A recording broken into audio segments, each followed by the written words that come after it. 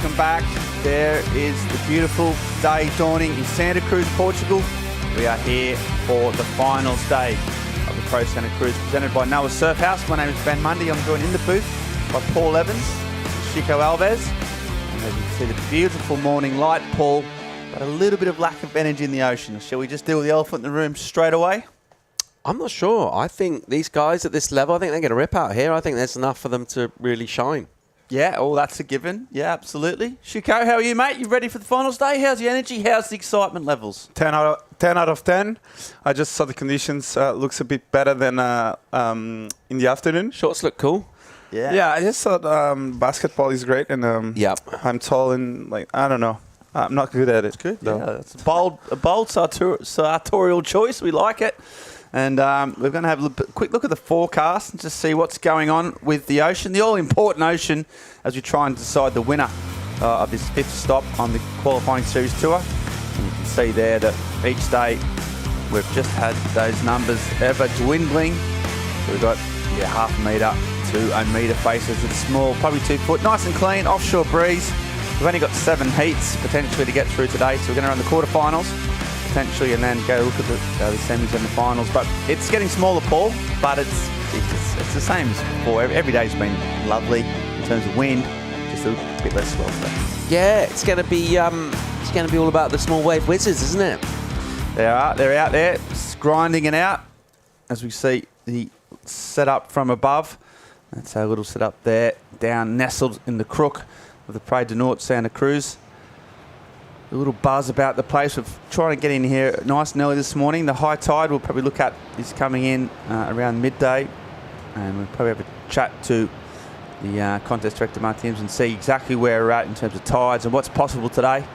There's a little bit of swell. I just feel, mate, that anything's possible. I really had that vibe this morning. Right. I think we between us three, and some of the best surfers in Europe, we could achieve anything we set our minds to. Yeah, I suppose it's all about the attitude. As you see the bank there. I mean, we came here, 5 days ago, bushy-eyed, brush-tailed. Every surfer had a dream. And not all those dreams have come off, but our dream's still alive, Paul. That's to talk about, to watch the best surfers in Europe compete for very, very hard-earned points. Obviously, these guys trying to get onto the Challenger Series. That's what this series is all about.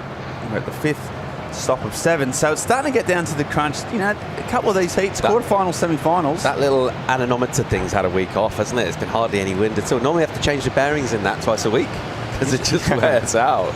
It just does like a million rotations a second. But this week, it's barely turned, mates. It's just a little puff of breeze, just a gentle waft that you have, and a very Santa Cruz-like. I missed the fog as well.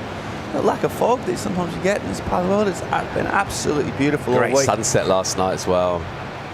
Yeah, absolutely beautiful conditions all week. We had swell.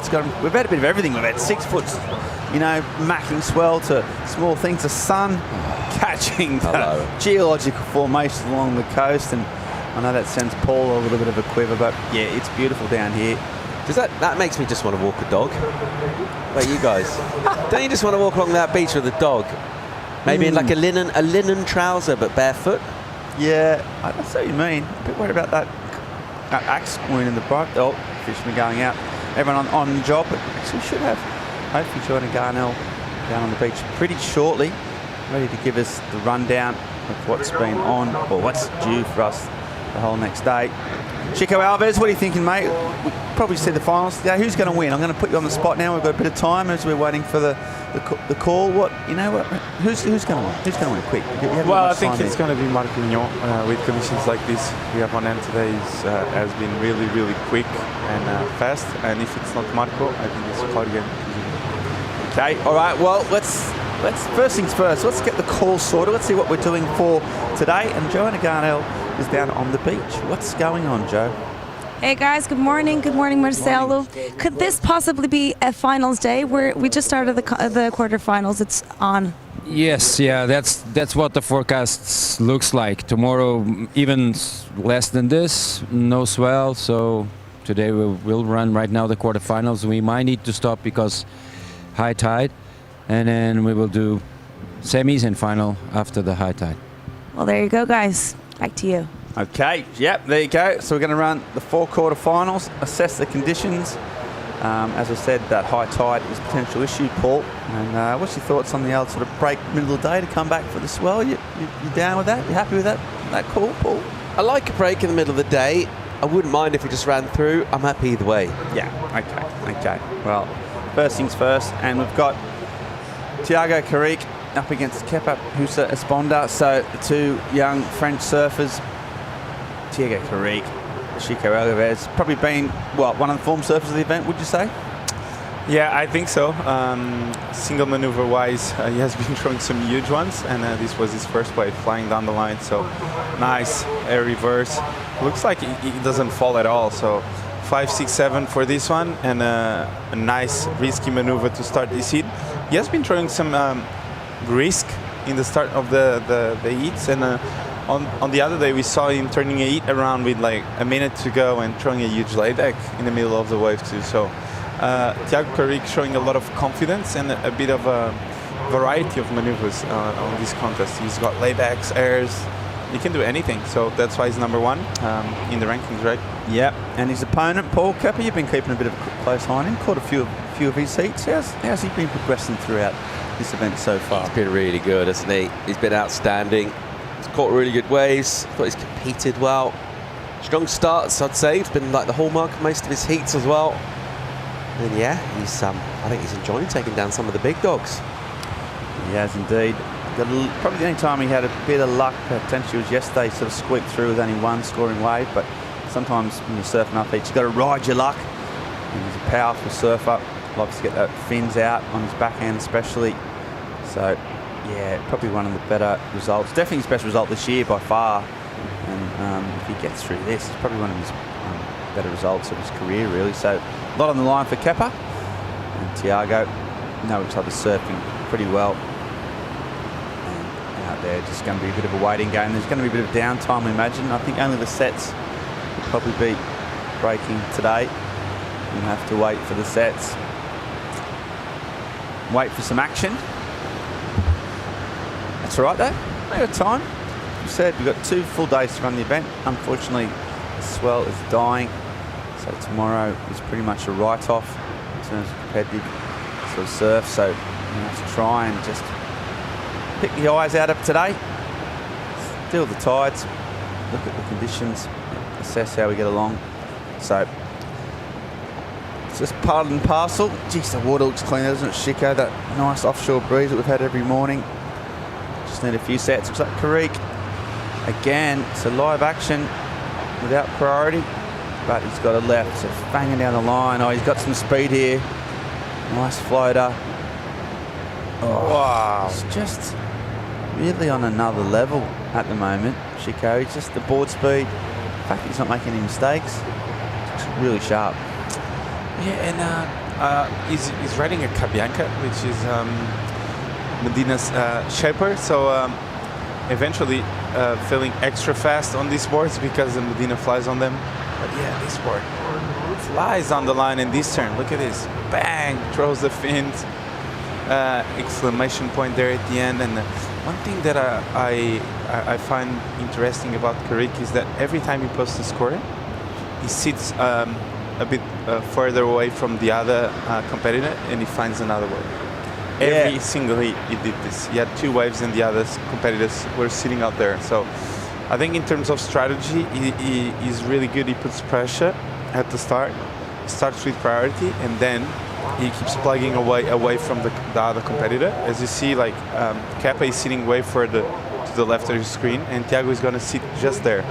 Like just a couple more strokes and he's going to be there. So I think he does a really good job on reading the heat. That's true. And I think also a lot of his heats, he's got off to really strong starts, really quick starts. So got some scores on the board, and that means he can sort of almost relax, not get involved in any of the priority sort of battles or any of that sort of stuff. So yeah, it's been a combination of electric surfing and just smart competitive heat strategy.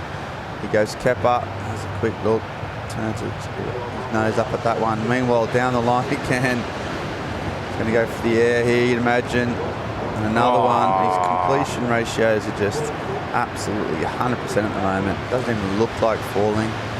judges have been rewarding that progressive manoeuvres as well all week. So Carrick off to a flyer. Yeah, I just feel like they keep giving him space. Like Kepa just took too long to actually make a decision. And look, now he caught a long right and really soft wave. So there's no point with these conditions to wait for so long for a wave. It's not going to come like a perfect one or the ideal one. You need to keep playing away. So he gave at least 3 good waves to Thiago sitting there, and now he caught the worst wave that came in. So it's just like how Thiago works. He puts pressure, and Kepa just felt that pressure, and he's taking off on bad waves. And this air, wow, this is going to be excellent. This turn was crazy. 8-3-3, so well deserved. In my opinion, in a full rotation. Let's see, and all the way around, almost. But yeah, that's a full rotation. Let's call it. And under priority, Thiago Carrick does 8-3-3. So yeah, massive numbers already. So immediately just putting so much pressure on his opponent. Kepa now needs a combination of scores, 2 waves above 7 to get back in front. And you can see there, made a decision to probably surf the rights. I think Kepa, from where he's sort of based, thought the rights would just pay off. But then you make that decision, which is not a bad one. You know, his rights can sort of bowl up, but when your opponent just starts dropping big numbers on the lefts, he's already thought, okay, well, I better go down and see what he's got. So already Carrick has made Kepa sort of change his game plan just because of the sheer weight of numbers. yeah, you could tell Kepa was looking at the beach, trying to understand where to sit. But yeah, at this point, I'm not gonna say it's gonna be really hard.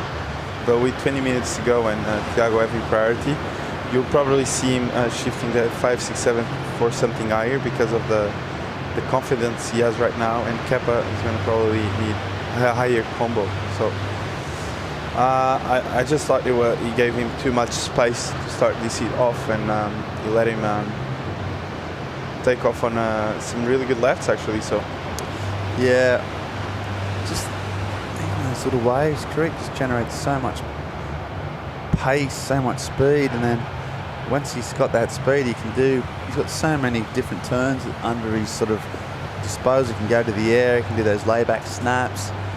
Just he's got so many different ways of adding variety and spice. And yeah, he's managed to get a really, really healthy heat total, and within the first 10 minutes, so he'll be happy. You see tides there. So lows at 5:16 p.m. High 11:44. It's just about sort of approaching 8 o'clock a.m. Lisbon time now, or Portuguese time. So we've still got, 3 hours or so. 3.5 hours to the high tide. We're a bit worried that the high tide might swallow these waves. Chico, is that the concern, do you think? yeah, it is, of course, with the size of the waves. I think with the high tide we're going to see a bit of a flat, I would say, because as we see a beautiful set coming in, and Thiago, they're getting in the mix with priority. Let's see if we can make a decision. No, the wave looked really good from far up, but then when it came to the part that was the time to break, it was like, nah, Just not for me. Yeah. Today is Just finals kidding. day in lower trestles. I'm gonna go there. Yeah, just joking. Just joking. Not going to break. Nah. Imagine if the waves will talk with us sometimes. Like, Oh yeah. yeah, They do, man.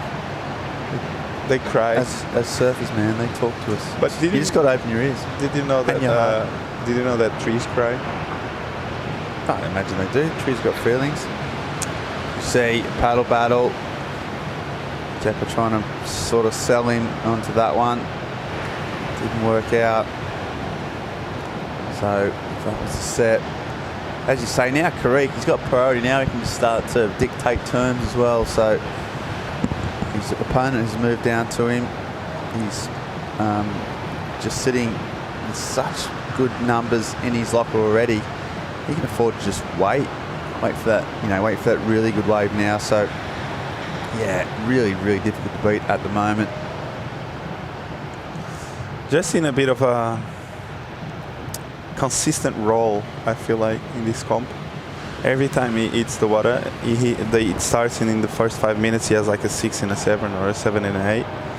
And he just keep plugging away scores like really easily.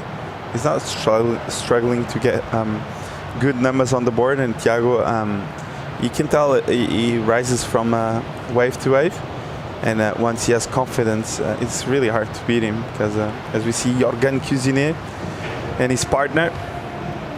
Yeah, one of the favourites now. Surfed really well yesterday, knocked out Michel Perez and looked pretty sharp. He's, for a big rangy guy, he's really good in these types of conditions. So light on his feet, got so much whip on his turns. So, see him. Thiago Carrick, yeah, he's been pretty consistent. Started off the season with a 3rd in Morocco. Didn't do too well in Caparica, but another final in Lacanau, then 1 in Anglet, then another poor performance in Pantin, and now this result here. So he's already won 1. He's made 2 finals and another semi. So Carrick has been quite consistent, and he's well on the way to getting another semi-final place here. So potentially another 3rd. So just relentless. I'm not going to call it a machine. It's just funny, like his results is like 33rd or 1st. Yeah, I know. Exactly. It's like no in between. Once he gets through that first round, I'm going to win it. Yeah. I don't want to get in between. If I stay here, I'm going to stay until the last day of the week. I don't want to go home on Wednesday. I want to go home on Saturday. Yeah, exactly. Yeah, he's had a few of those, this one. So that poor result in Pantin, to his credit, he's turned it around here straight away. And at the moment, with solid heat total, looking pretty strong, as there's not a whole lot of motion in the ocean at the moment. So these surfers, Kepper especially, just needs to get some momentum, even a couple of small waves, or just, feel the wax in the feet. Here he goes. He might be doing that now. He's looking at the right-hander, and he's going. So Kepa, and he's right. Just hoping for a bit of a bowly section. No real turns of note yet. This wave hasn't allowed it.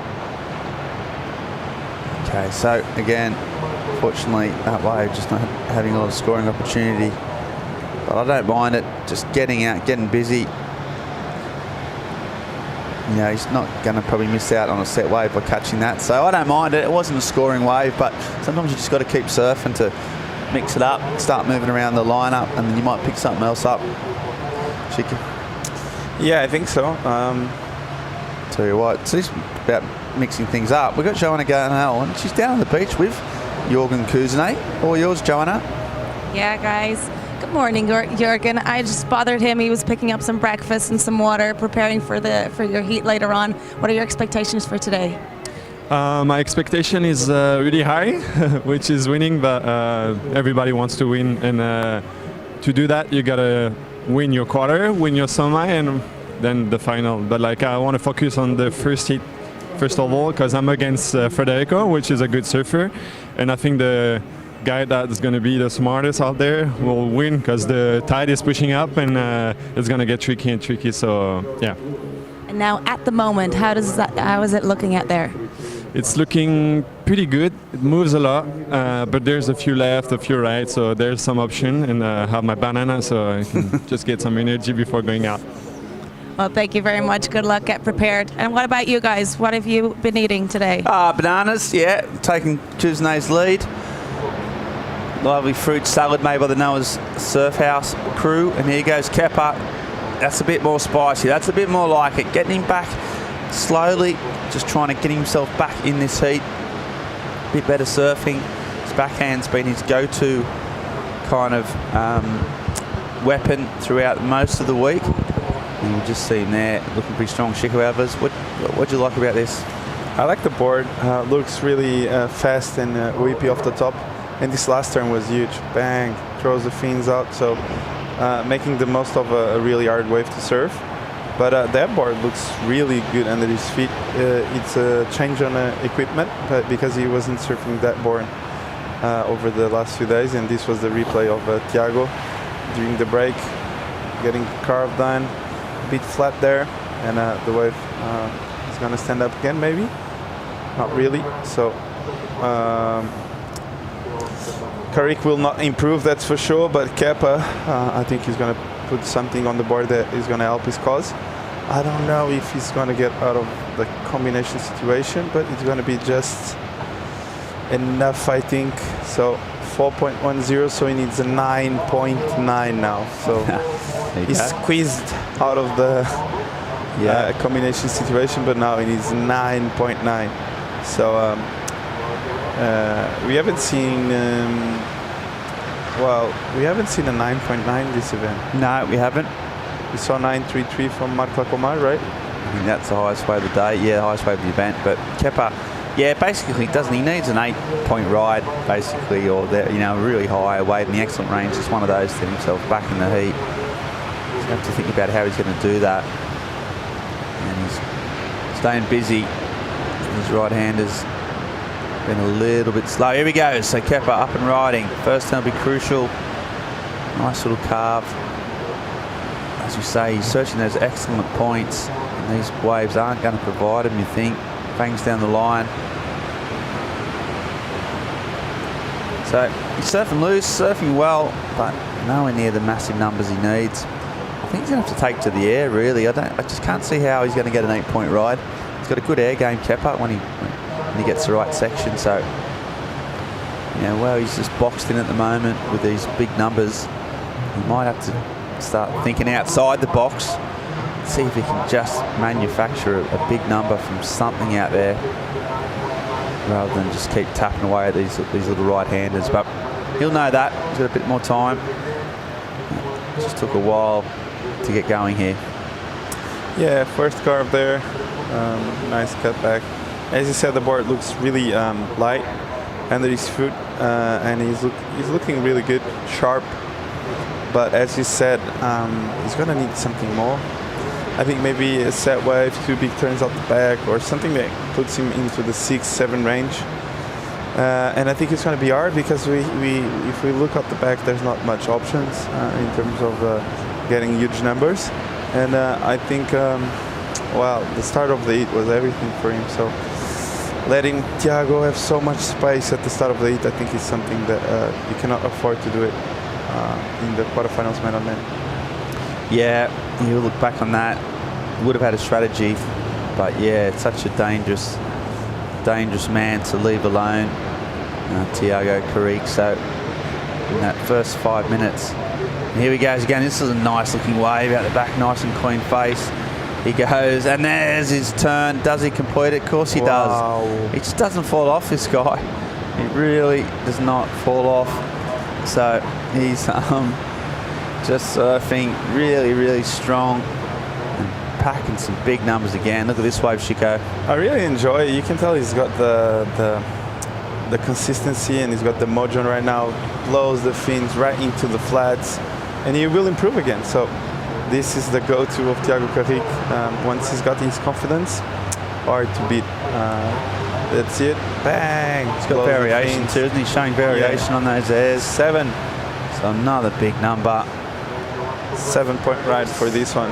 Hucks the fins forward and lands really cleanly. Rides out with nice style. Air. Nice air. Bit of variety. Kepa at the moment seems to be surfing really well, but kind of bringing a knife to a gunfight at the moment. And he's trying to just belt away on his backhand. And unfortunately, every time he sort of turns around, Carrick's has got a better number. Good surf. A nice first turn, Chico. Yeah, first under the lip snap, another one, and he was able to fit another one. So, as you said, has been his go-to for this event. But I don't know. I think there's something missing. There's something that I don't know if it's the wave In this case, I think it's the wave. This wave was just like really small and really hard to surf. But nonetheless, the first 2 turns, they were really quick and on the pocket. So I think it's going to be his best number. Yeah, it's his best number. 4 wave, 4 sort of turns on that one. So just inching up. A 5.27 for that wave. So it was his best, but it's still in a combination situation. So now needing 2 waves basically to overtake his opponent. Both need to be of an average of around 7.5 or higher. He needs 2 of them. So yeah, Tariq's put on a bit of a clinic here. Kepa has kept plugging away and hasn't given up. He never will, but he's just under the pump here. And his 5's just not even scratching the surface of what he needs in terms of these big numbers that Tariq has just posted. So he's out there. He'll keep plugging away, but he's in all sorts of bother at the moment with 8 minutes to go. Now Tariq, he's just moving up. He's got priority. He likes a bit of distance, as you see. Even now, even though he's got that massive lead, he likes to get away and run his own race, Tariq. He doesn't like to get involved in the mix. Yep, Thiago, every time he has the opportunity, he runs a bit of away from the crowd. You see him compete in the 4-man heat, and when the heat starts, he's always like a couple meters away from them. He doesn't care. He's like, oh, okay, stay with Prio. I'm gonna just sit here and have my own bubble. And once he concentrates on his own surfing, I think it's when he understood, like, well, this is when I surf the most. I don't need to get involved in paddling situations or priority in the start of the heats. If I just surf with my talent and I catch probably not as good waves as the others, I can make my heats as well. So I just feel like he's really found his peaceful environment in the heats. He's been serene, hasn't he? You're right. Never looked ruffled. Exactly. He's been calm. He's never shown any panic. I think that from memory, he's surfed so many heats, it's hard to go back and try and remember them all, because he surfed in the first round of this event. Only one time where he needed a score, which he got. I think, you know, with like a couple of minutes to go, it was the only time I can remember sort of him being under the pump. As we see, Gatchin Delahaye on that blackboard. He'll step down. He's been really, really consistent as well, especially on his backhand. backhand. That's a new technology, right? The board, or is this a painting?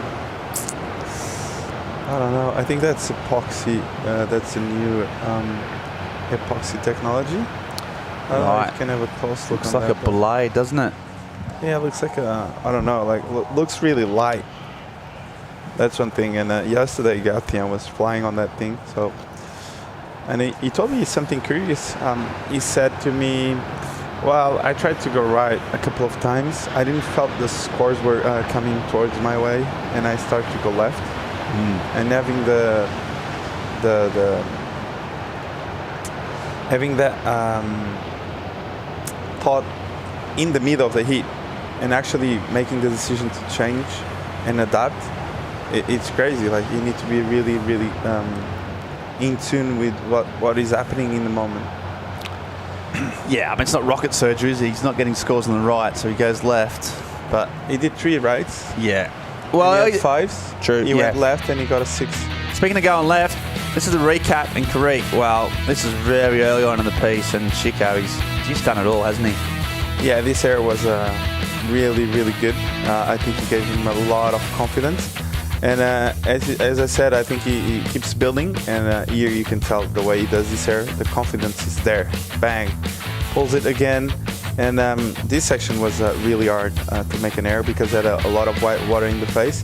And Kepa has been chasing him the whole heat, and can't really find his rhythm or the waves to actually beat him, because he needs a specific wave to beat Thiago in these conditions. And probably if he doesn't go to the air or he finds a magic wave, I don't think he can do it. Yeah, he's in a load of bother. He's in the combination score and hasn't had many. There's Hasn't had many sort of opportunities to try and even get himself out of combination initially. So Kepa, 4 minutes on the clock. Carrick just got that all-important fast start and then build on it. So really, really impressive from the current European series, qualifying series rankings leader. He's going to further extend his lead, you think, if he keeps on like this. Of course, some big heats coming up. Quarterfinals, Maxim Houston and Gatsin Delahaye. Come on. Speaking of backhands, two guys with absolutely lethal backhand. Maxime coming in at number 4 on the qualifying series ranking. Gatien at 8, so trying to get into that all-important top 7. It's a big, big heat for Gatien Delahaye, you'd imagine. Here goes Creek down the line. Nice first turn, a lot of spray. And another. He's looking smooth. And then just, as I say that, just kicks his fins out and couldn't make it. Goes for a bit of a dolphin ride, which won't go into his 2 wave total. But He's paddling back up. He wants more. Yeah, well, he's got 3 minutes. It's not a long paddle out. And you never know. Kepa will try and get something in 2 minutes to go. It's been a lack of drama just because this guy's just been too good. Exactly. He's been finding the good waves, and he has been tearing apart all of them. So a rare fall there at the end for Tiago, but really nice, compact style.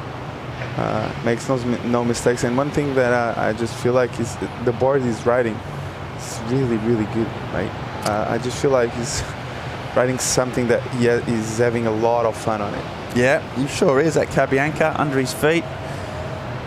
He's a bit surprised. Oh, I see Max just doing these little twirls. Full rotation. Clean landing. He did 4. And came out strong. He did 4. Yeah, he did 4. So. Yeah. That's his just getting the centrifugal forces working. These 2 experienced competitors, as I said, really powerful. Still got a lot of whip. You see a few lines approaching, which is good news. Probably the biggest quarterfinals. Yeah, exactly. Bit of energy. Kepa with priority. Oh, so he's paddling. Sure is. He's putting it in. He's looking at this left-hander. That one just goes unridden. We've seen something out there. 90 seconds, at least, maybe to go out with a bang. Show him what he's surfing. It's a really, really good week of waves. But impressive, especially when that swell was solid in some of those big turns he's got in his locker. Kepa, real powerful. Unfortunately, with 1 minute to go, he doesn't have to get anything. Meanwhile, old Tiago just keeps finding these little left-handers and just going to town. Small wave, but surfed well again. But yeah, it's a lock basically. 15. Massive heat total, 15.33, an 8.33 and a 7. And unfortunately for Kepa Hussein Esponda, just hasn't been able to mount any type of comeback, any type of fight. Tried, kept swinging away, but unfortunately sometimes your opponent's just too good on the day. So Kepa will take some good points and some confidence back up to the Basque Country in France there and soak it all up. Unfortunately, he's been outclassed by Tiago Carrick, who will go in now into the semi-finals. Is undoubtedly one of the favourites. Here he goes, though. This is Kepa's last wave of his time in Santa Cruz. Huda goes. He fangs down the line. Just, showing that he was still scoring opportunities on that right. If he got this wave in the first couple of minutes, things may have been different, but as it was in the last second, and he's out. You can see the disappointment. Couldn't have done a whole lot about it, and that man doesn't really even crack a smile, does he, these days? He's just so calm. He's kind of got his eyes on the prize. He's coming in, so he'll be seen potentially in a few hours, or maybe after tide. We'll make a call after the quarterfinals, but he's been the form surfer of the event. Probably got the highest average heat totals of any surfer in the Pro Santa Cruz. So yeah, looking strong, looking good. Thiago Carrique, the qualifying series rankings leader, marches on through to the semi-finals. We're going to come back soon. We march on into the second quarterfinal with Maxime Husseneau, Gatien Delahaye. Another big matchup. Then we've got, of course, got Federico Moraes up against Jürgen Kuznets. So yeah, they just keep coming. But now we're going to go a short commercial break and come back with the rest of the quarterfinals of the Pro Santa Cruz right after this.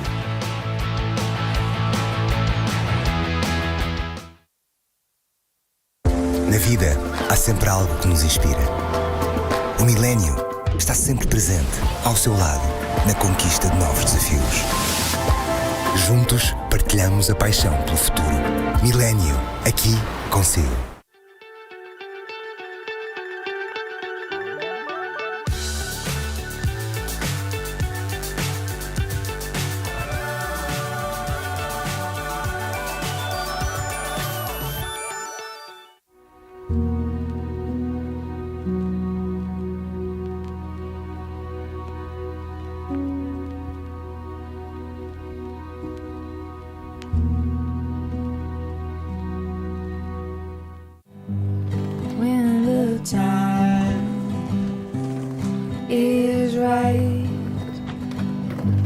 I'll sing my song to the morning light.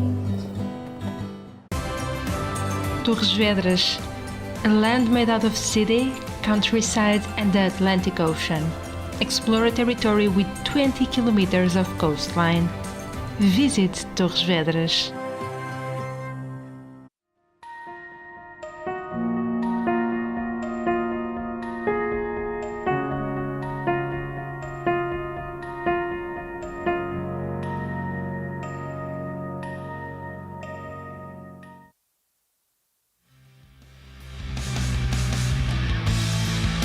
Welcome back to the Pro Santa Cruz, presented by Noah Surf House quarterfinal number 2. A couple more French surfers take to the water. Maxime Husseneau taking on Gatien Delahaye.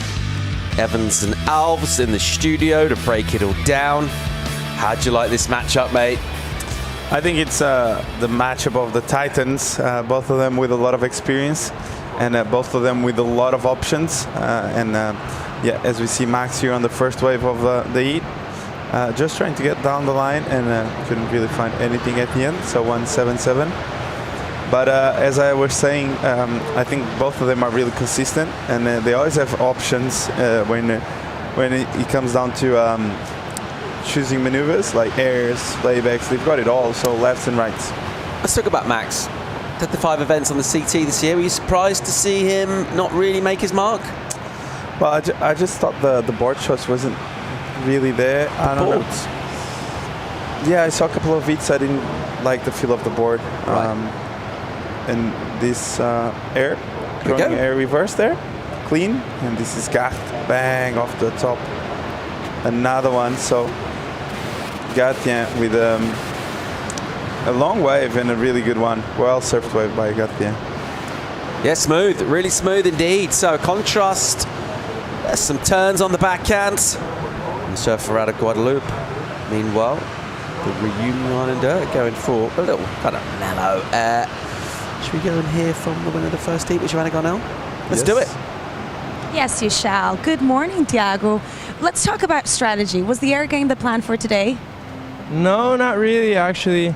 Wasn't really thinking about it, but the wind's not too strong, and usually it's on the right. So I tried, and luckily I made it. And now with the man-on-man heats, do you think you have to be smarter and more strategic for these heats? Yes, definitely. There's so many good surfers. Even Kepa is such a good friend of mine. So yeah, I got to step up. And you've come in first place in your heats 5 times out of 6. At this rate, we'll probably see you in the finals. So who do you see yourself coming up against? I don't really care, to be honest. I just hope I'm on the finals. Well, good luck. We'll probably have a finals day today. You're excited about that? Yeah, super excited. Let's go. We'll see you there. Thank you. Thank you very much. Can I say something? Yeah. Ouais. Bonjour tout le monde. Salut Mila. Salut Baptiste. Gros bisous. Thank you. Good luck. We're picking up vision.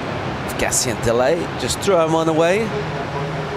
On the inside, Hosono number in. It's a 4 for the little punt that he did, backhands. Waiting on numbers for Gassian delay. We were just talking about Maxime's year on the CT. You didn't like the look of some of the boards.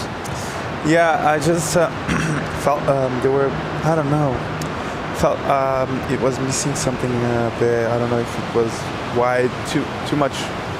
They were too wide, or I don't know. I just saw a couple of hits and I didn't like the looks of the board. We saw Max on Caparica Surfest with the green painting there, and that board was magic. I told him that board looks amazing under your feet, and I thought he had these boards dialed in. And then when he gets into the tour, I saw a couple of hits where I didn't felt the board was the right choice for him, because Max surf is an excellent surfer. He's a World Tour surfer, and but when you're there, everything needs to be connected. And if you have a board that isn't perfect for those conditions, there's always something missing. Gassian delay, tagging it. He's just dropped a 6.33 for his first rides. That'll be another score heading his way. And for today's encounter, Max has gone with a swallow. What difference does that make compared to riding a squash out there? How does the board feel different? What does it do? It's great for small waves. Gives a bit of a release at the end of the turn. Release at the end of the turn. Yeah. When you go off the top, it gives you a bit of a release and gives a bit of a spice to the turn. And the face of the wave is the space you have is so small that you want to have space to actually be able to release it, and it just allows you to have a bit more of a how do you say when you impress someone. So what would be the sort of disadvantage? Why doesn't everyone got one then if it gives you more release? What does it not do? Do you lose a bit of hold? No, because you can lose a bit of the hold at the end of the turn. So surfers like that surf with a lot of power, maybe like Jorgen Cuisinet, they will feel they're going to lose the board at the end of those turns. But guys like Max, they're so technical and they know exactly where to put their feet and the pressure they put on each turn. They can control a bit more those maneuvers. Interesting stuff, like it. Just dialing into the equipment here. And certainly at this level, everyone wants to have their preferences dialed in. They'll know exactly what they're looking to ride. They know what the judges are looking for as well. Gassian seems to with the 6.33 early on. He just backed that up with a 3.43. Plenty more where that came from Gassian, who's had, as we mentioned earlier on this week, just some frustrating injury time, really.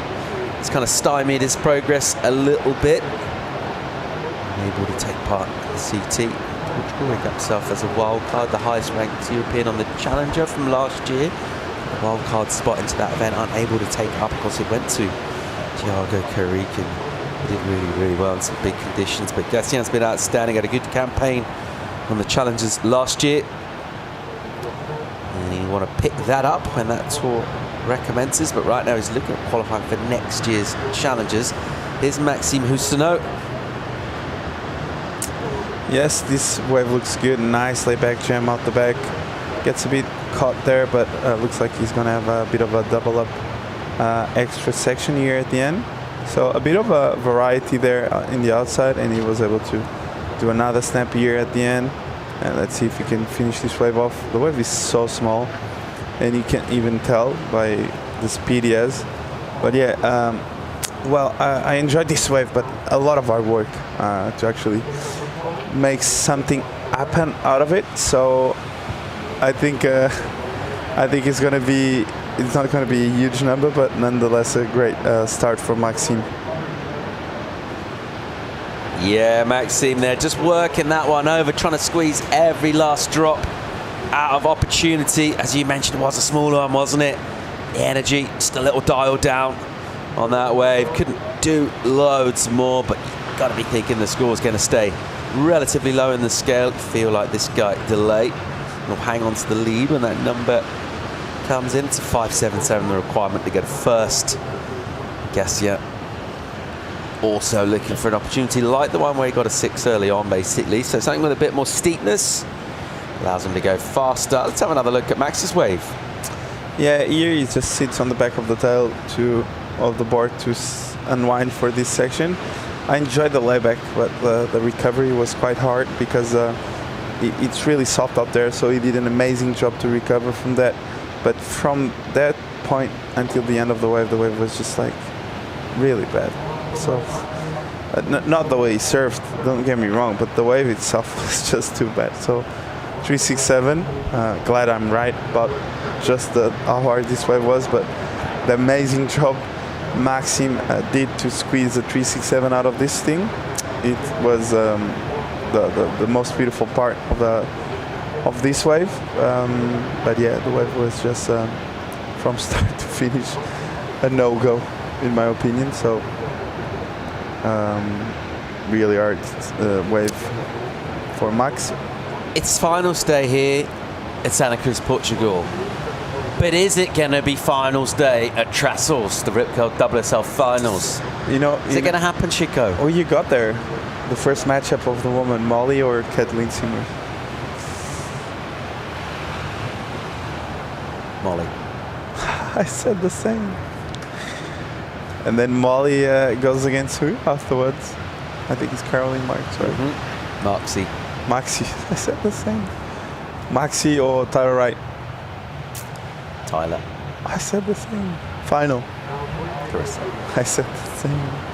Wow, well connected. Do the boys? Yeah, let's do the boys. First match. Chianca. Robo. I'm going to go Jack.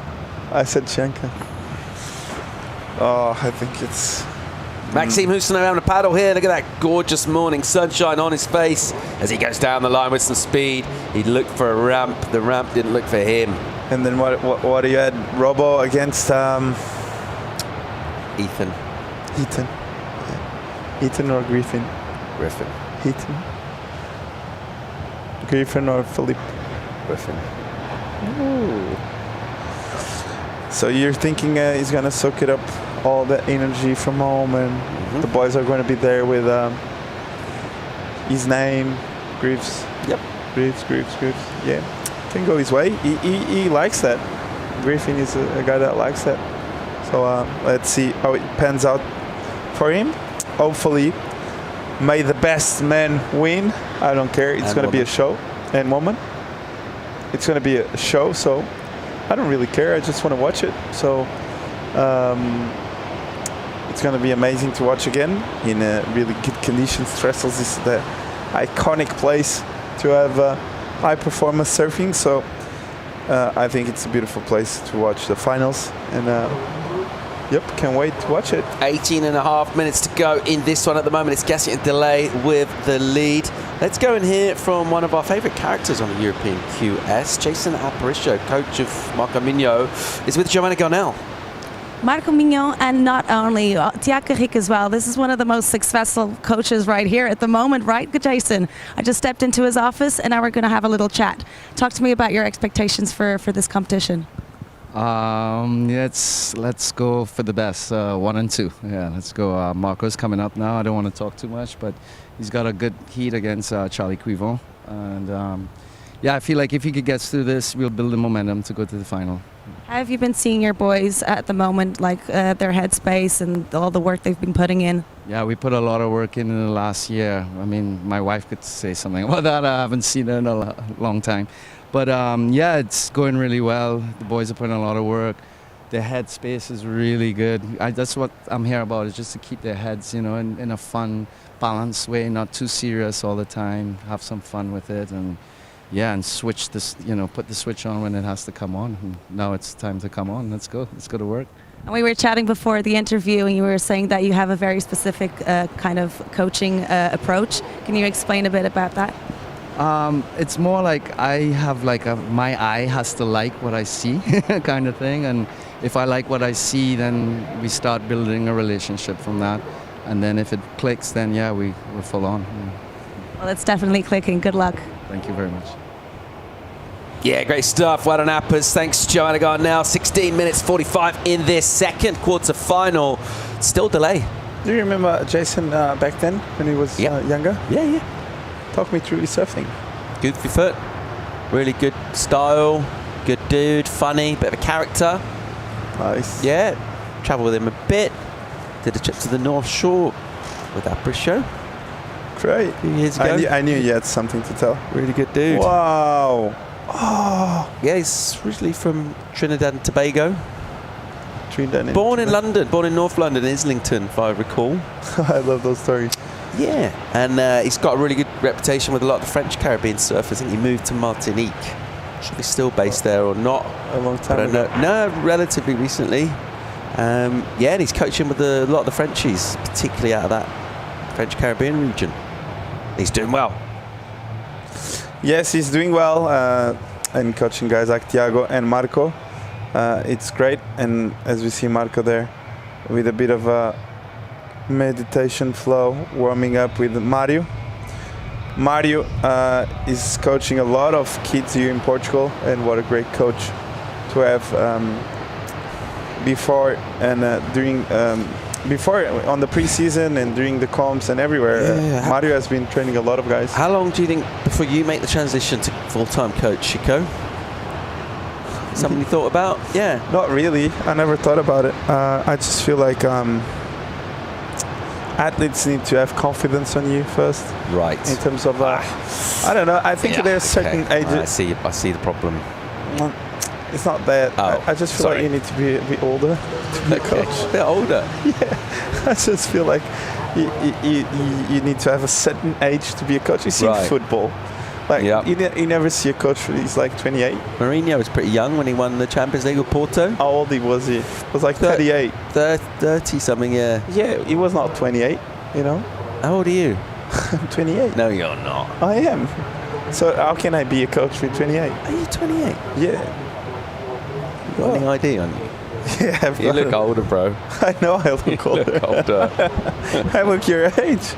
I think my dad went on a bicycle for the register. 14 minutes and a bit to go in this. It's all gone a bit quiet here. That's to do with the waves. It's been a bit of a lull.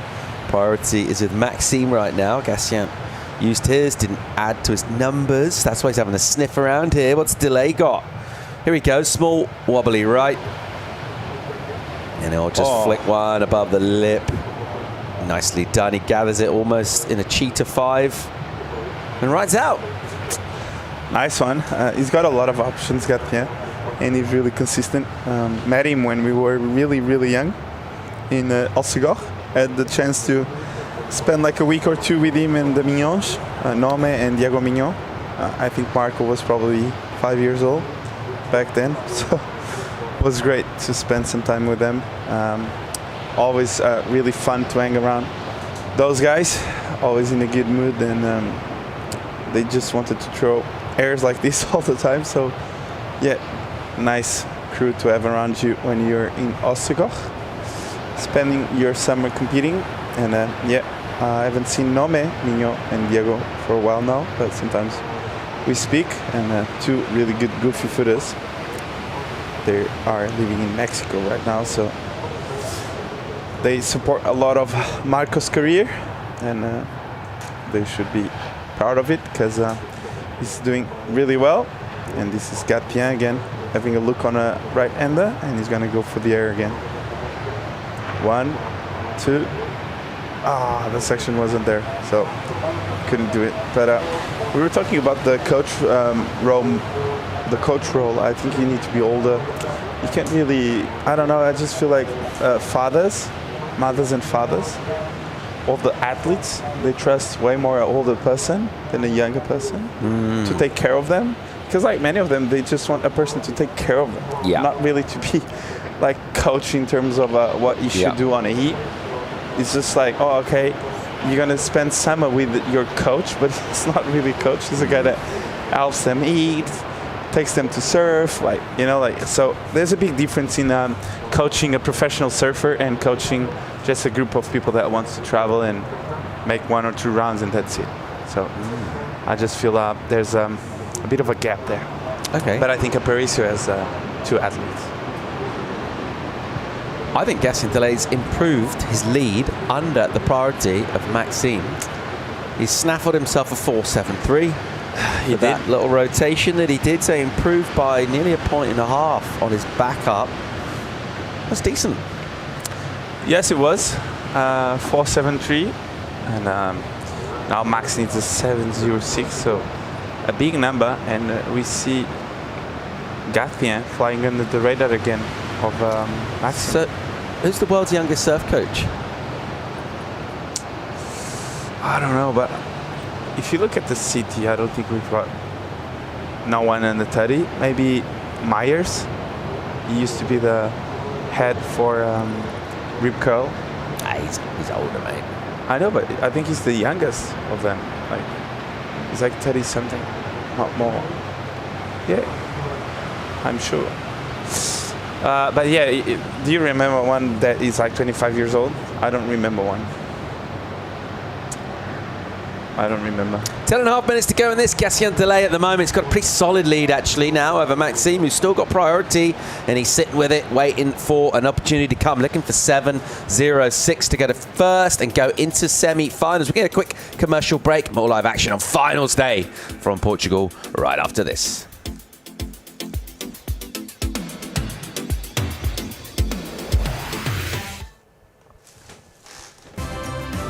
Torres Vedras, a land made out of city, countryside and the Atlantic Ocean. Explore a territory with 20 kilometers of coastline. Visit Torres Vedras.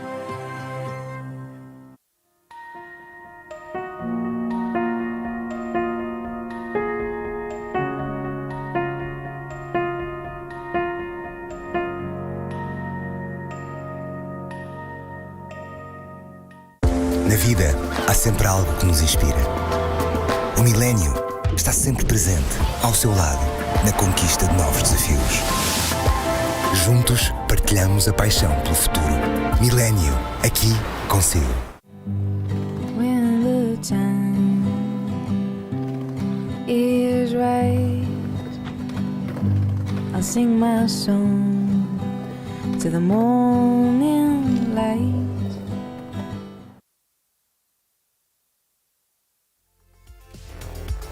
Welcome back to live coverage of finals day in Portugal. We're looking at another Frenchman, Charlie Quivron, going great on the Euro QS right now, third in the rankings. Final up in Galicia, taking on Marco Mignot, another Frenchman. He's going all right too. He's 13th on the QE in Europe. Coming into this event, he'll move up almost certainly wherever he finishes in this quarter. If he makes semis or better, good chance of adding some serious points. Let's see how he goes out there in conditions which, with that glassy sea surface, they look pretty nice when they come. There's some extended lulls between. There's a bit of luck involved with finding the best waves. There's also strategy involved too, and it's all about staying mentally calm and clear-headed, not panicking. Maxime's requirements gone up. Let's check out what's gone down. Nice big turn off the top, and another one. Oof. So I think Maxime is going to come back on this one with 7 minutes to go. He waited a long time for that wave. How fast is he going? And another one, look. He's got the mojo now. Oh, here we go. Susanoo paddling. We're waiting for a number to come in. 7.06 for first. That was the requirement. He's going to bring himself much closer anyway. He gets a 6.67. So, still looking for a number, but it's a much easier one now. 4.39 is what he needs. 7.5 is what's left on the clock. Delay has priority. And we're game on now, Chico. Yes, we are. I think Max had a really, really good wave. I think the score didn't go higher because the last turn was a bit late, but the first one was money. Susanoo finding the speed crucially on that, and he waited a while with the priority, and we would have also seen Delay improve his total from under that priority and get a smaller inside one, but even that was still only a 4 something, so Maxime made the right choice to wait, get himself a wave with 6 or better, and now it's a much more even contest. There's half a point or so between these two, that's all. And that means hopefully we get some waves, we get an interesting, exciting finish here. And now the ball very much in Gassien's court. What's he looking for now? What's he thinking, Chico? Well, he knows he has to improve on the 4.73, so I think he's going to sit there and wait for a good wave to get rid of the score. And this is Max on a good looking wave again, trying to get a, wow, trying to get the 439. What do you reckon, Paul, about this one? Lacking just a little bit of oomph, I would say, for want of a better word. That's soft. Yeah, I mean, it's nice and crisp surfing. Just feel the waves really soft. The section doesn't have loads of energy. See that turn, he does it quite quick, but it's not loads of spray coming. It's not going that fast. So, yeah, I mean, it's not going to be a 6 for sure. We know that much, but is it going to be the 439 that he needs? Is it going to come in a bit under? Here we go. Gatien didn't use priority on that wave because he thought he might find something better like this. And goes for a big punt, and he goes really high in the air, which excites Chico Alves. That air was huge. Then he doesn't stick the landing, so... Come on, the air was huge. Look, he had no space at all. Bang, bang, woof. Oh, the way he puts the tail is so high. And, come on. He had it. I don't know what happened there at the end, but unfortunately he fell.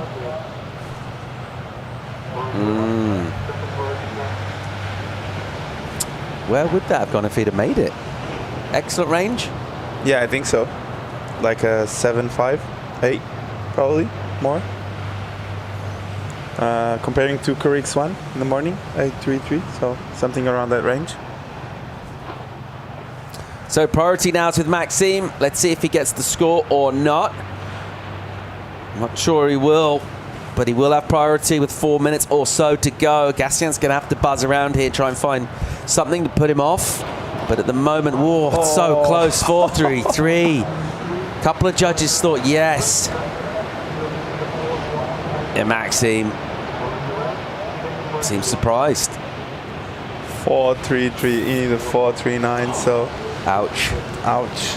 That was really, really close.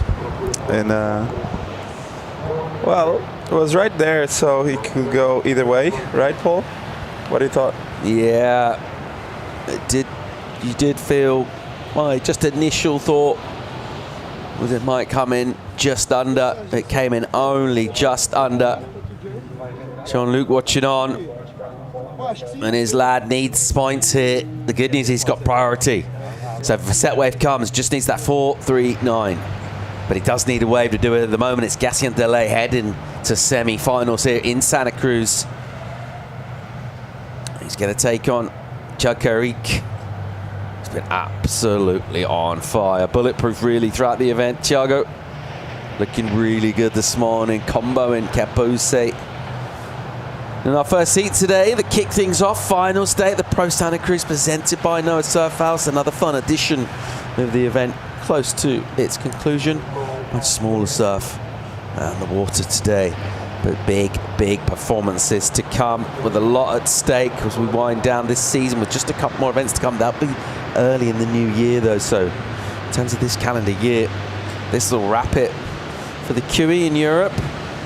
And still having to be patient is Maxime. What's he thinking? He's trying to regroup and probably chase that 4.39. He doesn't need much, so he just needs a wave to cooperate with him. The only bad thing is that he does not have priority. So let's see what he can do at the end of this one. And this was the recap, the 6.3.3 for Gath. And this was the 4.73, so 2 hits off the top. Nice surfing there from Gatien Delay. And I think this was the 4.73, the air. So he improved on this one. Nice air for Gath. And really great surfing by Gatien overall. And this turn was the money turn. Bang, off the top. Throws buckets of water in here. It was a bit late, but he managed to pull that one off. So Max needing a 4.39, not a big number, and well and truly affordable for Maxime Suno to make it happen. So. Yeah, he's got the prio, just needs the wave to come through. 90 seconds now. Then he's scanning the horizon, he's seen something. He's seen someone he likes the look of. Husano trying to get in position. Will this be his opportunity? Just over a minute and 10 to go, and he's gonna have to go this wave. Here he is, looking for a 4.39. Soft opening section. Now it stands up. And now it lies down. Not what he was after. Not really. A minute to go now. He's trying to pedal away from Gatien here, and Gatien trying to keep as close as possible. He's paddling towards Max positioning in the lineup, so Gatien trying to play the game now, so Max can't get the score. Looks like there's a wave coming behind, so Max will probably go on this one and try to sell this wave to and there's another one behind, so a lot of waves coming now, and Gatien only needs to protect his lead from Maxime. As you see, Delay uses that priority just to block any kind of opportunity, which it wasn't really one there, to be honest. Anyway, I think he could have just let Max go, and that was just a straight closeout. We're going to count down here, and it looks like Delay gets enough to get it done. The finger flick, he likes it. He's through to the semi-finals. He's going to take on Thiago Carrigue. That's going to be a cracker, and it'll be disappointment for Maxime Husano, who came really, really close, and he fell just foul of the number, fractions in it. That's what it's like at this level. Gatien Delay will be stoked to get out of that. A tough heat against somebody who's already got that qualification to the Championship Tour. Did that last year by the Challenger Series. Back now looking to secure Challenger status for 2024. Delay goes through to be our second semi-finalist. And we're going to keep rolling here on finals day. Quick commercial break. When we come back in, quarters will continue. We're going to see Charlie Quiron take on Marco Mignon. More live action from the Pro Santa Cruz, presented by Noah Surf House, right after this.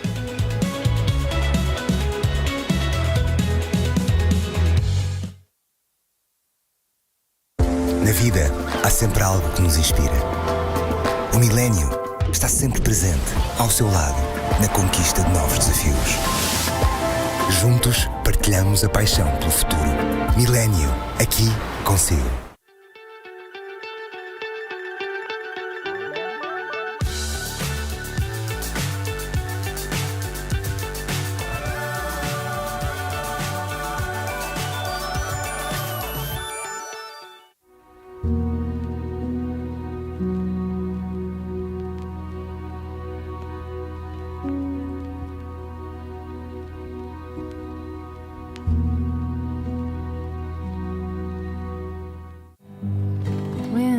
Time is right. I'll sing my song to the morning light. Torres Vedras, a land made out of city, countryside and the Atlantic Ocean. Explore a territory with 20 kilometers of coastline. Visit Torres Vedras.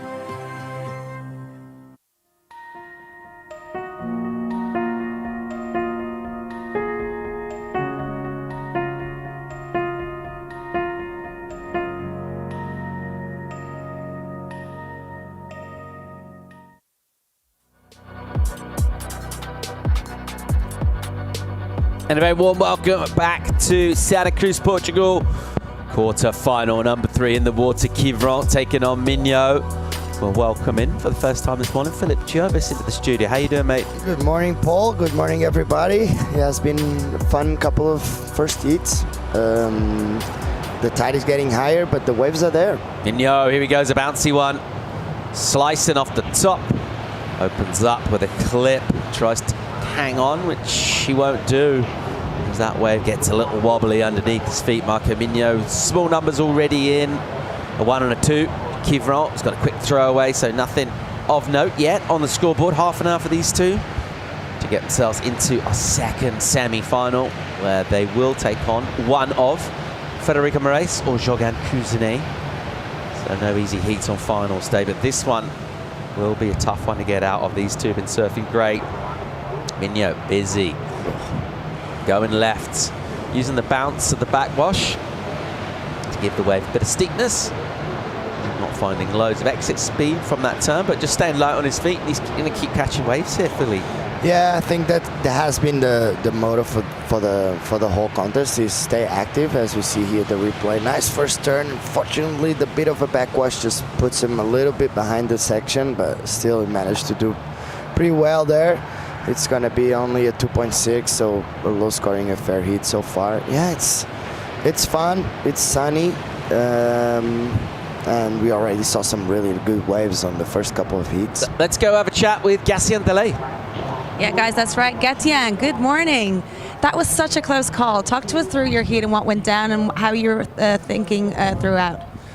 It was a slow heat, and I knew about it. I knew the tide was getting higher too, so it was gonna get slower and slower. So yeah, I just decided to like stay still, stay super relaxed, and wait for the ones that would give me the opportunity to go bottom top, like all the way.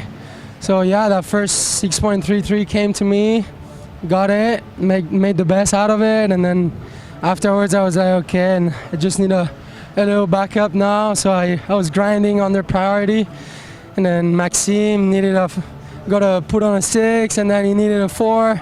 He caught a wave, and then he didn't get the score. So that's where I started stressing, actually, in the last like 5 minutes of the heat. But yeah, super stoked to make it. Good block there at the end. And you made a final here last year. Do you see yourself in the final again, or is it a hard road ahead? I don't know. Like Barrick, my friend Barrick called me yesterday, and he told me, man, from the live, you looks like you're in such a rhythm and like connection with the ocean. So yeah, why not? I'll take it. Do you need someone to tell you that, or do you feel that? I kind of feel it. We create our own world in the contest and stuff. So yeah, we all have our own rhythm, own things to deal with. You know, that we always got that little mind inside telling you all this and that, but you gotta focus on the best, on the positive side of it. But yeah, say I'm gonna take it pretty easy, and if I can make it to the final, it will be amazing. Thoughts on your semi-final now with Tiakaric? Yeah, well, in Anglais, we had a semi-final together, ended up both with 8 points. So yeah, hopefully we can do that again, and hopefully I can take it down. Well, hopefully it's going to be a lot of fun. Congratulations. Yeah, thank you guys. Thank you so much. Thanks, Joanna. Wow, that wave of Minyo that we watched there during that interview. That was really kept good. giving in sections. Yeah, that was a really good, really well chosen wave, and you could see straight away from the beginning that he was looking for the air section. But yeah, after the first section, the wave just keep on providing stuff for him. You could see he's just looking down the line. As soon as he's gaining speed, you know he's gonna do that little fin throw reverse. And yeah, it just got on that rip ball that we've been watching the last couple of days. And yeah, the wave just kept on giving. He was really stoked on him. Oh, look at that.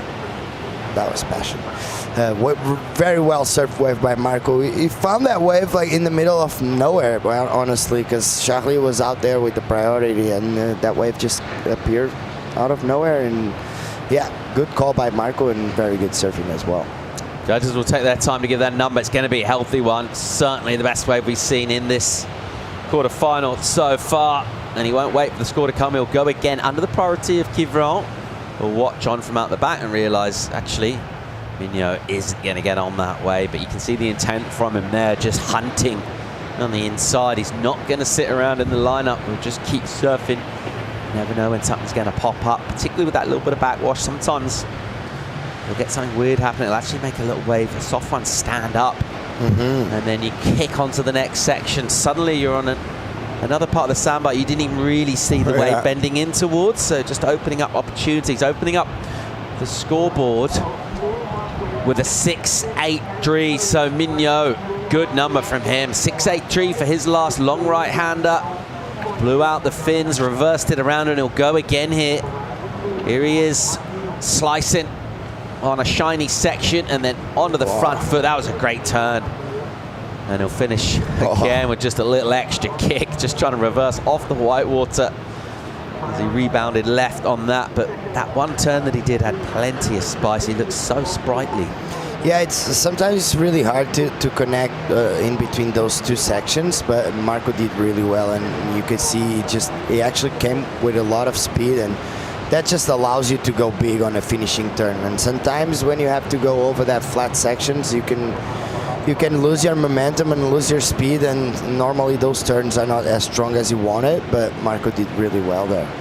Kivron having a look around there, found himself a wave. It was a bigger wave, but just now let it go. So he quickly kicks out in order to get priority. Made sure exactly where Marco was. Marco's going to get a number to come in. If it's better than 2.6, which you think it certainly would be, it's going to improve. 4.17 in for Mignot. Here goes Kivron though. Better looking wave here perhaps. Here he goes on the right-hander, driving off the bottom, and a carving snap in the pocket. Now he'll struggle to get down the line a bit, but he will get the speed, and he'll go. Wow. And he'll hang on as he reverses one himself out the lip. Meanwhile, still swinging out the back, Mignot on a nice right-hander of his own. Hook in the pocket, and again off the rail.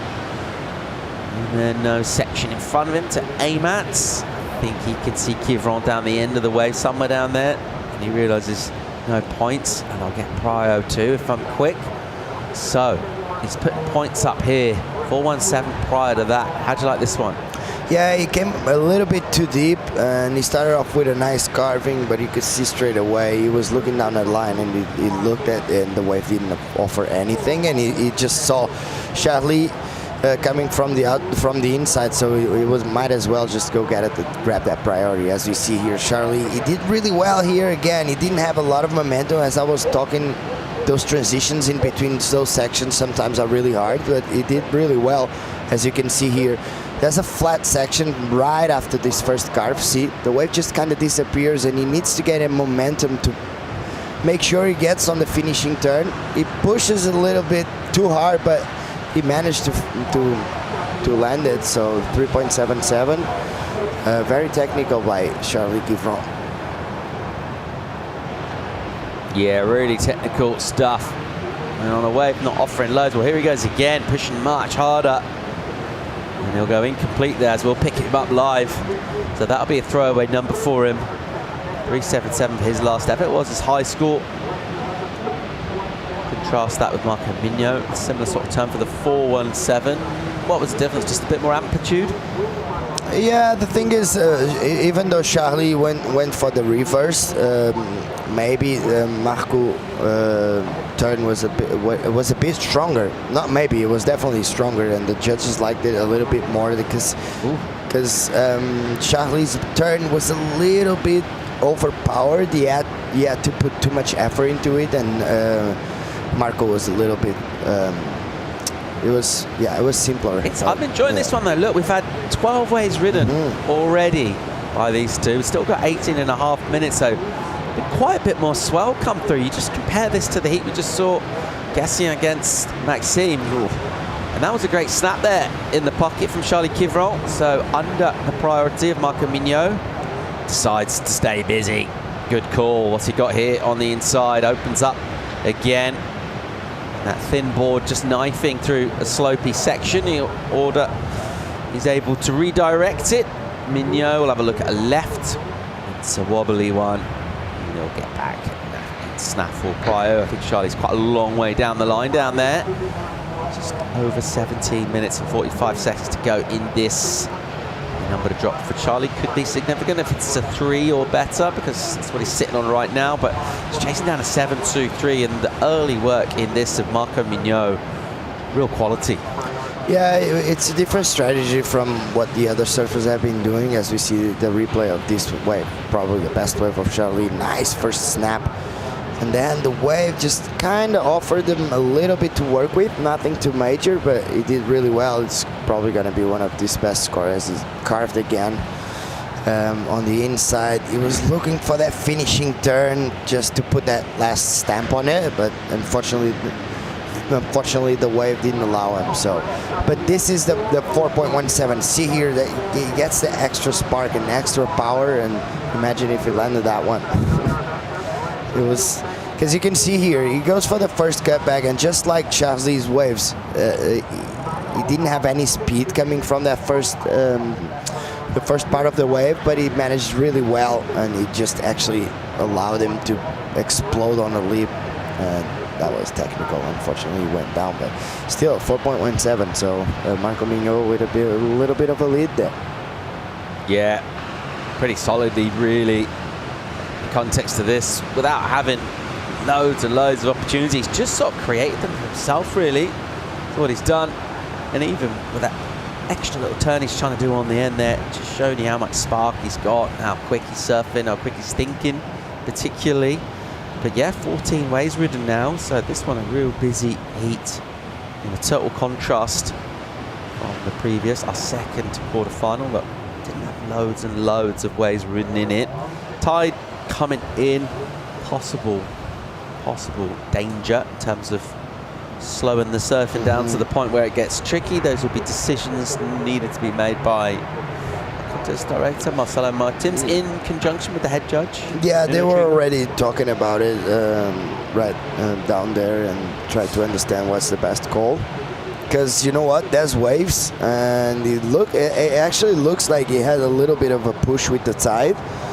But you know what, they have to make sure the surfers are happy, they have to make sure the judges are happy, and everyone needs to be in sync. And yeah, might as well just talk with everyone and make sure they have the right call.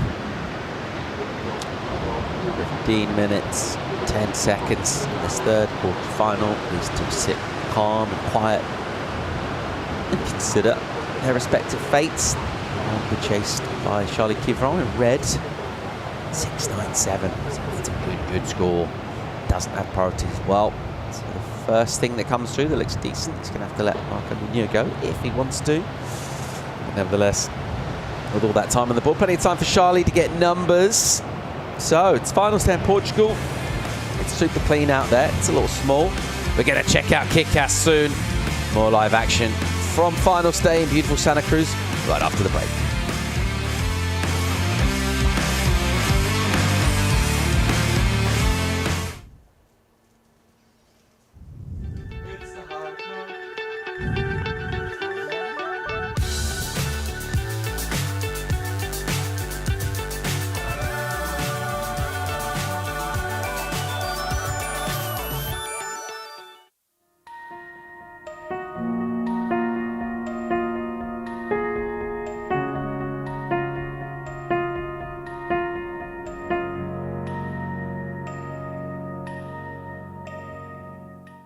Na vida, há sempre algo que nos inspira. O Milênio está sempre presente, ao seu lado, na conquista de novos desafios. Juntos, partilhamos a paixão pelo futuro. Milênio, aqui consigo. When the time is right, I'll sing my song to the morning light.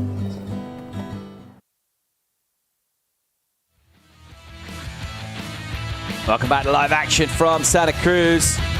We're checking out the leader in this seat on a great looking wave. He's Eustace Pryor, Marco Mignot. And he'll stand on the tail and let it get steep to let him do this. Whoosh.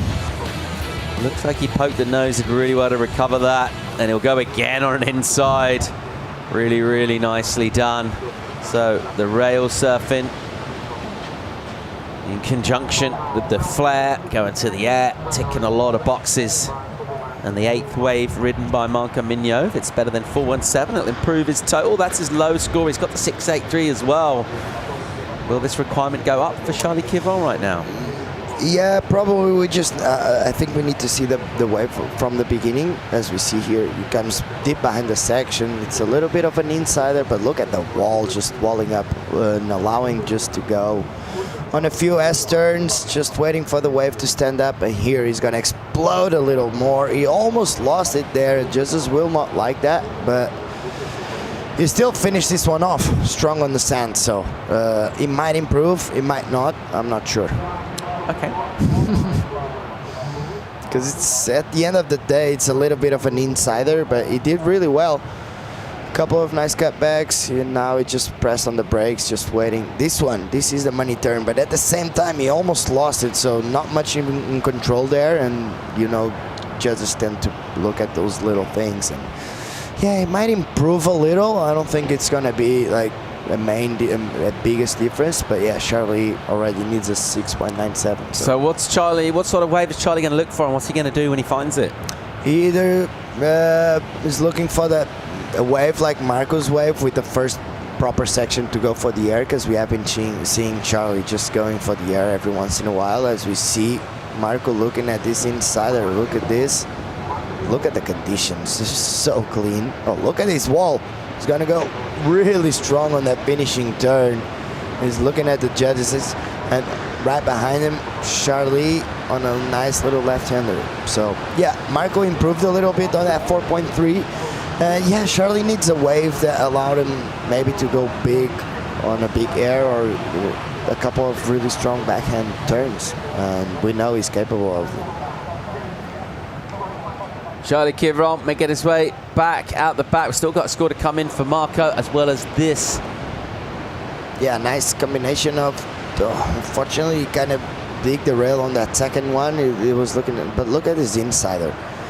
Nice first roundhouse cut back. He sees a section. He wants to go for the air, but he knows he doesn't have the momentum, but still he explodes really strong on that finishing turn.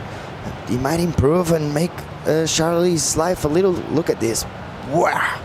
That was really strong, really fast. And yeah, Jason and Parisi were very happy, and he should be, because he actually improved 4.6 on that. So the requirement now is 7.4, which is pretty big, especially in these conditions. Yeah, he's added half a point to it from under priority there. Under priority, catching a couple of waves on the inside and putting that total up now with under 10 minutes to go for Charlie Quivron, whose wave we are waiting for a number for that left, but it didn't feel like the sort of wave he wanted. Thinking about, well, high sixes it was at one point, but sevens around that region. You really want to bomb, and like you said, you feel like he kind of needs an air section. It's hard to figure out unless he does a couple of really big top to bottom hits. I feel like he probably does need to find himself a ramp. He needs one of these right-handers to stand up in front of him and offer him a big section. Meanwhile, Mignot will have a look on an inside again. This one will be soft from the takeoff. He'll have a little cruise around, realise, yeah, there's not much going on there. 9 minutes on the clock. But Marco Mignot has been all energy, all action. That'll be a 10th wave from him. Everyone's ridden 8. It's all about your top 2. And it's Marco Mignot's total at the moment. It's very impressive.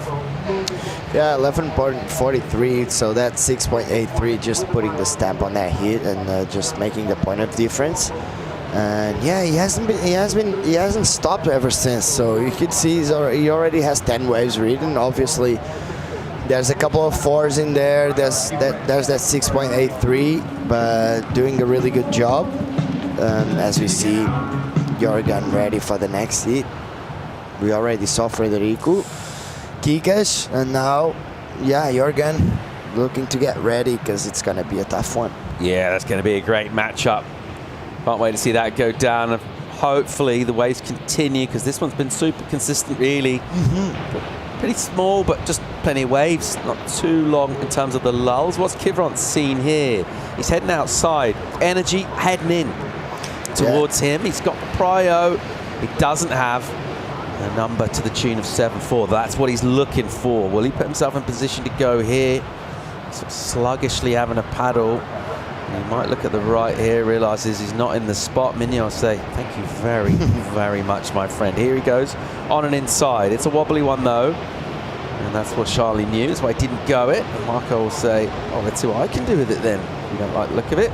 The answer is not much. Nothing really, but I think it's just Marco is playing a little bit of a mind game with Charlie, just making sure, all right, you don't want this. I'm going to try and improve my score. Fortunately for Charlie, the wave was not that good, so good call by Charlie. 7 on the clock now. Kivron's number 7-4. It won't seem easier as we lose more time off the clock. Marco Migno paddling back out after his 11th visit to the scorecard of the judges. It will just be a throwaway number, no real turns off at an anger on that way. But the busyness from him, there's one side of it, stay busy. The other side is make sure get good waves, do good surfing on, and he's done that. Jorgen Cousinet getting ready to take on Federico Moraes. Really looking forward to that matchup. See how those two go out here. Two of the biggest throwers of spray, certainly in this continent. Let's see if they can display some water out here this morning, as we are a touch becalmed with 6 minutes or so on the clock. These two just having a little breather. Kivron, he doesn't need to really move a muscle unless he sees a wave, but offers a 7. Federico Moraes going through his warm-up routine. Everything always dialed in with him. His prep is pretty meticulous. What's he loosening up here? Hips, shoulders? Yeah, shoulders and the upper body mainly. You just open the arm, because it's a movement that you do a lot in surfing. You need to open those shoulders on the carvings and on the bottom turn. So he's just making sure he's feeling loose and feeling stretched out, because normally small waves tend to push your body a lot more than a bigger wave, because you have to be faster, you have to be sharper, you have to be stronger, just to make sure that you can put that board moving and maintain the speed. So sometimes it's harder for your body to surf smaller waves. What's Charlie Kivron thinking right now? I need a wave. I need a proper wave, probably. 5 on the clock. Kivron's chasing down Migno at the moment. Let's check the recap, see how it's gone down. Marco Migno's been great. Yeah, this wave is probably the point of difference for this heat. He had that first section that he allowed him to go to the air and just start this wave with a nice little hair reverse. And the wave kept providing for him. Just that little wall, even though it's nothing major, is still working and just still allowing him to hit the lip and go for a bit of a foam climb there. That was really good by Marco, and this guy trying his best. This is his 4.03, combination of some strong turns, but yeah, unfortunately he hasn't got one of those waves that allowed him just to explode as hard as possible. He's surfing really good, but he did manage to get one of those spectacular waves, as we see Marco Migno up and riding here. This is his 4.6, just a combination of 2 turns. That was a really strong finishing turn.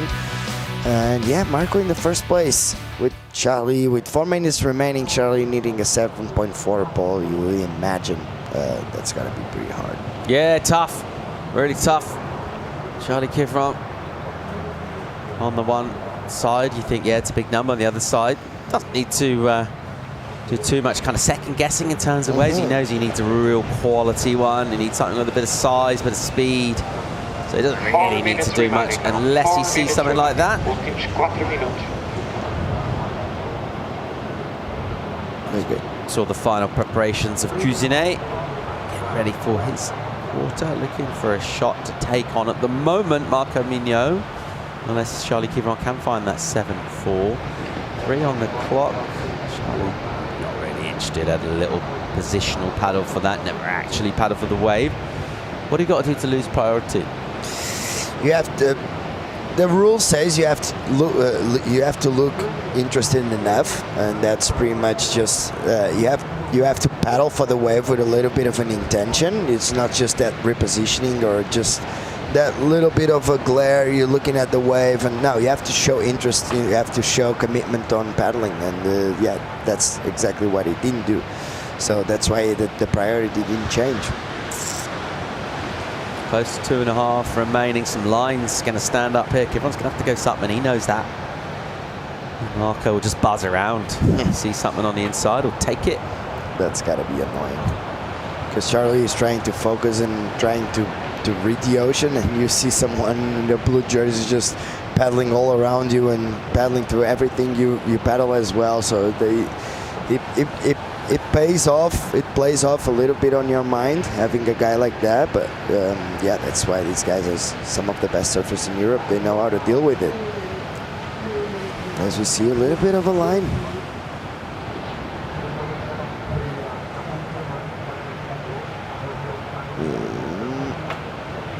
That's showing interest. Yeah, priority will change on that one probably. Yeah, Charlie Kivron uses priority without catching a wave. Not ideal, particularly when you're chasing a 7. And you've got to be thinking, unless something disastrous happens from the point of view of Marco Migno, he's through to semis now because he can sit all over Charlie Kivron. He's got priority. He's got a massive lead really as well. Pretty big lead in the context of what's coming through. Really solid, and Migno goes from strength to strength. He's been outstanding throughout this event, and for finals day, so far so good. He'll be backing himself for a win here, make no mistake about that. I think everyone coming in to this day of competition certainly feels like it should be them lifting the Pro Santa Cruz presented by Noah Surf House trophy. And I think you can see that realization on the face of Charlie Kivron there. It's just not been his heat really. He's not done loads wrong in particular, but you know, he's posting 4s and 3s, and he's coming up against someone who's just adding to his score on in-between ways under priority. He's throwing down kind of solid high 6s as well. It's tough. Yeah, it's as you said, it's not actually his fault, and obviously he made a bit of a mistake there with the priority losing on the last exchange, but still, as we see him up and riding, needing a 7.4, he needs to do something special on this wave. Kivron just trying to force something under prio on a soft one. Look how glassy it is, and he'll go with a punt on the inside, just kind of flicking the fins over and landing it, and he'll still keep bringing this onto the inside. But I think he knows it's not going to be the 7.4 he requires, and Marco Migno will be the first surfer in our second semi-final, and another quality performance from him. All energy, smart kind of tactical approach as well, and as ever the entertainer. A cool little moment with these two, and I think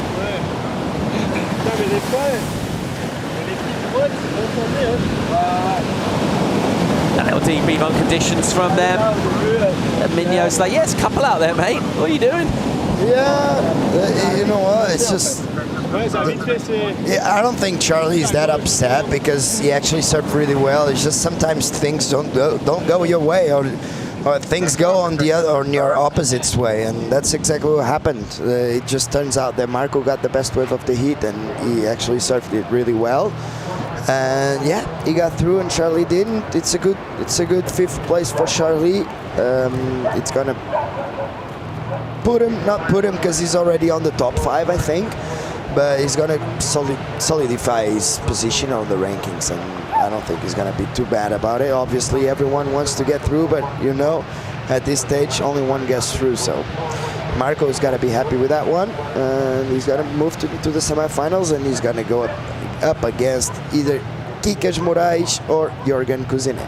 Yeah, we'll find out soon. It is finals day here at the Pro Santa Cruz presented by Noah Surf House. We're wrapping up a really fun week of competition, and we got loads of big names to bring you. When we come back from commercial break, we'll wrap up the quarters with the likes of Frederico Moraes out in the water, taking on Jorgen Kuzinen. Marco Migno, he's in the semis, he's looking really, really good. More live action from Santa Cruz, Portugal, right after this.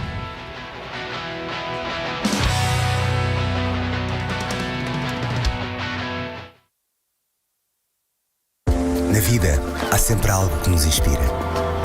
O milénio está sempre presente, ao seu lado, na conquista de novos desafios. Juntos, partilhamos a paixão pelo futuro. Milénio, aqui consigo.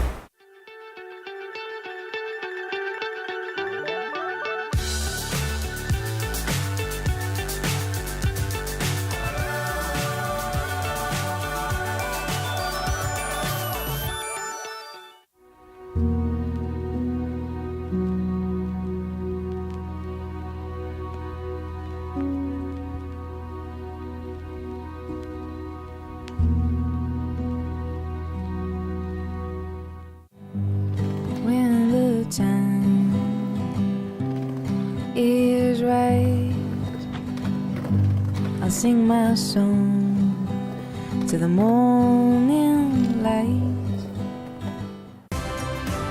Torres Vedras, a land made out of city, countryside and the Atlantic Ocean.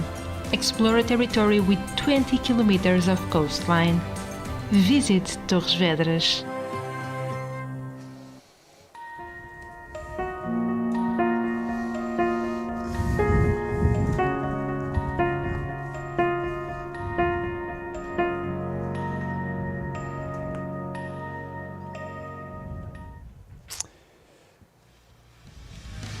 Welcome back. It's time to surf, right? It's time to be excited. We've just seen Marco Mignot, one of the form surfers, steamroll his opponent. But the next heat, the quarterfinal, is a massive matchup here. Frederico Moraes, Kikash, the local hope, Portuguese surf star versus Jorgen Kuzne, one of French best. My name's Ben Mundy. I'm joined by Philippe Jervis, and this is Frederico Moraes up early. He would have wanted a quick start. Going to the right, no two turns there. So yeah, Philippe, mate, it's like a big two heavy hitters of the sport of European surfing out in the water. You kind of sense that whoever wins this has got a good shot at taking out the whole thing. Yeah, I think every surfer right now in the quarterfinals, and this is the last one, so every surfer on the semifinals and the one who wins this, they have a shot at that title. But yeah, obviously these two guys, they are always favorites when it comes to contests. So yeah, it's gonna be interesting to see. Marco looked really good. Thiago Carrick looked really good as well, and Gatien also looked really good. Yeah, so it's gonna be hard to know. Yeah, all the form surfers. Well, that's the way it tends to work, isn't it? Yeah. But yeah, those guys have been so strong the whole way through. Speaking of strong in the water and on land, we've got Joanna Garner with the winner of that last heat down there now. Yeah, guys, absolutely. Marco, congratulations. You're the third semi-finalist. How are you feeling right now? Well, I feel really good. Some tough conditions and surfing against a really good surfer, Charlie. We're like similar style, and I think it was good that I started early, got a 6 point in the board and then a 4, and I kind of controlled the heat from there. So I was really happy and stoked to be in the semifinals. And what are your thoughts on running the semifinals up next? I think they should wait a bit. The tide's a bit high, which is normal. The banks are not handling the high tide, but I think it will be great to wait for the low tide so everybody has opportunities to express themselves, and I think it would be good to have a little break. Rest for a bit and gather your thoughts for the semifinals. And Jason was also saying that he wants first and second place. Who's going to get it? I'm going to get the first place, for sure. Well, you go rest and prepare. Congratulations. Thank you so much. Yeah, well, thanks, Marco. Always really enjoy Marco's takes on the sport. He's obviously he thinks about these things and expresses himself very well. Yeah, very well. There's a natural confidence as well. So, yeah, well, he's gunning for a break. We'll probably just have a wait on that decision. The contest directors are weighing up the conditions as we see Frederico Moraes just get his first turn. Hasn't got any sort of links so far. Sticking with it though. And he just can't quite get that one. So that's that high tide issue we're talking about, or Marco was talking about. Not sure if the banks can handle too much more water. So this is going to be a maybe potentially cagey affair. Both these surfers, you know, probably lowering their expectations in terms of what their point score is going to be. You know, they're so experienced, right, Philippe? They'll just go, okay, this is what I need to do. It's not about what's possible. It's about what these conditions allow. Yeah, on conditions like this, you cannot go on the water, as you see here. A huge foam climb with a fin through. Oh, it's just putting so much power on those turns, as you see. Jorgen, throughout the years, you start to understand that sometimes it's going to be a low-scoring affair heat, and just might as well just take everything you can. As you see, just going for a little floater. That turn was really good. Very hard execution on that. It's one of the hardest turns in the world, the foam climb with a fin thrower. It's especially in these conditions, because he didn't have a lot of speed, but look at this, just compressing on the bottom turn, pushing that back foot just enough to go around that foam, and one more carving for Jorgen. So Yeah, you have to understand. This is Kikas. This is the replay of the 2.33. A little late on that one. As you can see, another foam climb. He actually managed really well that wave, but it felt like he didn't have the momentum from the beginning. Yeah, if he got that first section, this bit here. Right there, look. Maybe he had to do could have exploded there, but he felt like he was kind out of in sync, maybe because Jorgen he had to deck dive right there, and I don't know. I don't want to put any excuses on that, but they have to know it's gonna be hard to get high scores, so you just have to be that. You have to have that mentality of working with what you have. Yeah, well, Marco said then that you got a 6 and 4, and then he was in control of the heat, so that's all it takes. Those type of scores, get in early and lock in. A 10-point ride's not massive, but it's usually enough to put some pressure on. So Freddie out the back, looks like 2s and 8. He lost priority there somehow. We'll see. More sets coming in. Looks like he's going to go on the left on this. With Freddie using his priority. A little bit of a bump in it. Whoa. First turn. Deals with that bunk pretty well. He had to sort of overcome the backwash. That meant it was just more difficult to get points, and then no steep sections whatsoever, and you can see that was disappointing. It was a set wave. He was in position, but it just and the one real meaty section had a warble through it. Yeah, as soon as he started paddling, you could see him just trying to know the timing of that backwash. It would be fun to see if they can put the whole footage of him just paddling, because the way he's paddling is looking at the backwash and he's just trying to understand when is the right time to hit it. He actually managed really well. It was not an easy turn to make, because that backwash just hit the lip at the same time that Kikas did, and yeah, it's gonna be probably his best score, because he had a little bit more verticality and criticalness on that wave. So yeah, waiting on the scores. Yeah, the scores coming in for Fred. At one turn he gets a 3.9. It was a bigger wave. Not sure if it was better surf than that. Jorgen Kuznet's 3.17, which had the foam climb and a carve, but just a bit of extra push on that wave in that first turn in the pocket gets him a 3.9. It's not a huge scare. So there's the brains trust up there. Freddie and his dad. And his sister. And his sister, the whole family. He's been training with his dad every day, he says. Dad's super fit as well. You see Jorgen on his backhand, just trying to manufacture something out of nothing, really, trying to get those whippy backhand turns in. Yeah, Cinema Rays on mass come up from Tashkite, and all supporting their man. He's had a really good year so far. Oh, really? He's won here before, so one of their favourites. And we see Jorgen disappointed he didn't finish his third turn off, because kind of over pushed it, didn't he? These little margins, they're only 3. As you see Freddie just pulling out 3.9s and 4s and 5s are basically what could get you through this quarterfinal, and just a mistake there from Kuznet. Yeah, you cannot afford these kind of mistakes with guys like against guys like Kikas, because they're gonna make you pay for it. And yeah, it felt like Jorgen, he was going on a pretty good roll on that wave, and out of nowhere he just over pushed it on the last one, and just the board just went like a submarine under the water, and that's a bit of a mistake by him. And yeah, Kikas still is gonna be one of the best scorers of this heat, so they're gonna have really tight combination of scores, so it's gonna be a long 20 minutes. Yeah, it's gonna be cat and mouse this. They'll both scrap and fight for everything. Both similarly talented, both exceptionally smart competitors as well. Both really determined. So yeah, it's gonna be one of those. It's gonna be on. And we'll see. His family. I tell you what, his dad. It's a big week for his dad. Obviously, the Rugby World Cup's on. He was a former player and coach of the national team, I think. So massive rugby sort of family.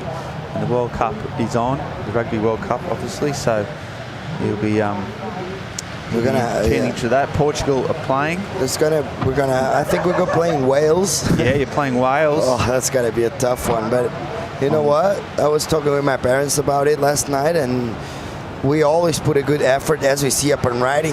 Jorgen on a nice looking wave, really strong first run. Oh, a little bit of a mistake again, over pushing it there, and just one more carving.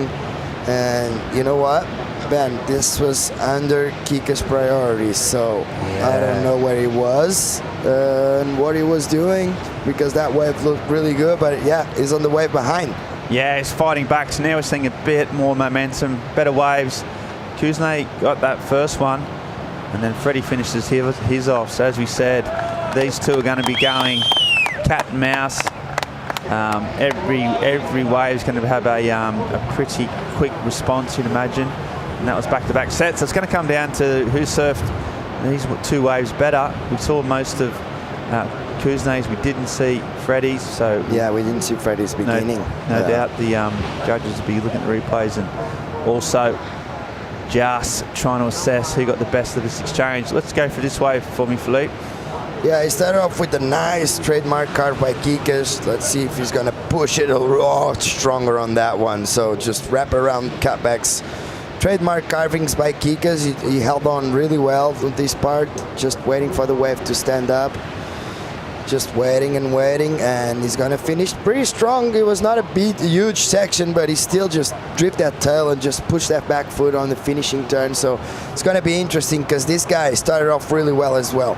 Nice first snap. Here a little bit of a mistake there, over pushing it again on that front foot, but still doing very, very well. A couple of nice snaps, and he's going to finish this one off right on the sand with a strong turn. So different, you know what? For me, it's different approaches. Yeah, but I think the score is going to be really similar somehow, because yeah, both of them had downtown moments on the waves, but both of them also had really strong moments. So it's going to be interesting to see how that plays out, as we see this drone angle, the Kikas with a big carve on the outside and Jorgen with a strong finishing turn. Yeah, exactly, and it's a really good, really similar wave. So it was a really good, showcase of the different styles, as you said. Freddie out the back trying to put in more sort of power turns and sort of generating speed with his rails, and then Jorgen sort of right more in the pocket, whipping it right in the pocket, and that's what the judges have to decide between the two. They both surfed really, really well, so they're going to both get some good numbers and both get this heat really, really started, which is good news for us. See those scores come through. Yeah, Portugal in the World Cup against Wales. It's right next Saturday, so a week today. We'll see Portugal in the Rugby World Cup, which should be pretty awesome. And that Portuguese flag will be flying. Weather, Frederico. So often, so many events, he's the last Portuguese man standing, isn't he? He's been the most successful Portuguese competitor probably the last 5 or 6 years at least. And yet again, him and Vasco absolutely dominated throughout the last few years, and Kikas just put himself on the tour for a while, and he actually did really good on some occasions. And yeah, we've been talking about that, Ben. It's hard to stay up there when you're a rookie, and Kikas actually did pretty well. He came off the tour at least one time, but he managed to go back up, and he's on a good roll to try and clinch the spot again. So he still has a shot. He still has 2 opportunities. As we see here, just looking at, he was not happy. Did you see his face? Yeah. He was not happy with that score. Like, pretty similar. The judges liked Jorgen's wave a little more. Yeah, I just think Jorgen's wave, especially that first turn, it had that and steep the phase. One, yeah. And he sort of just was able to bury the rail right in the pocket and a bit more spray. So I think that was probably the difference between those two waves in terms of scores. Both had similar finishes, both a bit of downtime, but that initial spark, that first sort of pocket snap from Kuznets up against Frederico's wraps, I think that was the one that just got him over the line. So yeah, because Jorgen attacked a little bit more vertical. His wave had a little bit of a steeper wall, and Kikas actually did pretty well, but coming up short on that exchange. Yeah, So really nicely poised at the moment, both surfers with scores on the board. But we're going to go to a short commercial break and see how this all plays out after this. So stay tuned, folks. We're at the Pro Santa Cruz, presented by Noah Surf House, right after this.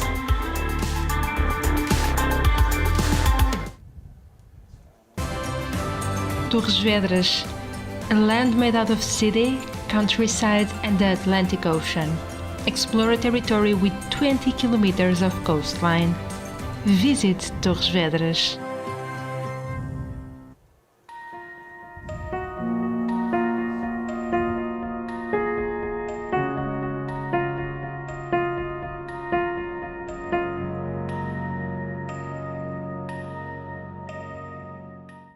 Na vida, há sempre algo que nos inspira. O milénio está sempre presente, ao seu lado, na conquista de novos desafios. Juntos, partilhamos a paixão pelo futuro. Milénio, aqui consigo. When the time is right, I'll sing my song to the morning light.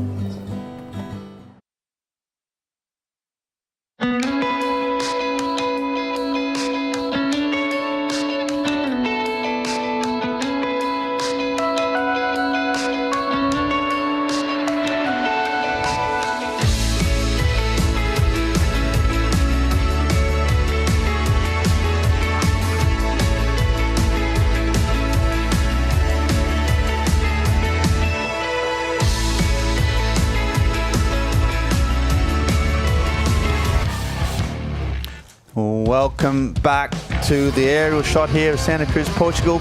We're in the fourth quarterfinal of the day, and I'll tell you what, the good news is we're going to watch this. This is Frederico Moraes, a Portuguese surfer. First turn is snappy, a bit more sharpness about that. Hoping for some steep face here. Doesn't need a big score to get back in the lead. Whoa. And a nice little trademark hack. So needing just a 4.44. The guys liked it. That was, even though it wasn't probably the best wave he surfed, in terms of the quality, I felt he had the best rhythm. Felt like he had that spark on that wave. Yeah, he was pushing a little harder on those turns, even though the last one, he actually made a couple really strong carvings. But as we see, Jorgen on a nice little right-hander again. Yeah, first lip line sort of floater, hoping for it to match up on the inside. And there's a nice little arc and another little bowly section. So little 2 for 1 there. Scott Steve, not sure if he left a little few points on that, but well surfed.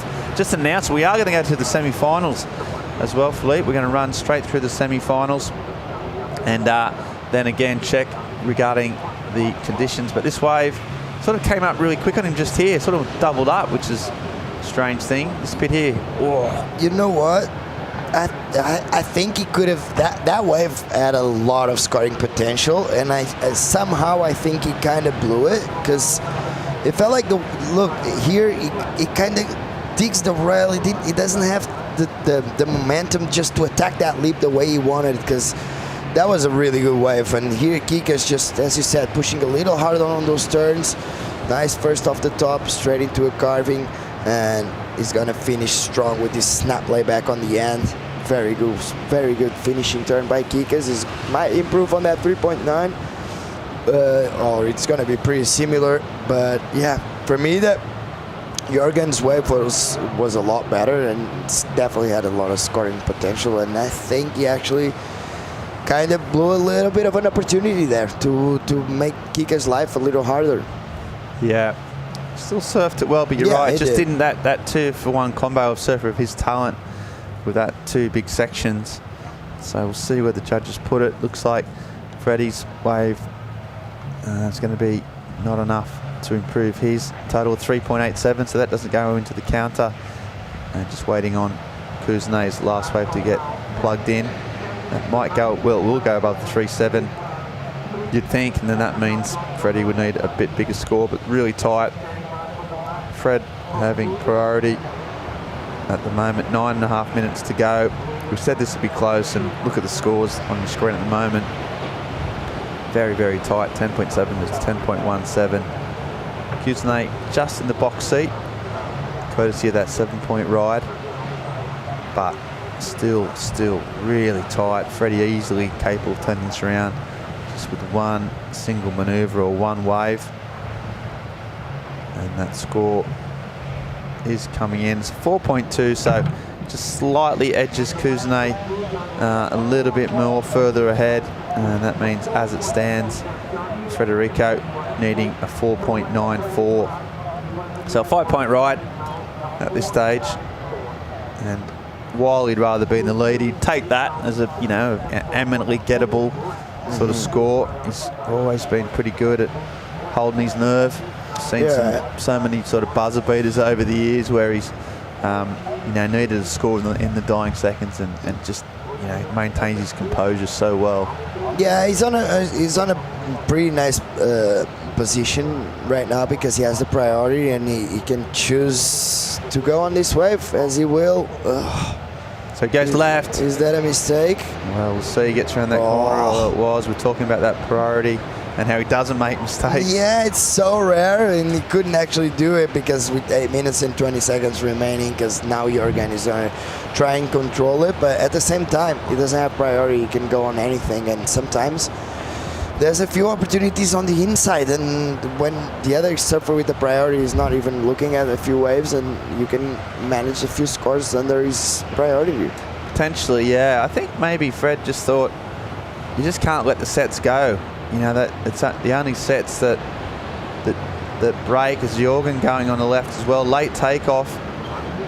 Gets a nice first turn in, but can't do it. So both surfers, I think, a little bit thinking, I think they're both thinking, look, these sets, the only ones that break, you can't afford to just let them go, even if they're not ideal. So they both pulled the trigger.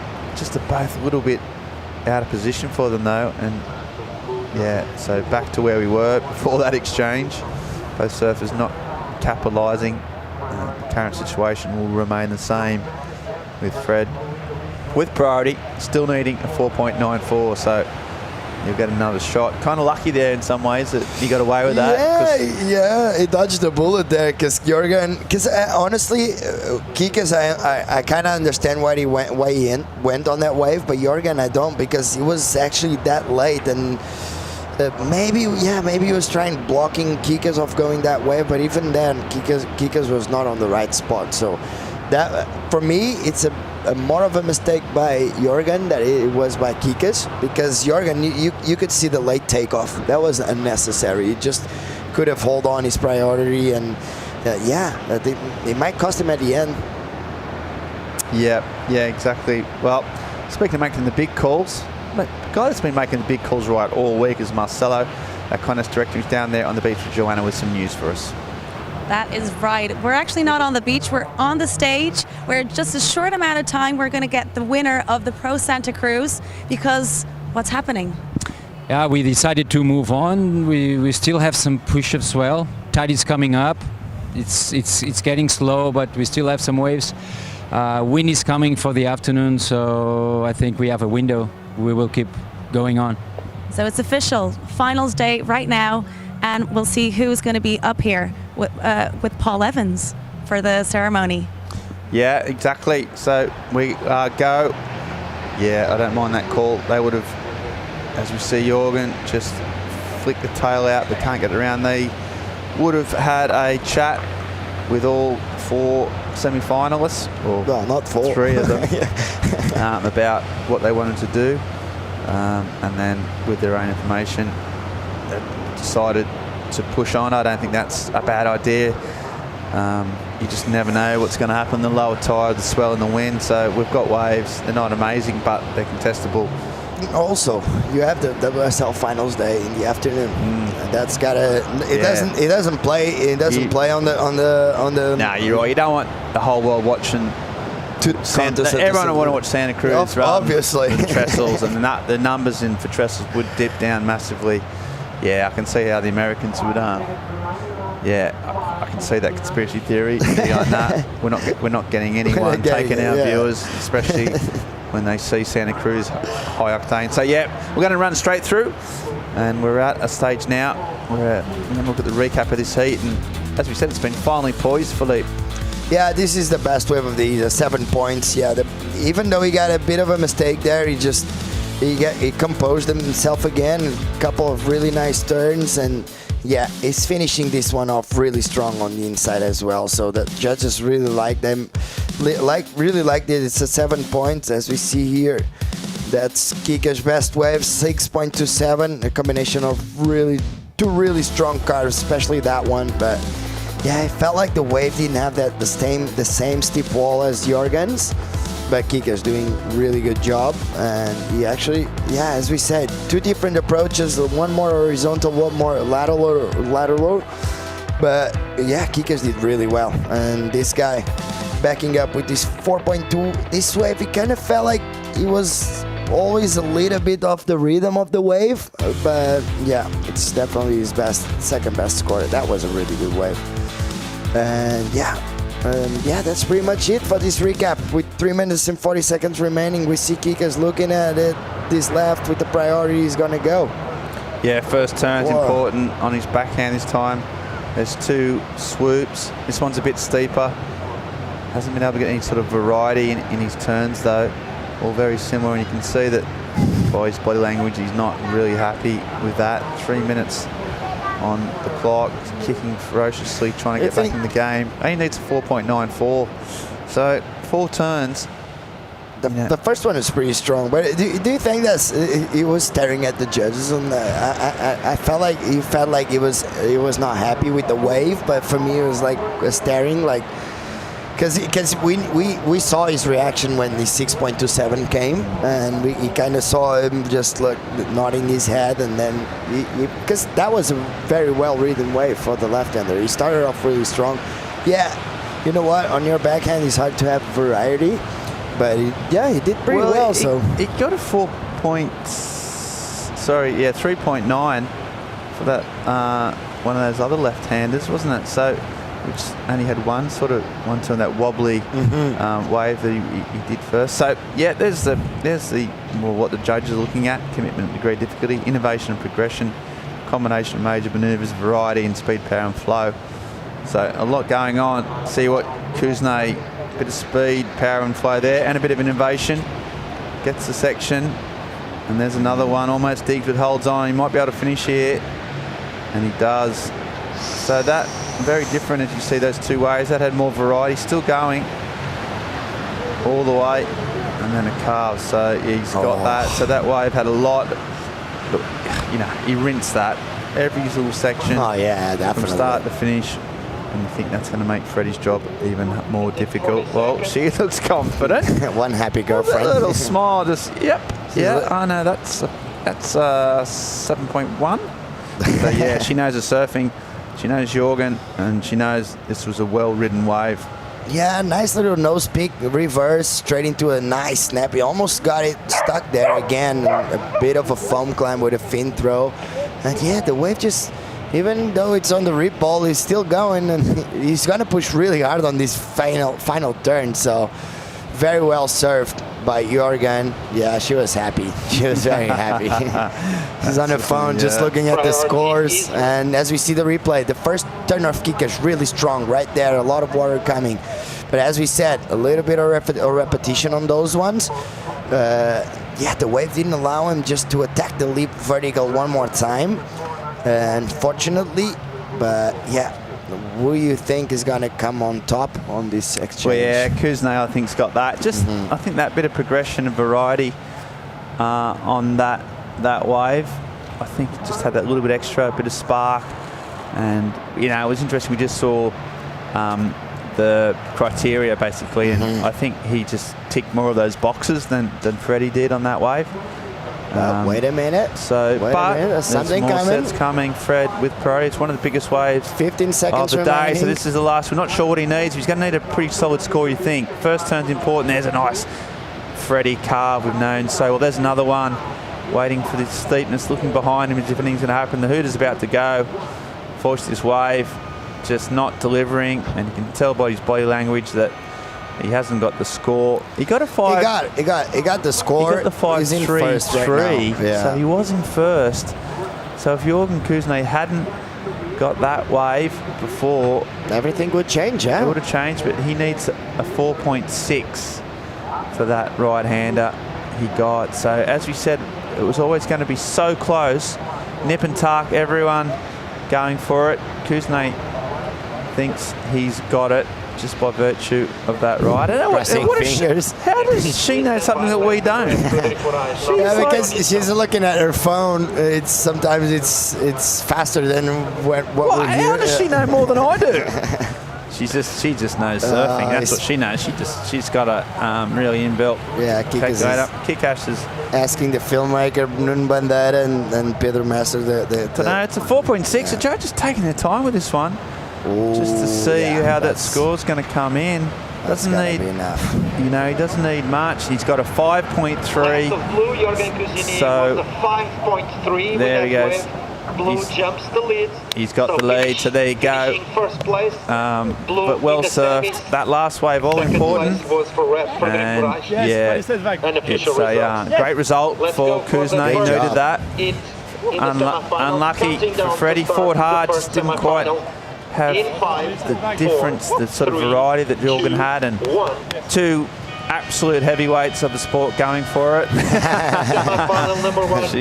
that cameraman, well, I got a bit of box office down there.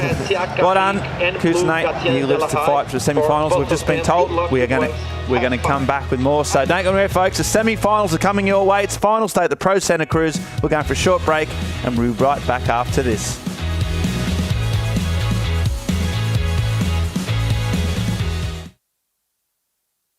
Na vida, há sempre algo que nos inspira. O Milênio está sempre presente, ao seu lado, na conquista de novos desafios. Juntos, partilhamos a paixão pelo futuro. Milênio, aqui consigo.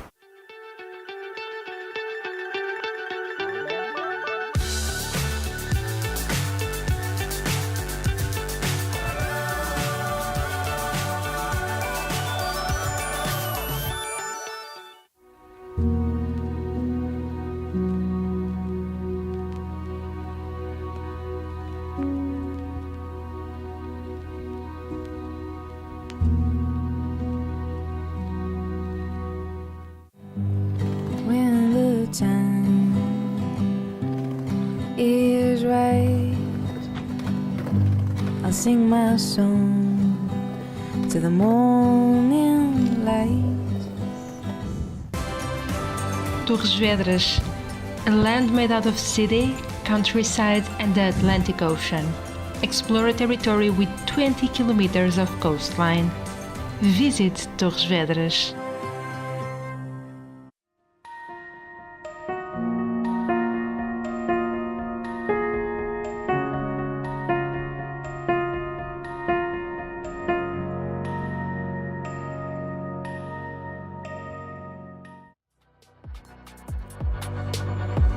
Welcome back, Santa Cruz. It is finals day here on the west coast of Portugal. Things are heating up, things are hotting up. We've got a little bit of swell left over. We've got 4 of the informed servers left in the event. This is the bracket. You see there, Tiago Carrique up against Gaston de la Haye. Both surfers have been absolutely on a tear. And then Marco Migno on the other side of the draw, probably the other high-scoring heat winner so far, up against Jorgen Kuznets, who's just got rid of one of the event favourites from Portugal.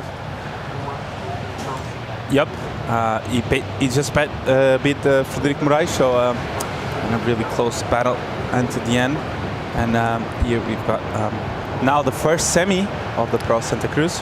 Yeah, it's coming up. But before we get into that, we got that man, Jorgen Kuznets. He's down on the beach with Joanna Garnell. Yes, he is, and preparing himself to get into the semi-finals. You just broke some Portuguese hearts right now. How are you feeling? I'm feeling pretty good. Never give up. He got the score at the end, and then I knew I was needing another one, and then this ride came, and I tried to do a little air reverse, and then finish it. And I got a 5.3. It was just enough to get the score, so I'm really happy. How are you feeling about coming up in the semis? I'm feeling really good. I was a bit stressing. My legs were a bit shaking, but I'm going to regroup, drink a lot of water, and then let's get back into the water in 25 minutes. Well, you go drink some water, rest those legs, and good luck. Game on. Let's do it. Thanks, Jorgen. Game on. Let's do it. Yeah, pretty much the motto I live by. It is game on. Let's do it. And we've got the first semi-final. Tiago Carrique against Gatien De La Haye. Chico Alves is in the booth for me. Very sort of different surfers in many different ways. How do they surf differently? How do their styles contrast, would you say, Francisco?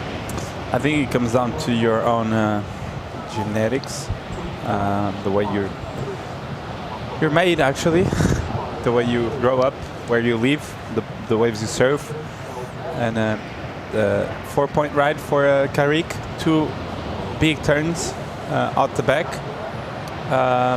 That wave looked really good to me. I thought it was going to be a bit higher than that, but this one, bang, nice turn off the top, 3.53 for this one. So Carrique with 2 quick scores on the board, on this heat, on this semi-final, and Gatien with a 1 sitting on a 1 and probably a 2-point ride. And as we see Gatien again having a look. Yeah, live action, Gatien on his forehand this time, just trying to generate some speed. Really smooth surfer, nice little carve, so not a whole lot of pocket sort of moves here, or very lateral, and he just kicks out. So we've seen Tiago Carrique throughout the course of the whole event. He surfed in the very first round of 112, just get off to really quick starts, and even though he hasn't got a massive number, he's still got 2 scores up really quickly. And this wave of Gatien just not allowing him to do any of his real sort of any of his big snaps or any of his aerial moves, so it's not going to be a counter in the end, you'd think. Yeah, this wave was really hard. It was really small and lacked a bit of power, so Gatien here just trying to make the most of it, but the wave didn't really offer him much, as we see again live action. Yeah, he's back up and riding. He's been so busy, and then just kicking the tail out, and you can see the frustration from him there at himself, really. Sort of worked pretty hard to get to that last little finishing turn. He just missed it. It's got black rails on the underside of the board. Famous Black Beauty, Tom Curran's rail design. But he's got it on the underside of the board. As we see him here, just didn't quite get that section. That was a nice section. So that's why he's... That was massive. And there's another one. So that's why he was a bit annoyed that he didn't finish it off. I mean, he's done 3 or 4 good turns. It should be a good score anyway, but just needed to finish that. Although he's... I think that was a claim at the end there. Right. At this turn. Look at this. Bang! Big turn off the top. Another one. So Tiago always finding the good ones out there. So with a really good surfing, really consistent and connecting all the dots. And that wave looked really good to me. Just kept giving, didn't it? And he just, he got some vertical sections in. He gets a 5.17 for that wave. So just building a house. But yeah, I've seen a lot of his scoring this week's come from his forehand. But here again, he's just showing what he's got, showing his variety. Yeah, and a couple of those sort of backside hangers were pretty cool. So just starting to get a bit of a lead, but more sets coming in. That's what we want to see. And Gatien De La Haye is not going to look this one up. Here we go, live action. I think he's going to go for the air. Generates a bit of speed down the line. Little check turn. Bang. Nice little snap in the pocket. Puts his arms out, quite trademark-like. Now he's going down the line for some type of finish.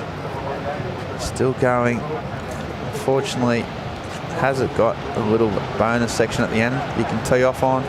Just hits the shallows onto the sand. So he's doing everything he can all the way to the end.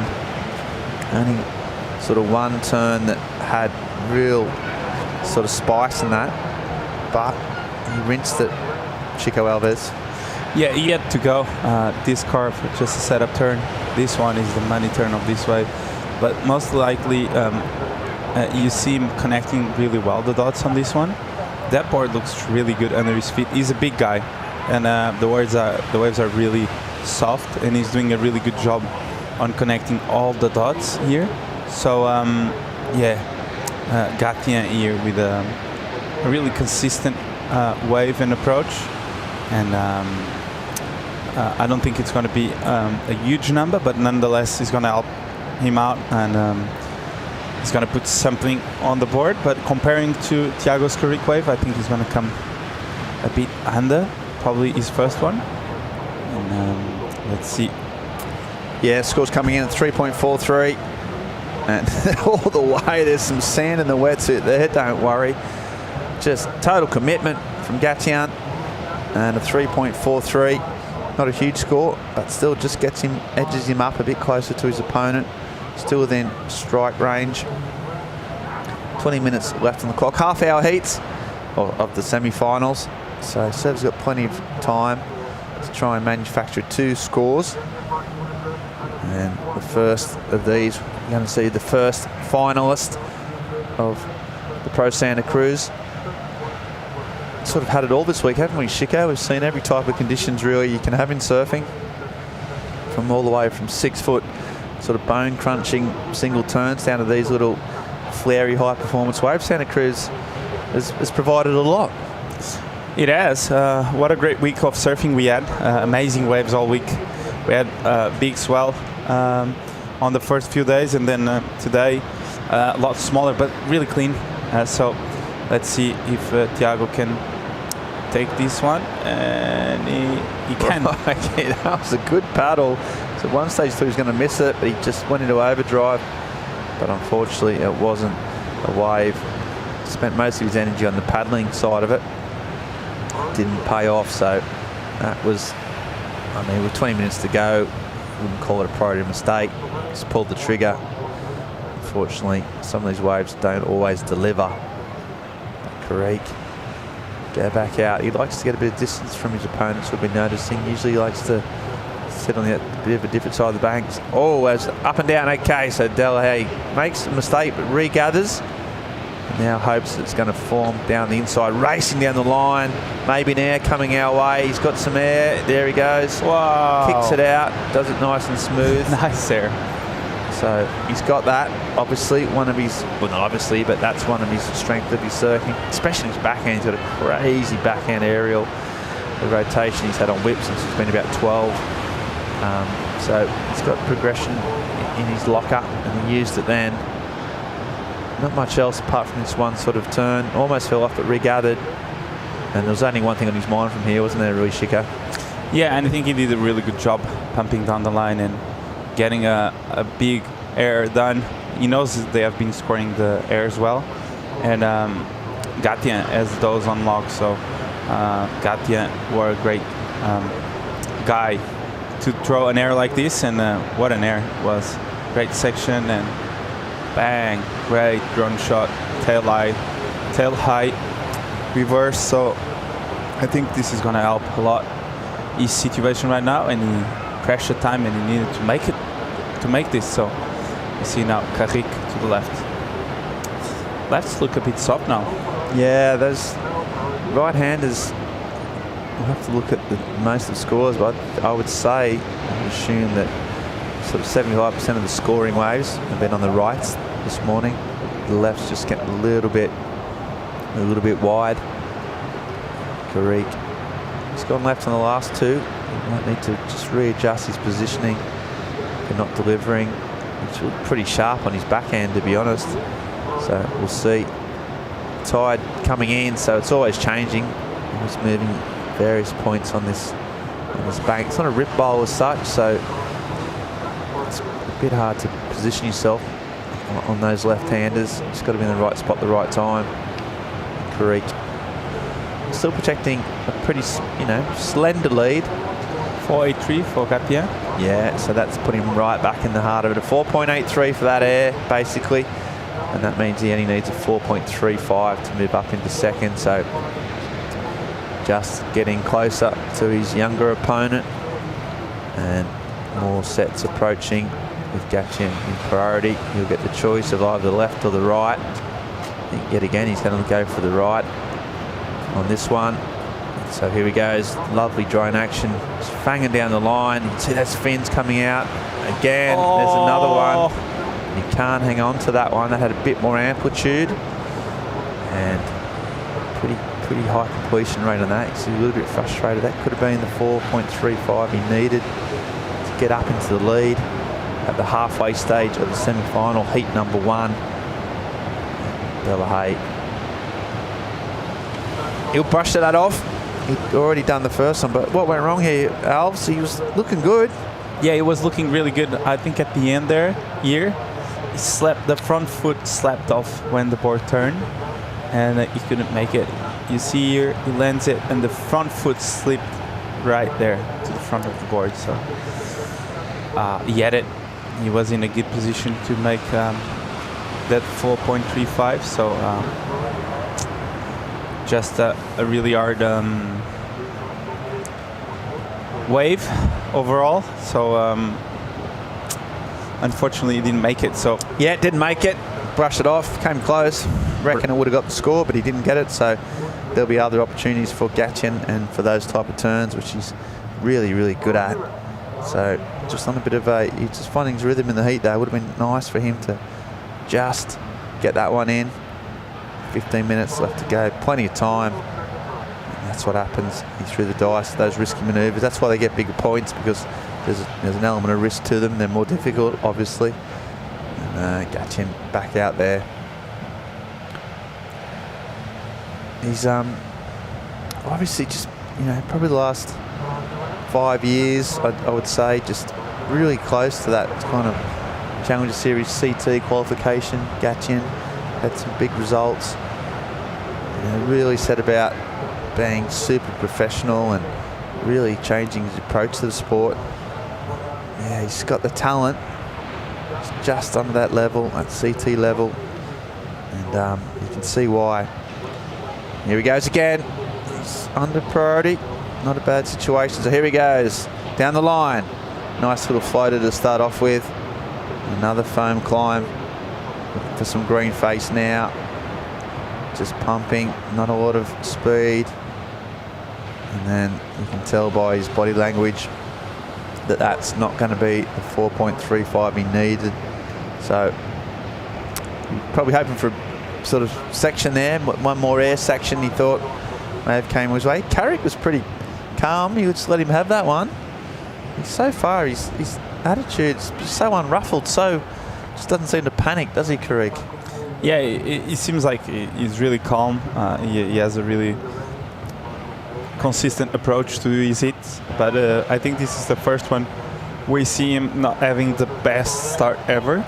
And yeah, I think it's where we probably can see him make a mistake towards the second half of this hit, as we see there, Mario giving to Marco Mignot, who's going to match up against an informed surfer, Jorgen Cuisinet, and as he prepares for his hit on the semis, and what a great hit we have on our hands after. He's always, Cuisinet never really had it, a coach, from as long as I can remember. Jorgen, he always just does his own thing, runs his own race, gets support from various sponsors and friends and family, but yeah, he's always just been I quite like that, just goes about his own business, runs his own race, and not many surfers sort of left that don't have a coach really in this modern era. And Cuisinet, well, it's working. He's in the semi-final up against Marco Mignot on the next one. Some sets approaching though. Carrick again, just lets that one go, breaks a little bit wide, and it doesn't look like that one's going to actually play out. Thiago just sitting nice and calm. I mean, I panic in the morning when, there's too many bits of bread in the toaster. Like when you come up to the breakfast buffet and there's already people in front of you, the toasters. I start to panic then. Sometimes get a little bit sort of nervous and anxious. Oh, Carrick, he's sitting out there, holding priority for 5 minutes, letting waves go. Not even a care in the world. Just relaxed, at ease. And here he goes, though, after all that chat. Gatien going again, under priority. And just waiting for something to happen. Nothing happening on that one. You can see, just trying to readjust themselves on this bank as this tide comes in. Just needs that one air section. He had it. Unfortunately, He went for it and it didn't come off. Must be thinking about that now as a one mistake in the heat. This man's been looking good, but we're going to go a short commercial break and come back with the rest of the semi-final number one of the Pro Santa Cruz right after this.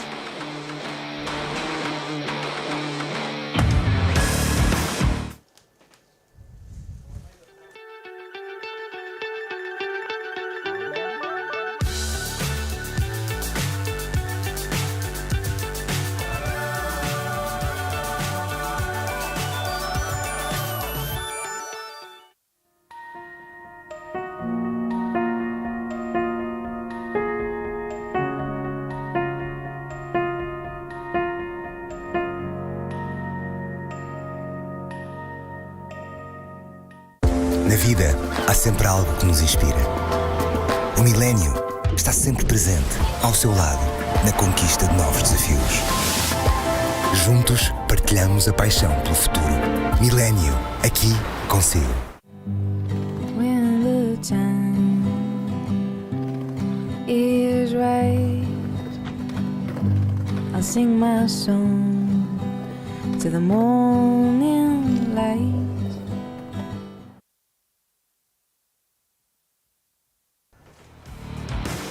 There we have the two surfers. The beautiful green waters of that, the turquoise. It's a beautiful sight as Thiago Carrick on the right in red up against Gatton de la Haye in blue on the left. Surfing red has priority. It looks like he's going to paddle. And here he goes. He's waited a long time for this right-hander. Here he goes, Thiago Carrick. First turn, goes to the air and doesn't make it. See that air wind starting to push up against his board, but never really connected. And so having waited quite a long time, just tried to go for that aerial, which is a good call. It's the right decision, but didn't execute it. So now ball back in Gatchin's court. 9 minutes. He needs a 4.35. So not a huge number. And he's got a bit of time. You think both surfers will get probably one more opportunity to try and improve their scores. Whoever gets the next sort of wave is going to win, basically. And this one here had a ramp. First time we see Carrick fall. I think in so, the whole yeah. event. Yeah, in 2 years. Yeah. He goes Gatchin, so first turn, wrap in the pocket. This wave's got a bit more wall to it, another carve, and you just see him waiting for it here. One last section, and goes for it, and can he hang on? And he can't. Don't think that's considered a make, so you can see the boys, the coach, Charlie Crivant as well, watching on Jason Aparicio. That was a mistake. He just needed to finish that. He only needed a 4.5. I think he may have had it with those calves or one more finishing turn. He went for the big one and didn't pay off. Here goes Carrick on the left-hander now. Little swooping top turn. Starts to find some acceleration now. Another one similar. And that's smart surfing from Thiago. Just trying to improve on a 4. And then he's still going, pumping on the inside, trying to get some little air section or a little tag at the end. He can't. So Gatchin's wave was the one, a 2.37 in the end. But he needed to do that final turn to get the score, and that's 2 times. He hasn't quite made that rotation. He was really, really close. You can see him clinging on with his fingernails. But this wave was just well surfed and not a bad time to do it. Yeah, nice carve there. Winds up again. Nice carve. And this last one, bang, throws the fins out. Looks so composed. Makes it look really easy. And what a great wave for Thiago. And unfortunately for Gatien with a fall on that last turn. He was well and truly on his way to making the score and turning the situation. But Thiago looks unrattled, as you say. And he just keeps surfing like he's not thinking anything else. So yeah, he got a 3.8, so it doesn't actually improve his score for that wave. So the situation remains the same. That man there, the current #1 surfer on the qualifying series, Thiago Carrick, is in the lead, but it's a slender one. Gatchin de la Haye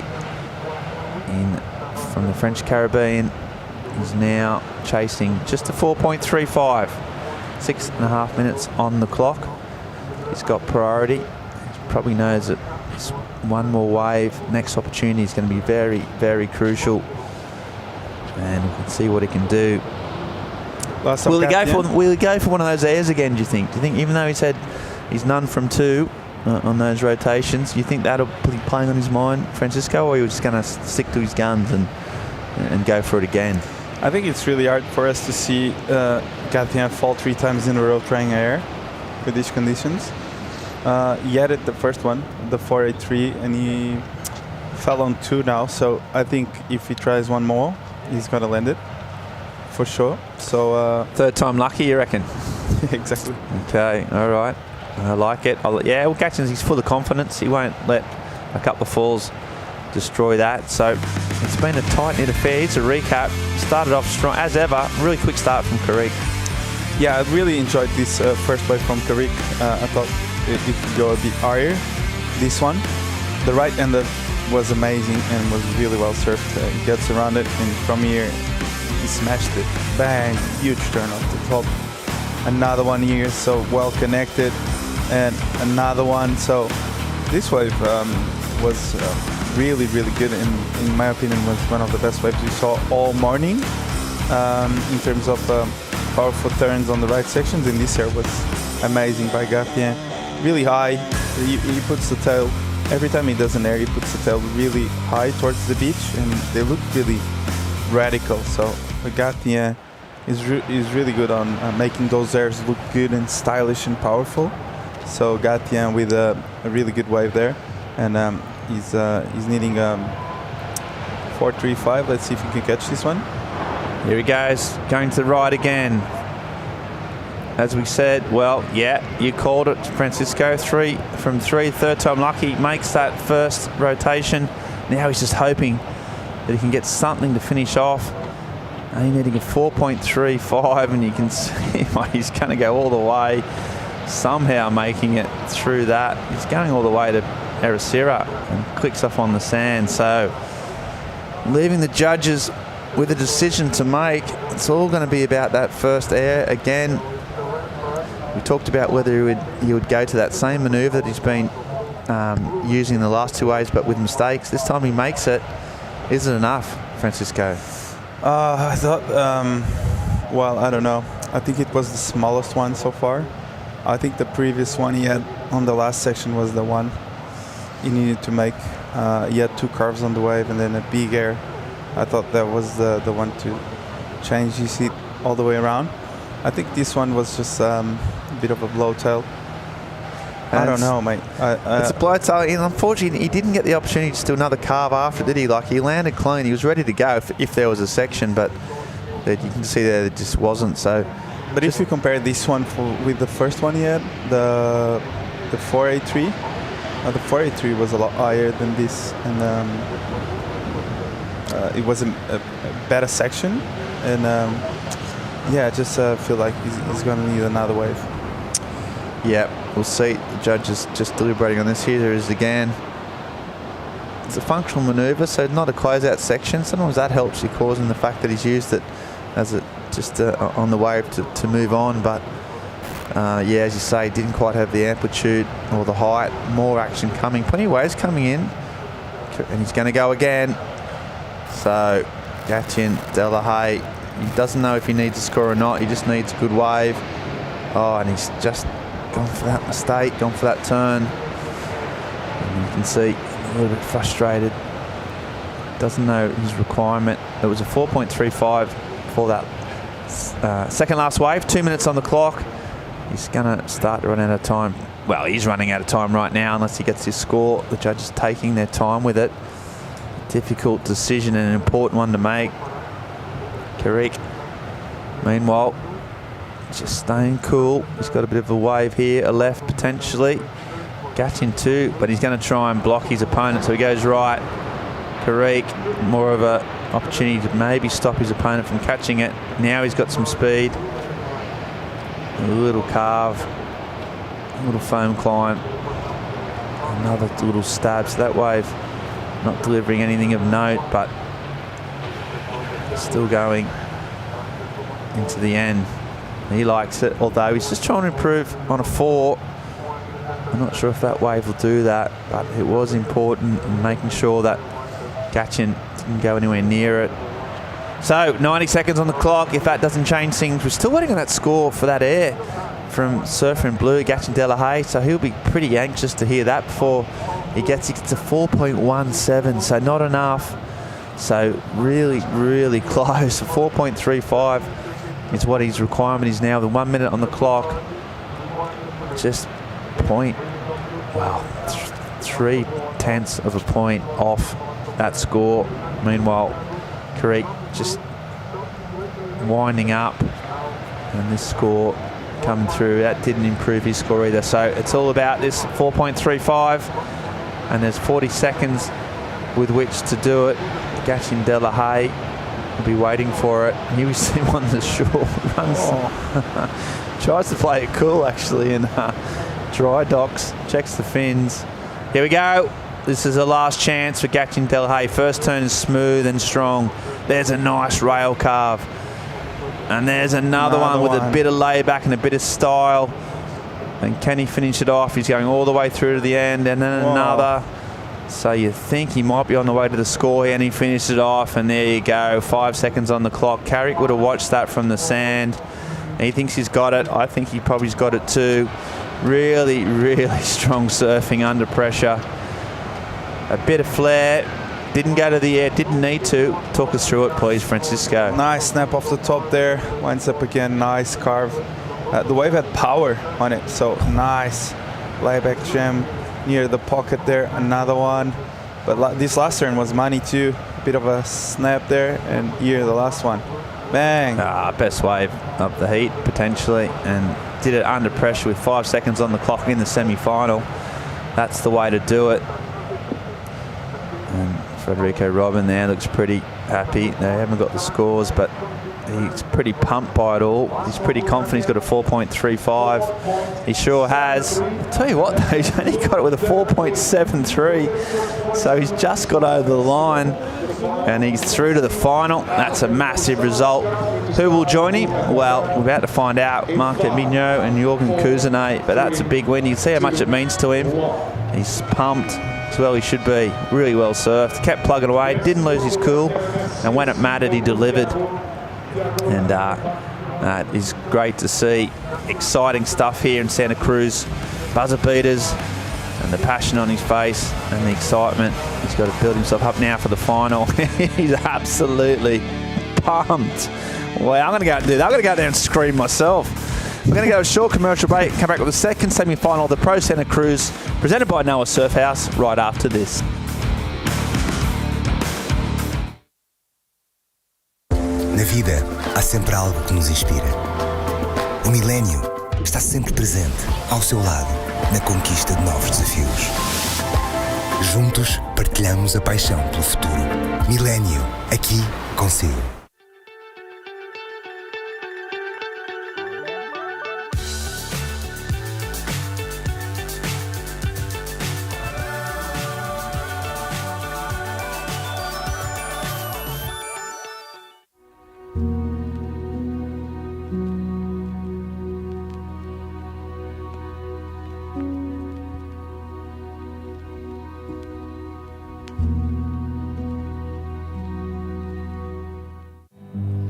When the time is right, I'll sing my song to the morning light.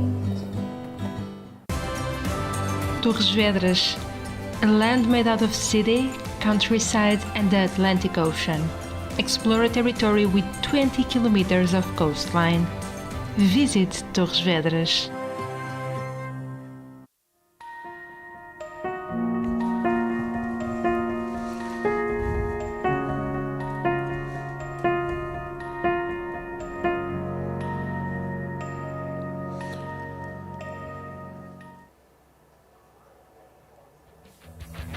Welcome back to Finals Day in Portugal at the Pro Santa Cruz, presented by Noah Surf House. We're checking out semi-final number 2, which will see Marco Mignot of France taking on another Frenchman, Jorgen Kuzenet. I'm Paul Evans, here to talk you through it, joined by Chico Alves. Mate, We were looking at this tide. You were worried. Your little face, quite big face, was worried about it this morning. But there's still opportunity out there, mate. There is Marcelo with a good call.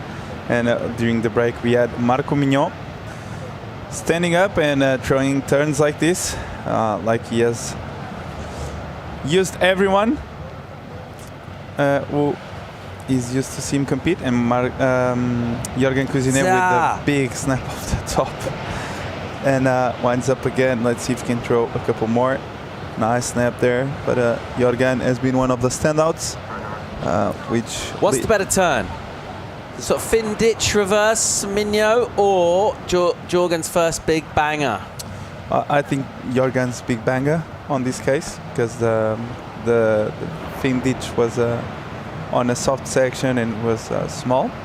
But yeah, if Marco gets a bigger section, he will get a bigger fin ditch, and that's probably better than the back sets. Let's see if the judges agree with you. It's going to be a mid-3 for Marco Mignon. Cousinet goes. He's got to wait for it.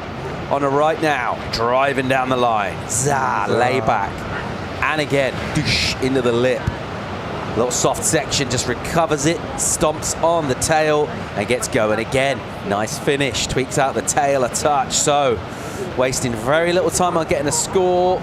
One on the left, there's one on the right. While we wait for that to come in, let's go and have a chat with our first finalist, Gatien Delay. Well, here we go again, another final. How are you feeling?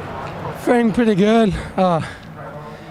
It was a stressful one. I don't know. I knew it was gonna happen last minute, last second, so I needed to stay like so calm in my mind, and I had to believe in myself on that one too, because I knew it was gonna happen in the last second of the heat, and yeah, I visualized it. I asked for it. I asked for that one wave, that last chance, because I did a couple mistakes on the ones before. So yeah, I took a good advantage on that one.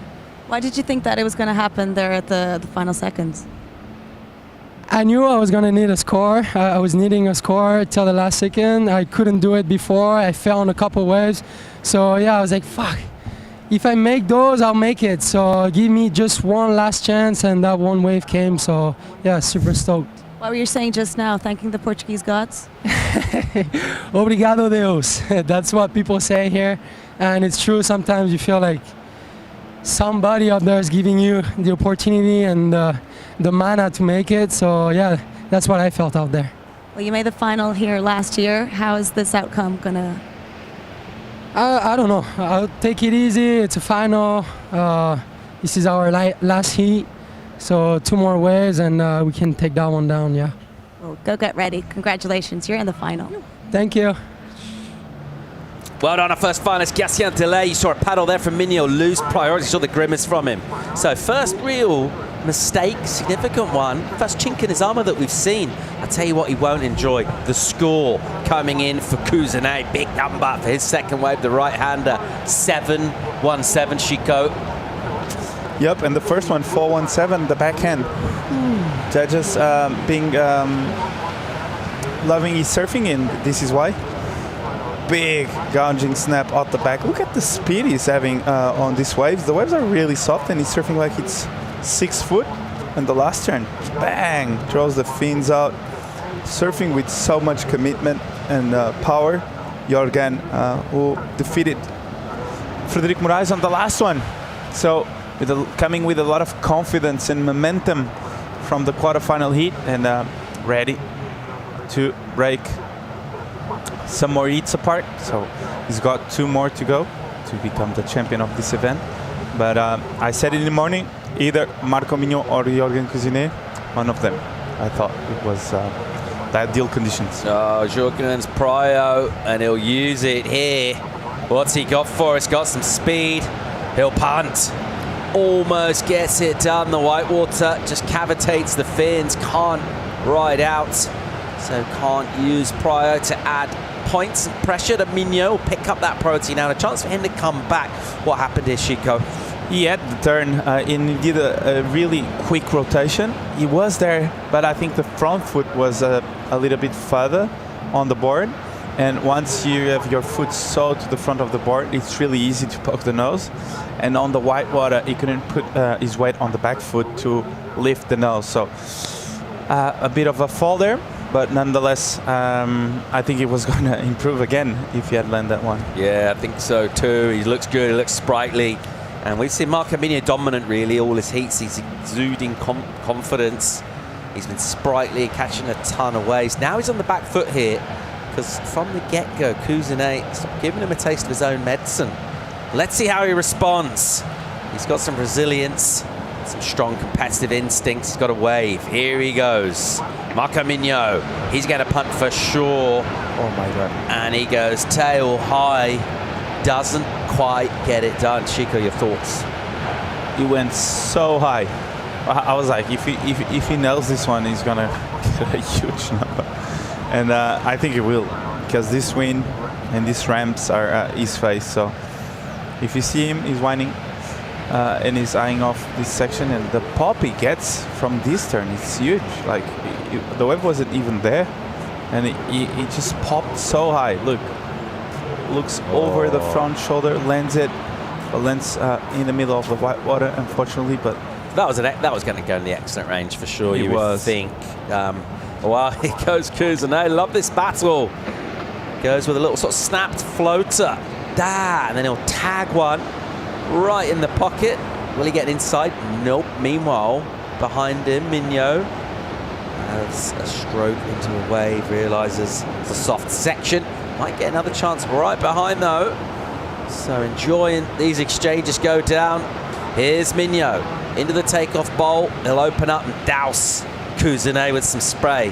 Then he'll just throw a reverse like it's nothing. No backswing. Another snap from him. It's back in the heat here. There's another one. Migno still swinging down the line. Slashes.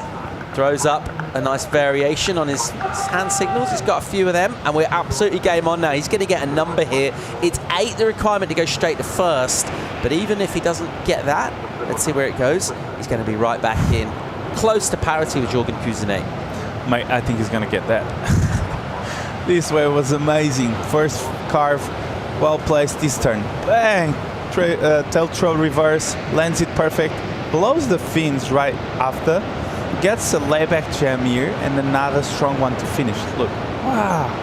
So, yeah, I think this is going to be the best score of the day by far. And I think, he's going to go excellent for sure. So, what a wave by Marco. And what a wave to come back on this one. Jorgen needs to put in some work now if he wants to keep up with the young Marco Migno. Yeah, that was really impressive. We said, how's he going to respond? Well, this is precisely how he responded. How hard is that turn to do? For Marco, I think for Marco is in a range 0 from 10. It's probably like a 5. But for anyone else, it's like a 10. So that's really technical under the lip tail throw reverse. And where he landed right on the flat, so he needed to be really compressed. So when the board turns, he's ready.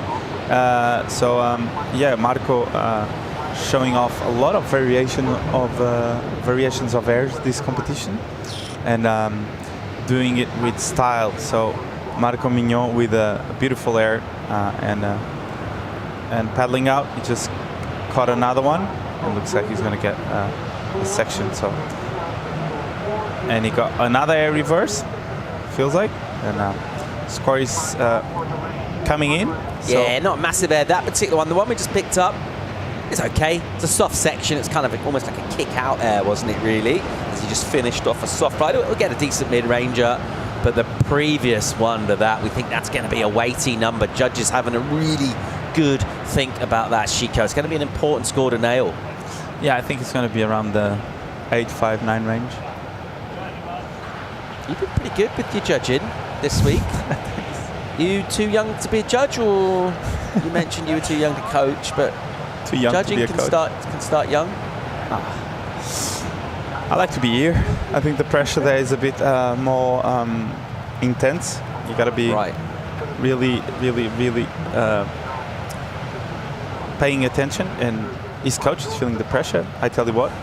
So praying to the gods to give him a 9, and as we see, Jorgen Cousinet having a look on the left. a soft one when it always looks soft. Weird decision. He used priority there. Very odd. Don't know what he was thinking. Priority goes to Marco Migno now. He's going to get a score. 2 scores come in. He's going to replace his numbers. Let's see where these go. But Jorgan Aladdin that way. It looked like a soft one. Numbers in for previous to last. That was the long running right. 8 points for Migno. Goes excellent. The Alves scorecard pretty spot on once again, mate. Aparicio, he loves it. We're going to get another number coming for Marco. If he gets a 4, he'll go to first. And that's for the wave he caught paddling back out. So it's not going to be as big a number as this big fat 8. But however, it's certainly going to be a helpful one. Let's see where it goes.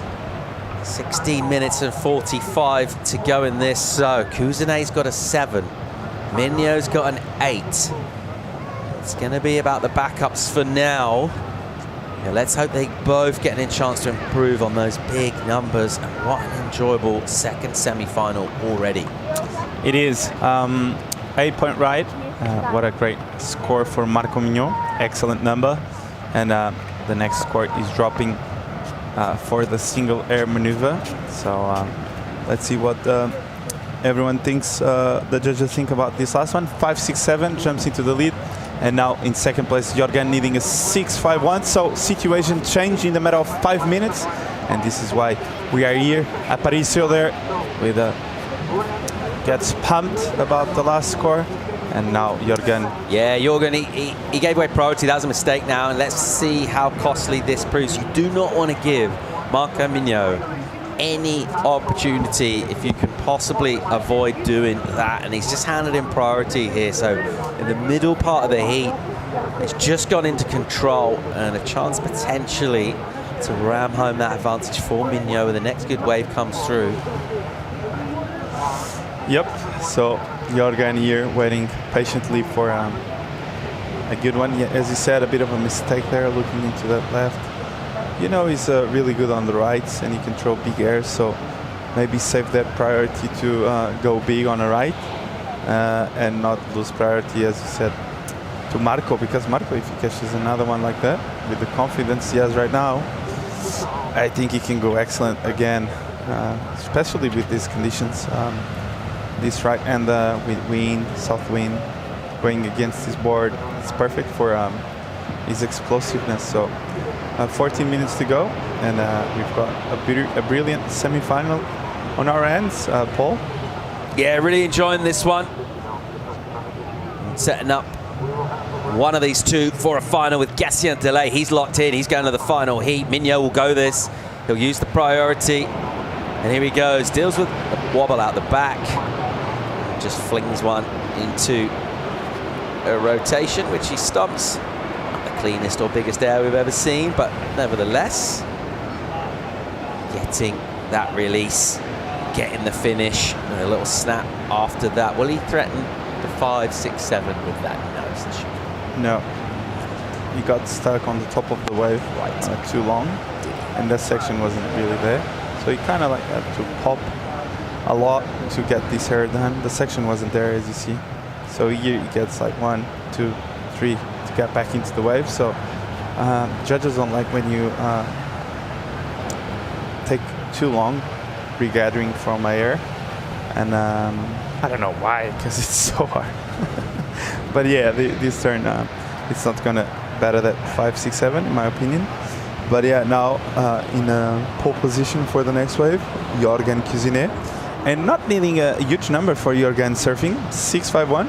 He has been putting those numbers in for all these comps, so I think he can do that with ease. And let's see if he can do. What's Migno going to do now? He's going to try to paddle under pressure and try to batter that 5, 6, 7. He's going to keep surfing. Yeah, I think. Yeah, that's obvious. I think he's going to keep surfing. Or maybe just like wait for Jorgan to have a go and then try to batter that 5, 6, 7, but on the set wave. I don't know. Yeah, Migno's numbers in previous to last 4, 8, 7. So not a bad number, but not going into his top 2. Requirement remains the same. Cousinet 6-5-1. He's after 12-40. to go in the second semi here. Who's going to face Gessian Delay in the final? The Pro Santa Cruz presented by Noah Surfhouse 2023. It's going to be an all-French affair, we know that much. Which one of these two? They've been dominating the European circuit. If you see the top 10. The men's side, mate, really dominant, yeah. Yeah, really dominant, yeah, the men's side.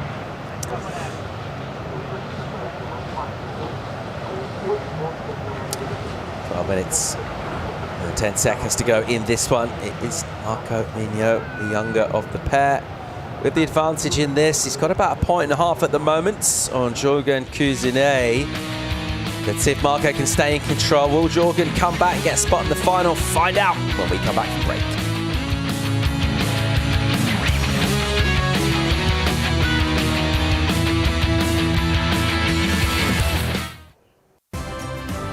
Torres Vedras, a land made out of city, countryside and the Atlantic Ocean.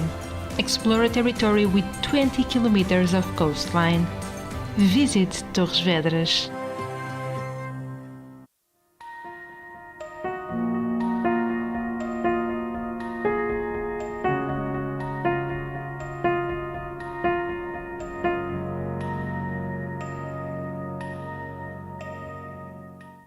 Na vida, há sempre algo que nos inspira. O milénio está sempre presente, ao seu lado, na conquista de novos desafios. Juntos, partilhamos a paixão pelo futuro. Milénio, aqui consigo. When the time is right, I'll sing my song to the morning light.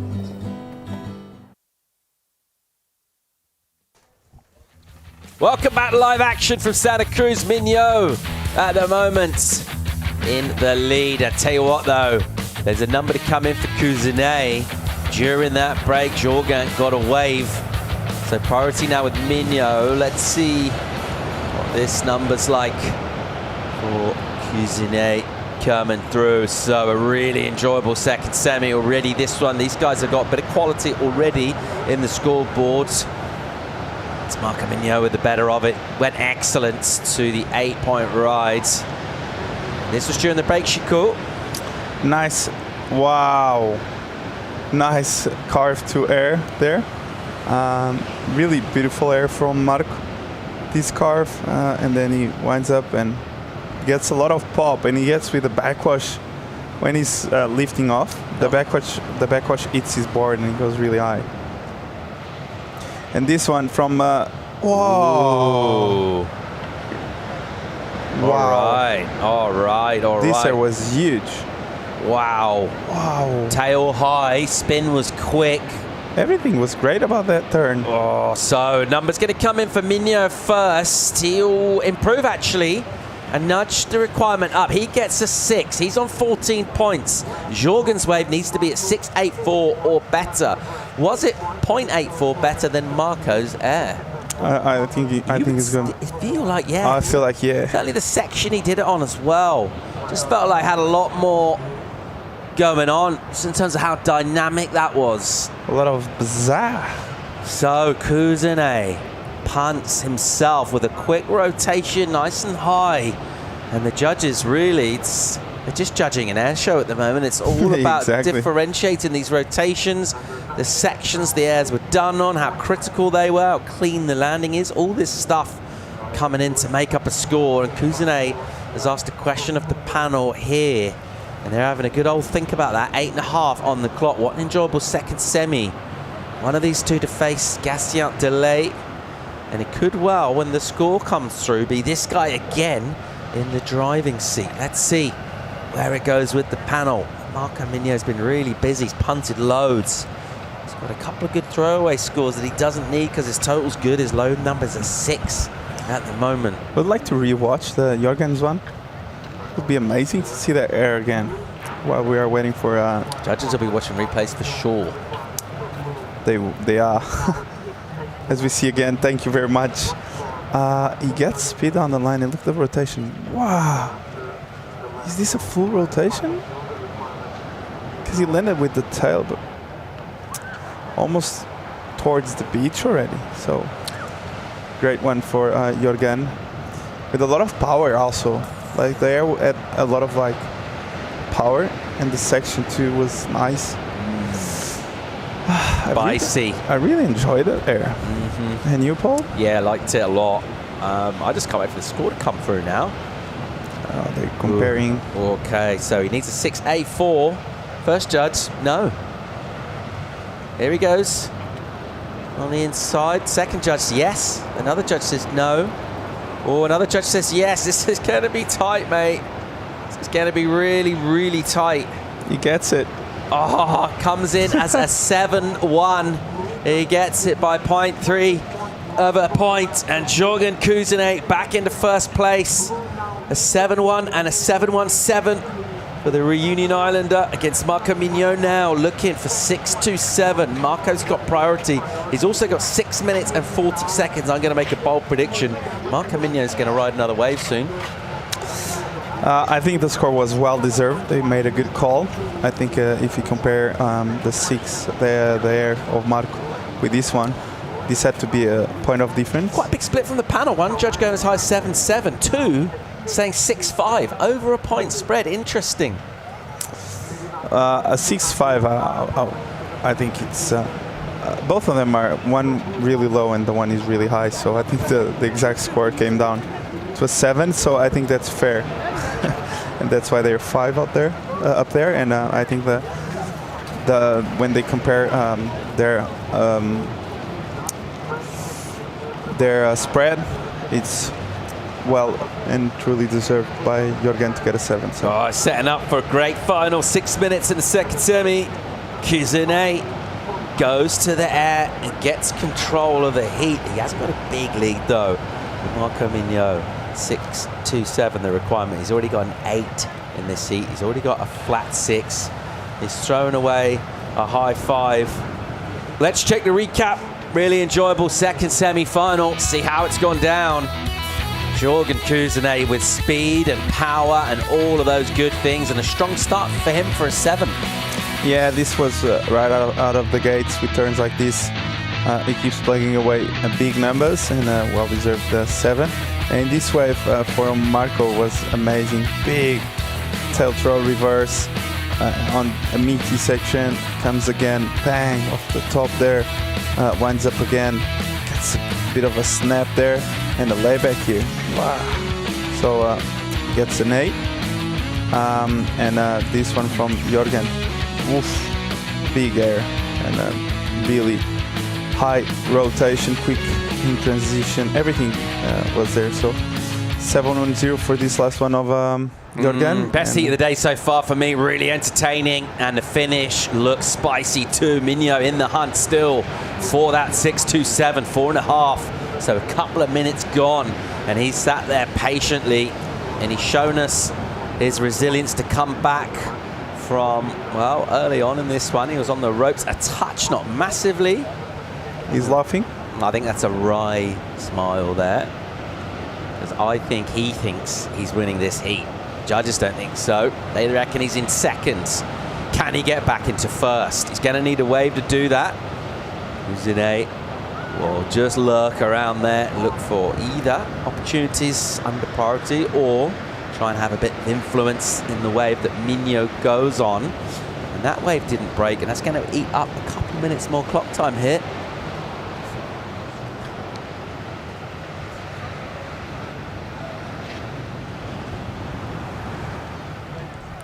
Mignot. Nerves of steel from him. He's already built up. Strong, competitive now, likes tough heats, likes to perform, he's a showman. What's he going to do now? He will need a wave. And he needs to get a 6-2-7. So just a slight improvement on his low number. And that's what it comes down to at this level. The small margins are crucial, particularly on finals day. Kuzenet can be happy with the way he's competed here. He's shown us a little bit of everything. It's that one mistake he made in this heat. Gave up priority, paddling for left. Gifted Mignot the chance to improve his score. But since then, he's come back strong, and he tried just to sell something there. Mignot's not having a bar of it. 240 to go now. Mignot might go this. He's put himself a bit wider on this running high tide right-hander that goes onto dry sand. Here goes Marco Mignot with speed. He'll flare up here, go above the lip, get a rotation, and we're getting shush. We're getting the throat slit. We got something else going on. Aparicio likes it. 627 the number. We're going to dive into this air, I think, see if we think it's worth the score. What do you think, Chico? First impressions from you, yes or no? Yes or no? I saw it from the drone view. First impressions, mate, yes or no? Let me just rewatch it with the front angle. Okay, second impressions. Okay. Yes. Okay. First impression, it's a yes. Oh, and the gun. Okay, so we got shush, the throat slit, and then shooters. Interesting. I think yes. This was bigger than his 6.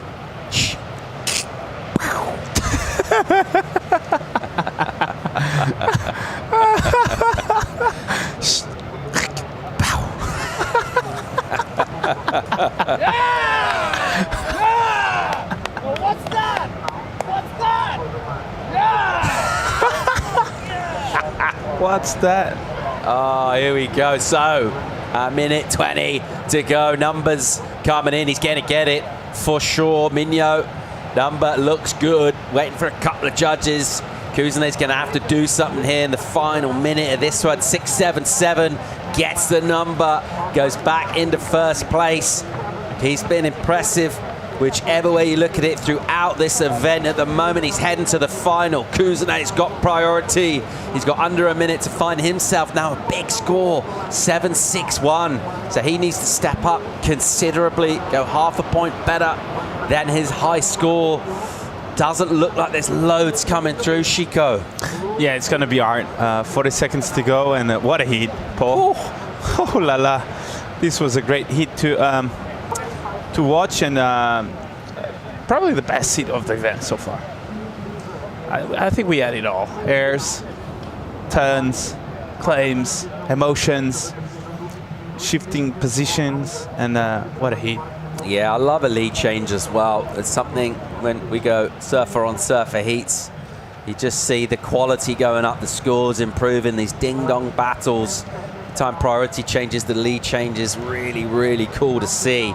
But Kuznet's going to be out of luck here, and he won't get a chance to get to his feet, and it'll be Marco Mignot in the final against Gatien Delay. Two, obviously, the outstanding surfers in the event. It's a shame to lose Kuznet at this stage. I think it's been really good value for an equal third place finish.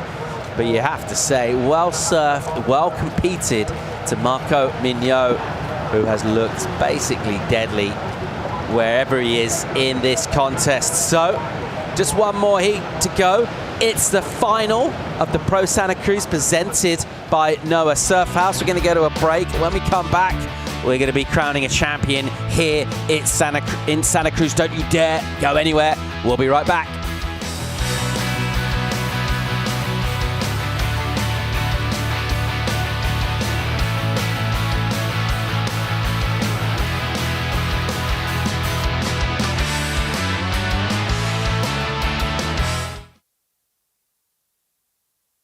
Na vida, há sempre algo que nos inspira. O milénio está sempre presente, ao seu lado, na conquista de novos desafios. Juntos, partilhamos a paixão pelo futuro. Milénio, aqui consigo.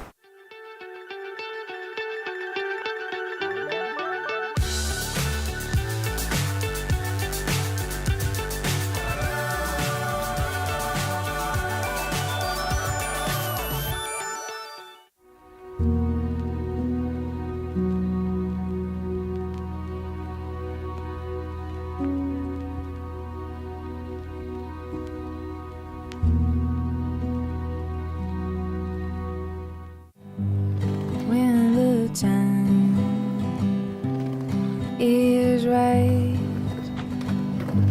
I'll sing my song to the morning light. Torres Vedras, a land made out of city, countryside and the Atlantic Ocean. Explore a territory with 20 kilometers of coastline. Visit Torres Vedras.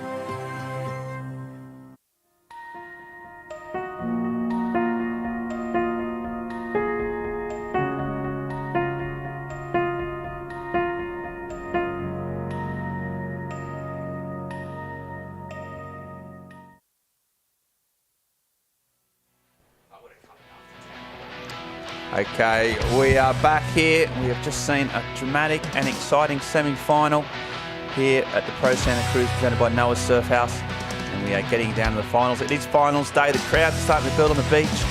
Still some swell around. We are actually just going to go to a short little break. We're going to give the surfers some bit of time. Here they are in the final. Gaston Delahaye up against Marco Migno. Been very impressive. Migno there with the last sort of minute buzzer beater. Delahaye with the last second winner in his semi-final. So these two guys have come in with drama, with excitement, and with incredible sort of frontside airs. So it's going to be huge. So right now, though, we're going to go down and speak to that man, Marco Migno, who's just got through his semi-final. He's down on the beach with Joanna Garnell. Yeah, here he is, our last finalist.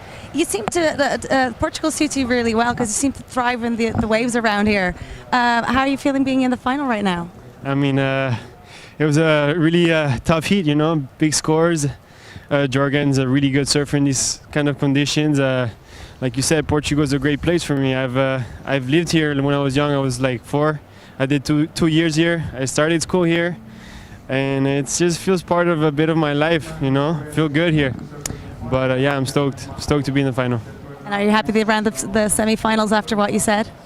I mean, you know what? It's been great. Life is all about ups and downs, but at the end of the day, it's good. It's a good life, you know. So I'm grateful for this life. And Gaston was in the final last year. Are you worried? No, I don't worry. I just always find solutions, and I'm here to win. So I'm gonna give my best. Well, go give your best. Go rest, and we'll see you in the final. Obrigado. Okay, yeah, I love him. He's a interesting cat, isn't he, man? He's got that sort of inner confidence. He's not worried about anybody. He's worried about his own game. But a good little part about how he's still lucky to live this life, and he is. He's a professional surfer making money out of surfing, and it's important not to forget that, which he mentioned. Even the bit about, you know, how Portugal's got a little bit of Portugal in him. Spent some time here when he was really young, and it's just played a part in his life. So yeah, all very, very good answers, and he's here to win. But that's going to be a little while. You've got to give him a bit of a rest before the final, so we're going to have a bit of a break. But it's been this, you know, we're coming down to the final. Philippe Jervis. It is, of course, the 5th event this has been over the course of the qualifying series, and there's 2 to go after this to see the top 7 surfers will go into next year's Challenger Series event, which is effectively the promotion league for the Championship Tour, or the CT. And we might just have a little look at how we've got here so far and what's been a pretty action-packed European leg of qualifying series surfing. Yeah, I started off with the Board Masters. It's always a fun contest to be around. I used to go there a lot back in the day, and yeah, a lot of people, a lot of party, a lot of good waves. As you see here, all the Coyotes all just absolutely smashing that contest. It was an informed surfer as well. And yeah, he got the win. Yeah. First win of his career, I think. And then back straight into Lacano. Yeah, sort of a mix. They had sort of some big surf and some lay days. Had to double bank a few times, but there was some really, really electric surfing going on. See the Tiago Carrique, and there, big turns, big closeout, big crowds, big summer of surfing in Europe. Then we moved on to Onglat.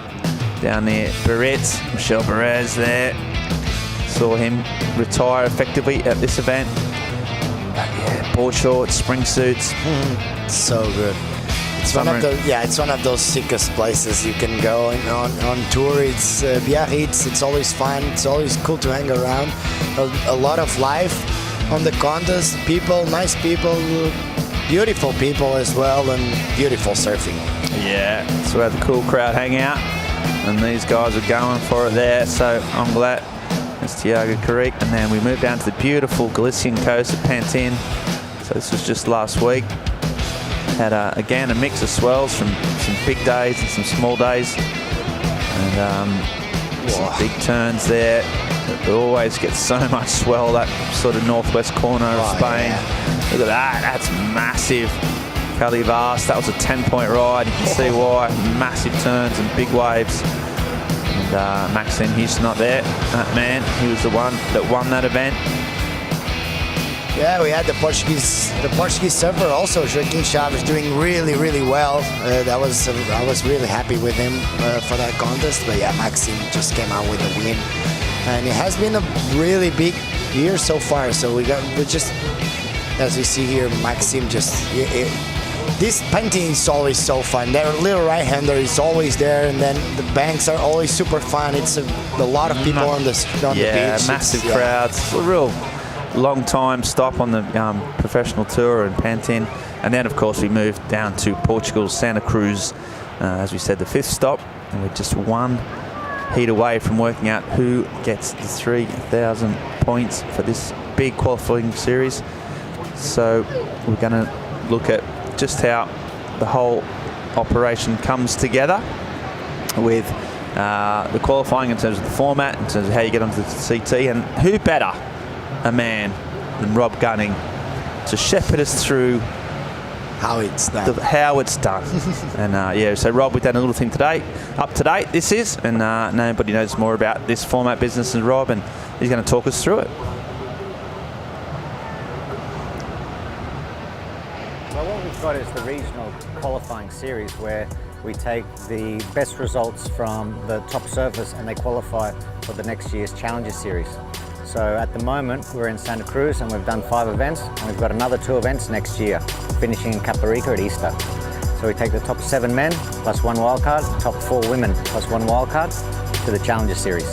Yeah, well this is the 5th event in a row, so it's been over a month now since we started in Newquay in England.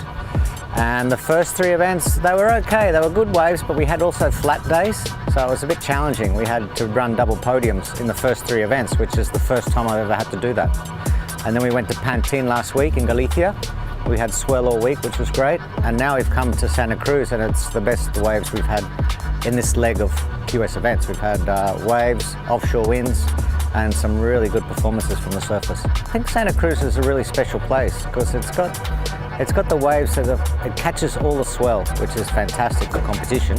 Plus it's a powerful beach break. So for what the judges are looking for nowadays with critical sections, powerful manoeuvres, it's the kind of wave where the surfers can really express themselves and surf to the criteria. Yeah, as Rob Gunning expressing himself and just summing up what's been a pretty incredible year so far. Still plenty to go, of course. Down here in Portugal, we've got this event, and we move on in a couple of weeks down to Ericeira for the final, well, not the final, but a big Challenger Series event down there. So all eyes on Portugal at the moment. Of course, the World Surf League finals are due to start this afternoon, Portuguese time. So plenty more live action coming your way with the finals. Marco Mignot just having a bit of a debrief with his coach, Jace, up there in the car, talking through what went right, what went wrong. And, well, a lot's gone right because he got through. So those aerials he's been doing all week have been rewarded for progression. And yeah, he's looking pretty good coming up in the final against Gatchin Delahaye, 2 form surfers up against each other, 2 electric surfers. So that sort of looks to be super exciting.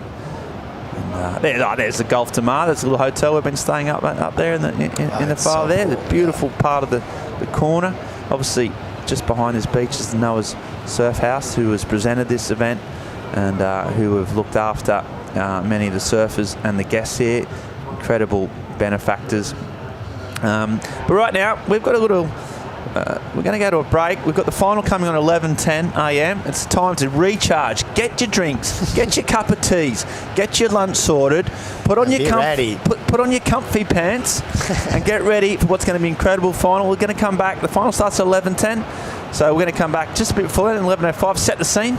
So thank you for your support. Don't go anywhere, folks. We are not long away from the Pro Santa Cruz presented by Noah Surf House final. Starts at 11:10 a.m. on Portuguese time. We'll come back after that and we'll see you there.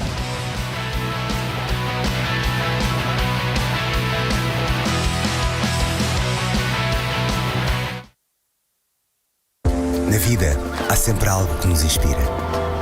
O milénio está sempre presente, ao seu lado, na conquista de novos desafios.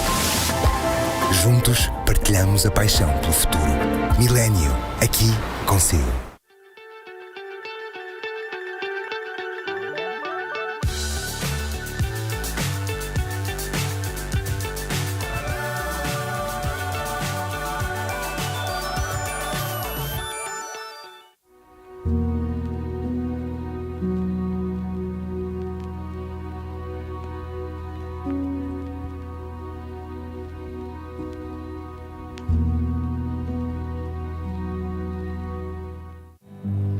When the time is right, I'll sing my song to the morning light. Torres Vedras, a land made out of city, countryside and the Atlantic Ocean. Explore a territory with 20 kilometers of coastline. Visit Torres Vedras.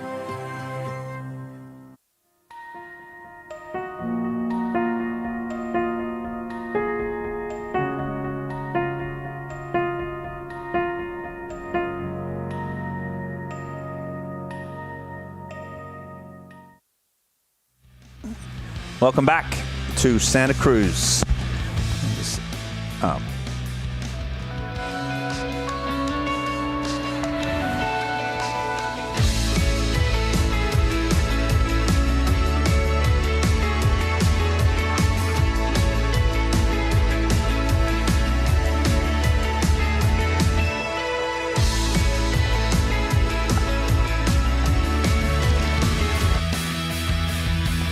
Okay, so we are live, proud to North Santa Cruz, Portugal. Gatchin De La Haye, a finalist of the 2023 Pro Santa Cruz.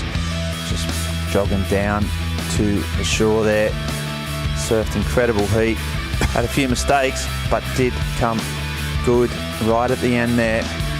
Got a wave within 5 seconds. Needed a sort of 5-point ride and nailed it. So really, really did a clutch surfing in Gatchin. And he's up against Marco Mignot, who has been absolutely electric all week. Pretty sure he's won all his heats, never came second.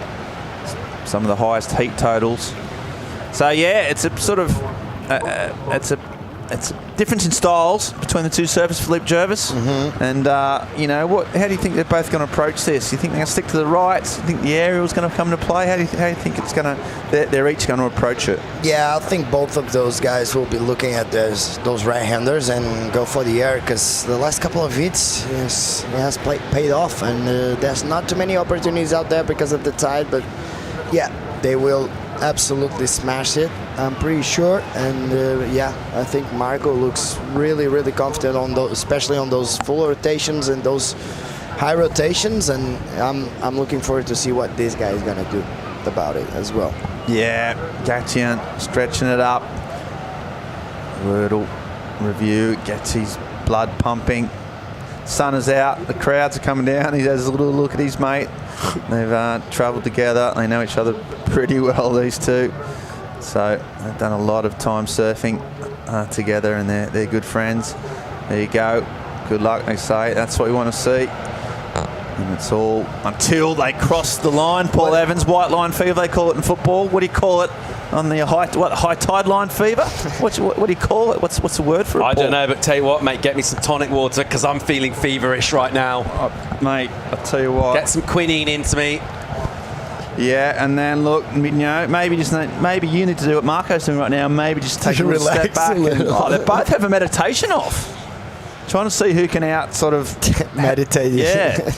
Who can really, this is mind games, this is Zen sort of stuff, trying to get right in there. There's a lot of people, a lot of surfers getting into it, aren't there? Like, really it feels like every time there's a new contest, there's more people just trying to go for the Zen. Yeah, exactly. Yeah, Jack Robinson, Griffin Colapinto coming up in the finals later on. But these two actually, whoever levitates the highest will win. So once he gets above a foot levitation. The way to escalate this is actually bring your own Bodhi tree down to the contest site. So you got your lotus tree, sit underneath it and receive enlightenment then. Yeah, well, they're receiving enlightenment, thinking about the job at hand.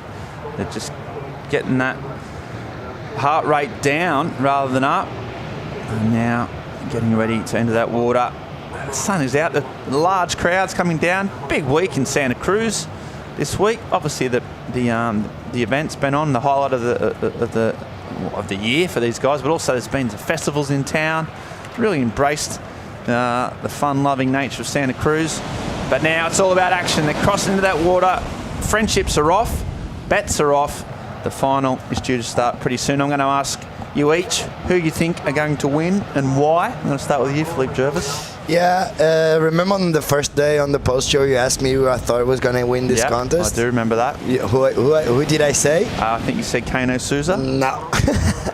Who did you say? I said Marco Mignot. Right. So he's right in the final and he's still my bet. Just drop that in there, do you? Okay. Yeah. Paul. I know Paul said Joanne Giroux, so that didn't work out. But who's going to win this final and why? Well, just because Philippe's gone Marco, I'll even things up. Go Gassia. Okay. How about you? You? Me?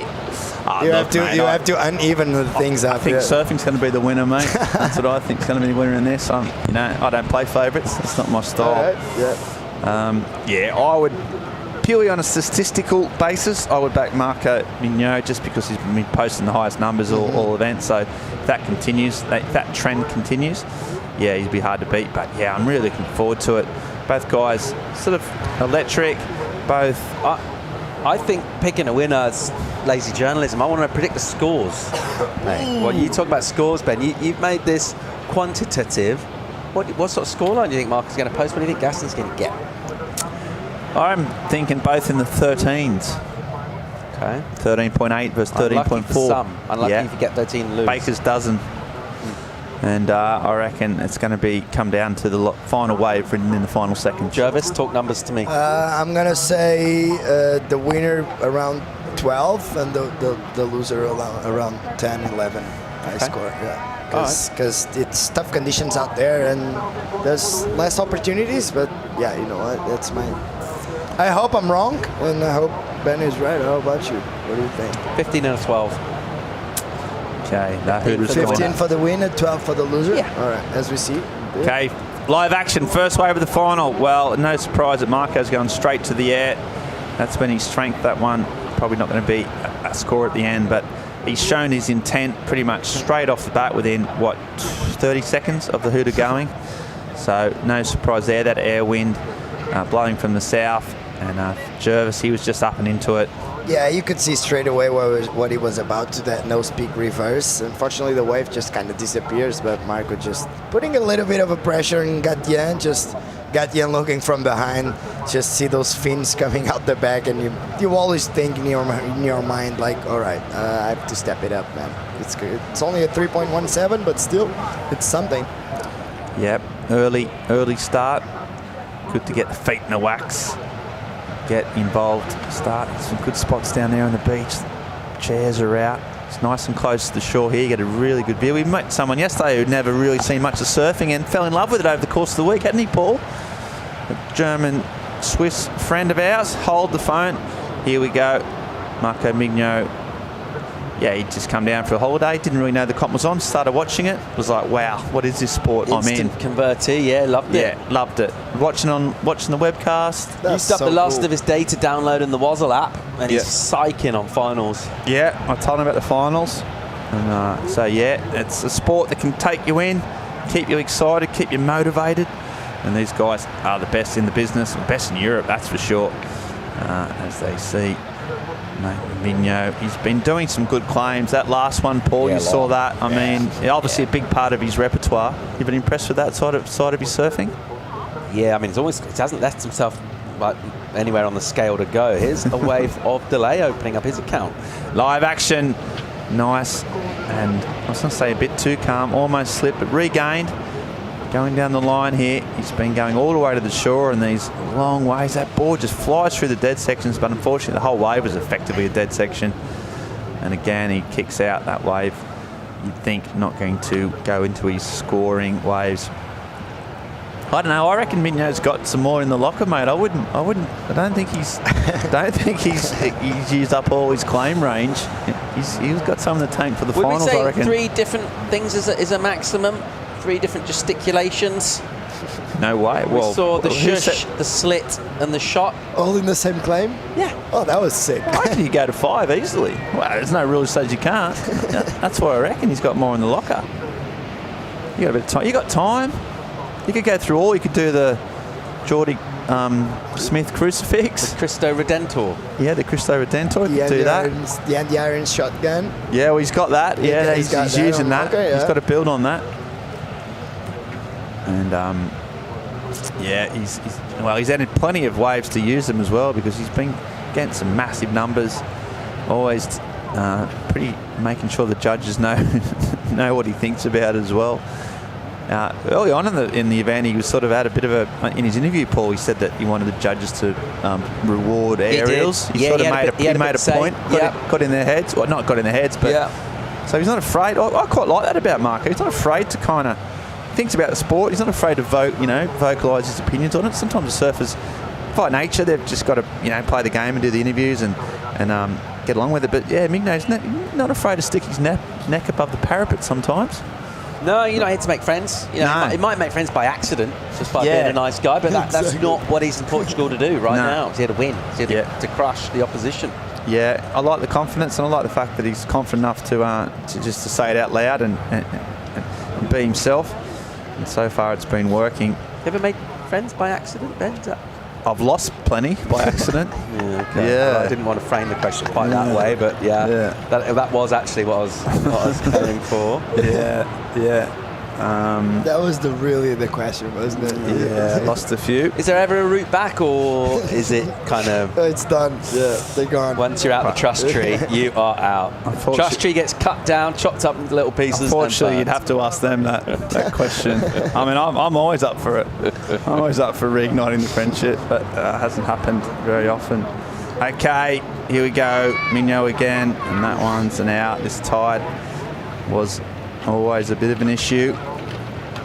He was also on record saying that they should go and hold, so I'm sure he'll have something to say about that if he doesn't win. But he speaks from the heart. No one can take that out from him. And just trying to find some type of purchase. Staying busy is not a bad approach. He could have obviously spoke to his coach. Said, look, waiting around is probably not the answer today. You just got to go and trust that you can land one of those big airs on any type of section. It's Tiago Carrick. And Charlie. Brain trust there, nervous. Really hard to watch this when there's not many waves. Got a lot of downtime. Obviously all their work is done now. They can't do a whole lot. Maybe the old whistle, the old board in the air kind of trick, but even on this bank there's been very lack of the old waving board in the air, the stock standard Surf Coach 101. Yeah, there was a bit of it when it was bigger, wasn't there? Some pointing going on. Some whistling. Yeah, always a bit of whistling. I'm just wondering, Ben, when you're trying to bring these friendships back, do you ever, the gifts, maybe a little box of pastries? What do you, a bottle of wine or something? Do you try and bribe people to loving you again? Or? I just do a bank transfer. That's I found to be the most effective. Here we go. Speaking of bank transfers, he's up for some big cash here, and he just slides out the tail. That's one of the few times I think I've seen him fall off on a manoeuvre. Bent that back. Always going for a bit of a radical approach. And he just couldn't quite hang on to that one. So slow start to the final. A few waves ridden. None of any sort of nature. But that's his style, isn't it, Philippe? He that first turn, he'll add some risk to it. He's always pushing it. And he always takes his turns a little. He gives it that little extra effort on those turns, and unfortunately, just kind of disconnected. And as we see, got down and a nice-looking right-hander.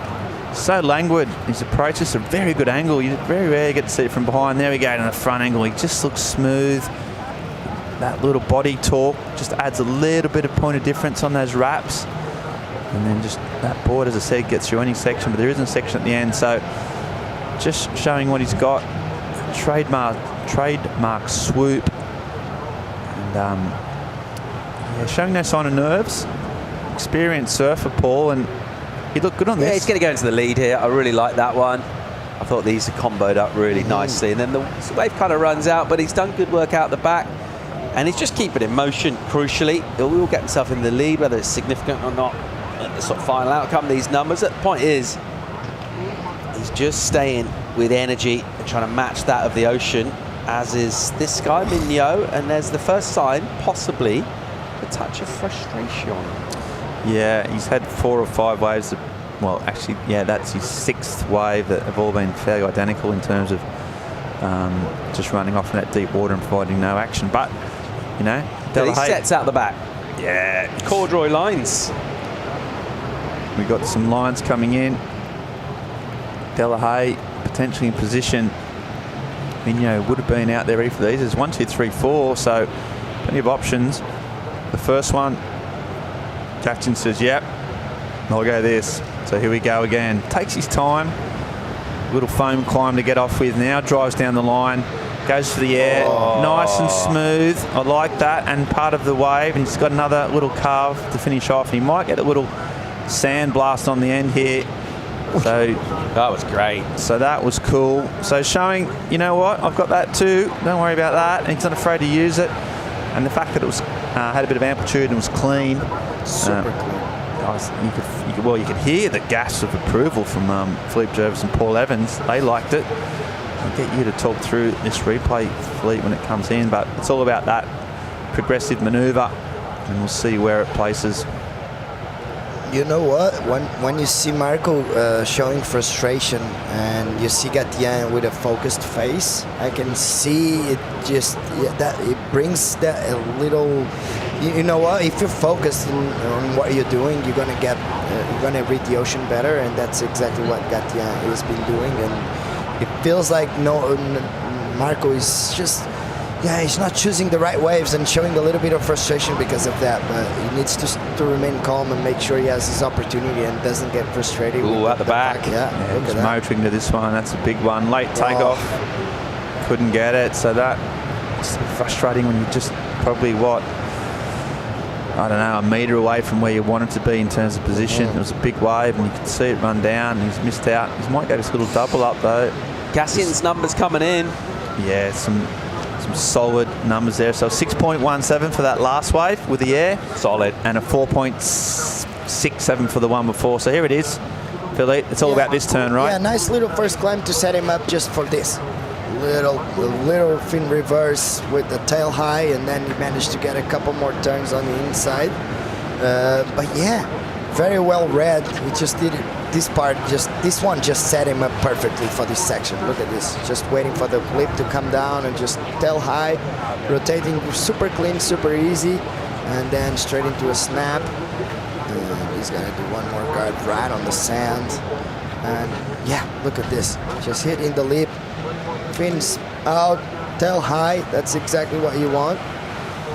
So light in his feet. He's a big, tall guy. He's probably one of the tallest surfers on the tour, I'd imagine. Save that discussion for another time, but he'd be right up there in terms of height. I can't think of many other taller surfers. Cole Houshman is tall. Geordie Smith is tall, but I don't know how exactly the height of Gatien. He's probably 6'2", 6'3", so big, tall, rangy surfer, but still gets so much pop. And really, and in the small waves as well, he's always been really, really competitive even though the conditions get small. So he's got a bit of a lead, not a huge one, but he's putting pressure on Marco, and that's what you've got to do, try and unsettle him. Yeah, the lead's not necessarily massive, but just look at the numbers that he's got. Marco's not started his final yet, basically. So rather than sort of carry over that energy, which is what he would want to do, every heat Marco surfed, he's been blowing up. It's been highlights, real stuff. They get really good scores. He's been kicking out of waves, throwing upside, and he's just had the buzz. And all of a sudden in this one, he's been shut down a bit, and he's going to have to think a bit differently. Yeah, well, here he goes. In his interview, he was talking about finding solutions to problems. And this wave might be one of a solution to get back in this heat. Just going a little bit more sort of traditional. I think he's rattled. You saw mid-wave there, he did a little slash, and you saw him kind of grimace and shake his head a bit. Not the sort of body language you want to see in any heat, particularly the final. Oh, yeah. Well, yeah, and you know what, as you said, he's gone on record saying potentially the conditions weren't to his liking, but yeah, that one there, you can see him then this one was the one maybe where he knows that nothing's going to come. So just sort of playing by the numbers a little bit, and yeah, the body language isn't good. So yeah, we talk about wearing your heart on your sleeve. That's what it's all about. Piot's going to go back to Gassian. Can he make him pay? Ooh, just paddle for that. Not sure if Marco's close enough, but inside. Here he goes. So this might be a bit steeper. There's the first turn. That's a bit more like it from Marco. And again, he's just got those waves that aren't delivering any type of opportunity. And there's more coming in. You might look around to see Gassian. You can see by that He was look. not looking to the outside, he was looking to the inside, and this Here he wave goes. came. Let's see. So this is one of the set waves. Gassian just nice and slow starts to wind through the gears. There's a little wrap, but that wrap is finished. It just didn't pay out. So worth a sniff. Keeps priority. Gets back out there. 20 minutes to go. Smart surfing from him. He knew there wasn't potential on there to improve his 4.67. He knew exactly where Marco Mignot was. So he flicks off to take control, or keep hold of control of priority. Meanwhile, on the inside, Mignot. Yeah, putting his foot on that back, it usually means he wants to go to the air. There's a nice little turn with a bit of drift, but yeah, he's just on repeat, and so is Gassian. He's looking anything behind, and he's going to go and get priority. So at the moment, it's just catching waves and trying to keep priority. Those right-handers just fading off into the channel. So this is a mind game now, Philippe, isn't it, really? The conditions are changing. The scores aren't there at this early stage. You know, you've got to just, do you readjust? Do you move to another part of the bank, or do you just, as Marco, do you just keep plugging away? Well, from what we have been watching, there's no more option on the bank, so you just have to stick to that place in particular. But yeah, I think Marco needs to remain calm, and I know Gassian will. He's on a pretty decent position. He has a 6.17, and with the conditions kind of deteriorating, that puts him on the lead. And think about getting numbers and when they come in heats as well, and you get a 4 and a 6 at the end of a heat, and you're thinking, yeah, okay, but you nail it at the beginning when the tide's coming up, and you think, you know, to your point, it's going to get harder to score probably as the tide comes in. I tell you what, those scores will just sort of plump out as the clock ticks down. Yeah, that's all crucial about when you get it. And he looks at this one, and he goes. So live action, Gassian Delahaye. There's another aerial, nice and smooth, control, not massive, but again, just showing firm grasp of his surfboard. And now he tries to get through this dead section for some little bite of a cherry on the inside, and there isn't. So doubt that will improve on his 4.67. He'll go back out again. Yeah, that early start, so important. 6.17 now, even worth its weight in gold. Just the rhythm as well. You think, you know, you're surfing, obviously, when your opponent posts a score, you kind of want to reply back straight away. And Marco's missed a few opportunities to have anything to say about the scoring. And I think just in his mind, that's going to hurt. Yeah, he's under the pump. He's got plenty of character and plenty of surfing talent to get himself out of this small hole that he's found himself in. And he's just got to get some type of wave. At least Gassian's got it, the waves allow him to surf at least, which makes you feel good.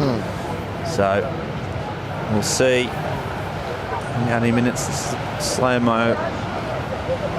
So good on those rotations, isn't he, Philippe? He sort of just gets those fins really far forward, and the way he spins around always looks pretty cool. Yeah, it chose the right spot to put the board on it, and then it just kind of popped it, because he didn't have a lot of lip, but this wind just gives you that extra push against the board, which allows him to have that pop and just put the board tail high. And yeah, with such a great style. So Gassian doing really well, and he didn't change anything on the heat because he only got a 3.83, but still, in Marco's mind, the guy is getting the good waves, he's doing airs, and that may play out on the rest of the heat, because Marco is a bit of an emotional guy, and you can see Gassian just razor sharp and super focused. It's going to be interesting to see the different approaches. Paul, I mean, interesting. This is Marco's caught 9 waves. It would be controversial to bring back suddenly the old 10 wave rule. You have to come in if you get 10 waves. I mean, it'd be highly controversial if you brought it in now, mate. It'd be ballsy decision. He's on 9 waves. I'd love to see the head judge make that call suddenly. It's 15 now, isn't it? Usually you can do 15. It's not. Is there a limit? I don't think there's a limit at all, is there? There isn't anymore. They finished. They ended up with that rule. I think so. I mean, I'll need to double check, but yeah, in the old days, for a long time, well, for about 3 decades, it was 10 waves and you had to come in. And then they did scrap that. As we see a wide one, so this is his 10th wave. Can he make it count? Bit bigger, and he can't. And you can just see the wheels aren't coming off. More missteps, mishaps, mistake in this heat, the final for Marco Mignot, than the rest of his contest put together. Yeah, probably. So far. He has been falling a lot, has he? And then out of nowhere, this hit, so many weird movements, so weird wave choices and everything. So that semi he had, every time he paddled for something, he made something happen. Yeah. It didn't matter really where he went on the bank. If he went wide, he went deep. He would go on the inside. He would build his score. He would do something entertaining. He'd kick out with more energy than when he paddled into the wave. It's been the opposite story in the final, and look at that look on his face. Yeah, tells it all. He's not happy at all. Yeah, he just hasn't, well, as we said, 10 waves, a couple of threes, and 8 absolute throwaways. Plenty of mistakes, plenty of falls, but he's going to keep on swinging. Here he goes again. No, it's the wave selection that's got him in this sort of trouble. At least with that one, he said, okay, I've got to do something different here. Out the back. Some sets approaching. It's putting himself out of position, just paddling to anything. So it's kind of weird because he needs a good score. He needs a good wave. Yeah, and then Gatchin, that was a set, sort of a bit of foamy rolled through. The priority situation will be after that. It looks like Marco having a look at this little insider. Can we get a little section? He just needs a little section to get his groove back, get a bit of confidence. Once he gets that confidence, you watch him go. So here he goes, just taking his time. There's a nice snap. That's a bit more like Mignot. I don't mind this, just getting through, posting the score, getting his confidence up, a little flick, and there he goes. So that's a bit more like the surfing we've seen from him, and it's just got himself back in the game. Question, is that deemed complete? Did he ride out of it? I think he did. Okay. Yeah. Yeah, I think he did. He jumped actually, off onto the sand. He had control. Because the end of the turn, he was already in control, but then he had to jump off the. What do you want him to do? Make a sandcastle or something to prove that he's in total control of his faculties? Here we go. Paul Evans, what did you like at this? What didn't you like? Yeah, he just stuck with it, didn't he? And as we mentioned just prior to this, making things happen. And he's there patiently. When it offers something, he pushes. When it doesn't, he just makes sure he brings it into the next section. When he saw this little thing stand up, he was good enough to get that reverse done right on the inside. So this is going to feel a lot better. The score will help him. I don't think it's going to be the near excellent number required to go to first. Nothing like it. But I just think he's going to be feeling a bit better about his day. Yeah, that's a reset for sure. First wave, he's completed it all the way to the end, got a few turns in, got his groove back. Wow, look at that wave. He's gone for it. I like the risk factor. You saw that bowly wave, one of the few waves that had a real sort of bowl on it, and his eyes lit up. He's gone for it. Risky manoeuvre, brave manoeuvre, but unfortunately a manoeuvre that's cost him. So surrender this priority, won't add to his score. Bell's bowl.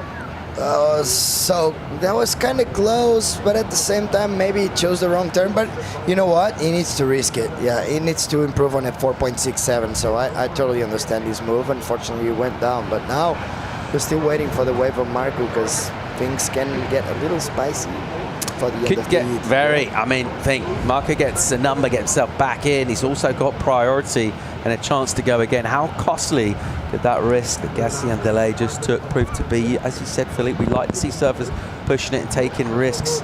At the moment, the way the scoreboard, he doesn't necessarily need to, but that's what he did. Yeah, fortune favours the brave. So a 5.5 came in for Marco's wave, and then suddenly, just like that, within the space of that short little wave, He's back in the game, netting a 5.35. We're going to go to a short commercial break and come back with the rest of the final, the Pro Santa Cruz, presented by Noah Surf House, right after this.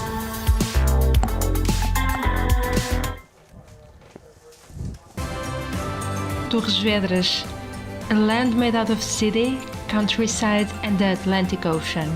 Explore a territory with 20 kilometers of coastline. Visit Torres Vedras.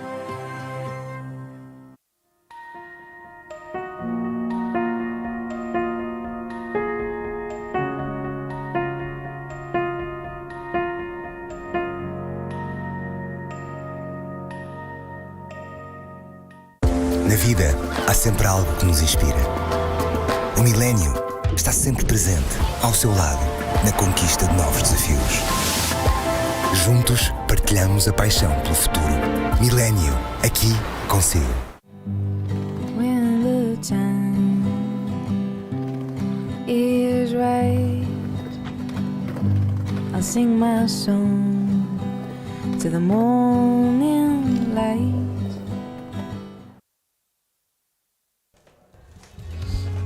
Welcome back to Santa Cruz. We've got 11 minutes and 15 seconds remaining of the final of the Pro Santa Cruz. It's very, very tightly matched. Gatien De La Haye got off to a strong start, locked in a 6 and a 4. Marco Mignot was in all sorts of bother. Couldn't get the waves, couldn't get manoeuvres, looked frustrated, and suddenly got a 5.5 and he's back in the game. Paul Evans is leaving on the 10-minute mark to go. A very, very delicately poised final. Yeah, it really is now, and it's set up, and I'll tell you what, look at that scoreboard, Ben. There's been a number dropped. Ooh. Live action. Marco got a wave in that break. He's got another wave here. And there he goes. He's getting his rhythm. Oh. And he starts to get those fins forward. And a nice little turn there. So here he goes. That's that's the 3. What's that? Is that a crown? He's putting himself a crown or just a hat, a normal hat? Well, I told you he had more in the bag. So we'll see what the wave before that was, another 5.47, and with that one to come. So he's reset, he's flipped this heat around, and now the pressure's back on Gatien. And yeah, I like the old the claim here. Fair Philippe, he looked good. Yeah, it did look really good. Nice first snap off the top, straight into a blowtail reverse. And that's exactly what he has been doing throughout the whole week. So just sticking to his guns, finding... Me, water, I'm here. hat. No, I'm here. I'm here. Just put the crown on me. I think that's what it... Yeah, we're definitely going to have to ask him. That was nice really little nice. arc. Yeah, that was really nice. And then he goes here, and then sort of finish, and then he does the old... water, crown. Not water, it's just, I'm here. It's like the Cristiano Ronaldo celebration. Like, I'm here. He's putting him himself, and then to the... This is a 5.5. He started off really strong with the carve, straight into a nice snap.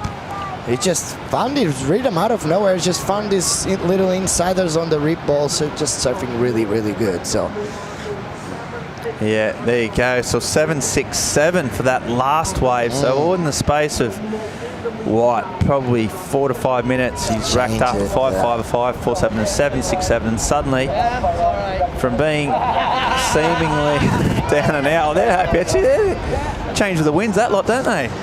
5 minutes ago, they were kind of sad. Sitting down like... Turning points in heat, right? 3 cracks at priority for Marco Mignot. With one of them, he got a 5.5. The next one, a 5.47. Then the 7.67. That score right there. We talked about that mistake from this guy might prove costly. Let's see if he can come back. Yeah, there's a nice first arc from him.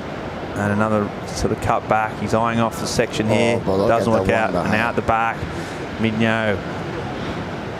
That little double up, roundhouse carve, didn't work out. Yeah, that mistake from Gatien. He had priority. He was in the lead. He had a juicy section, and he pushed it, and he didn't get it. And from that moment on, it's been a complete transformation of this heat, this final. And Mignot, he pounces. What I did mention, Philippe, he talked about that last interview. You know, he prides himself on finding some solutions. And yeah, he was in a bit of a hole, and he's got himself out of it for now with 8 minutes to go and looking in as strong. He's also got a 13-point heat total, which is something that I said might happen just quietly. And so right now he's flipped the switch. and he'll be feeling a lot better about himself. Yeah. Honestly, I thought he was going on that one emotional kind of spiral, and ended up just going over the. Yeah, he just went against it, and out of nowhere, it just changed the whole heat. It's incredible how you have to do in your head. Yeah, exactly. He's had the mental fortitude to stay strong. We'll see the recap here, which started off with De La Haye sort of getting the most waves early, and then Mignot fighting his way back. Just smooth there at this stage. Gatien had all the manoeuvres. He's had the wave selection. He's looking on point. He started off really well on the beginning of this heat, and out of nowhere, Marco just decided to start and catch some insiders with a bit more steep over wall, and this is the 5.5.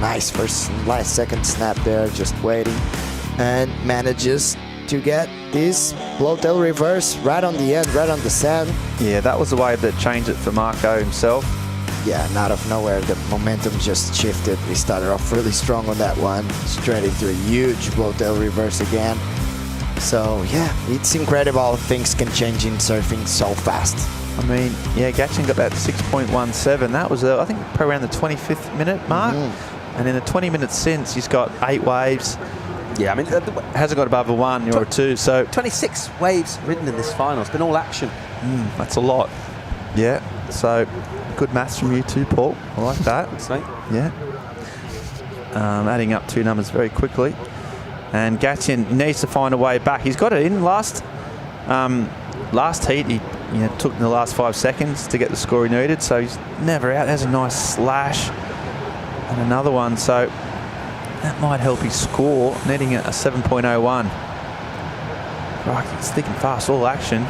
Another rotation from Marco, and then another. He's spinning. See, he's getting runners. Look at the way his waves offering up sections in front of him. You contrast that, the last couple, 3 or 4. Is he going to do another one? Oh my goodness, what's going on here? There you go. They finished this really well. Really well. Those are like, yeah, as you said, he's getting a lot of good waves, and those are just, it's just having fun at this moment, and just going through all the sections with air reverses, and then actually this wave allows him to explode on the finishing turn. Wham!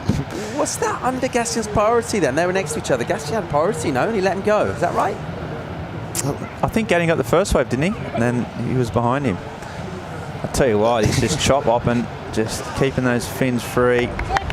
Now he's got his confidence. Jason likes it. He's happy. 4.5 minutes to go. Waiting that turn to come in. So, yeah, he's turned it around so far, and it's been exciting, but it's not over yet. What do you think about this wave? Are the judges going to look at it as repetition, and or it's just like he's doing something spectacular out of pretty much nothing? So how's it going to play out? I'm interested to see your opinions. Yeah, he had a bit of, at least that last turn was a bit different, wasn't he? But yeah, I think that second. The first and the second were pretty repetitive, but they're still air reverses. Yeah, we'll see. He's trying to improve on a 5.5. He's Marco, so anything above that will improve his score. Gatien De La Haye currently needing a 7, and it's a big ask. It could get even bigger. He's out there with priority. Just trying to get one of those double ups. This right-hander, he's sniffing around, leaves it. No, he doesn't. Decides to go. Here he goes. So De La Haye, nice roundhouse cut back. Looks for a steep section. Nice little fin release, but you can tell now the body language has switched. Now he's the one feeling frustrated, feeling a little bit disheartened with his wave choice. And it's happening that fast. It goes from being in command of your position to chasing your tail. Lovely first turn though. Yeah, it's a nice wraparound cutback, a nice roundhouse cutback. But you know what? On this size, judges don't really want to see you do roundhouses. They want to see you just attacking the leap and put some effort on those turns. And even though it was really pretty, as we see him up and riding, a little bit of a frustration there. So. Yeah, so the score's starting to come in too for Marco's last wave with those 2 aerials out the back, and that's going to be a pretty good number. His 15th wave, Ben. 15th wave? Does he have to come in? If if we're instigating the Jarvis rule, he's got to come in. I mean, yeah, so I'm pretty both sure. Both of them have to come in with 2 minutes and a half. But 30 waves ridden in, 33 minutes? So, yeah, it's been a lot of them. But that last one, a 7.43 for Marco. So he has got into the 15-point heat total. He's absolutely smashed this now. And now Gatchin netting an 8.93. Sorry, what did I say for the winning scoreline again? Just remind me the number I said. I think he said 15-12. No, you 15. said, no, you said, yeah, 15-12. Right, what is the winning number at the moment? I said 213, so I'm out. I'm out of the game. I'm out. I said 12 and 10. So. Here he goes. So this is a blocking manoeuvre more than anything else. 1 minute on the clock. Mignot goes for it. Ooh. That's big. That's the biggest one in the final. He hangs on. Now he's still trying to get around this section. And there's a little reverse just because he can. He's going to all the way in and again. Now, I love it. We want to see the claims. This is really good fun. He has stomped a final. He was on the ropes. He was in all sorts of trouble. But right now, delays in all sorts. Needs a 9, basically. And what a final showing. What a performance. What a performer. Yeah. Really good to see him under pressure too, not just go out and start sort of ripping and get comfortable. He had to dig deep in that particular final, and then he dug deep, and then he let his surfing do the talking when it mattered. So, yeah, really impressive with 1 minute on the go, 1 minute to go, and he's just watching now, and it gives his time for his fellow coaches and compatriots and mates to come down to the beach, I'd imagine. Gatchin still out there.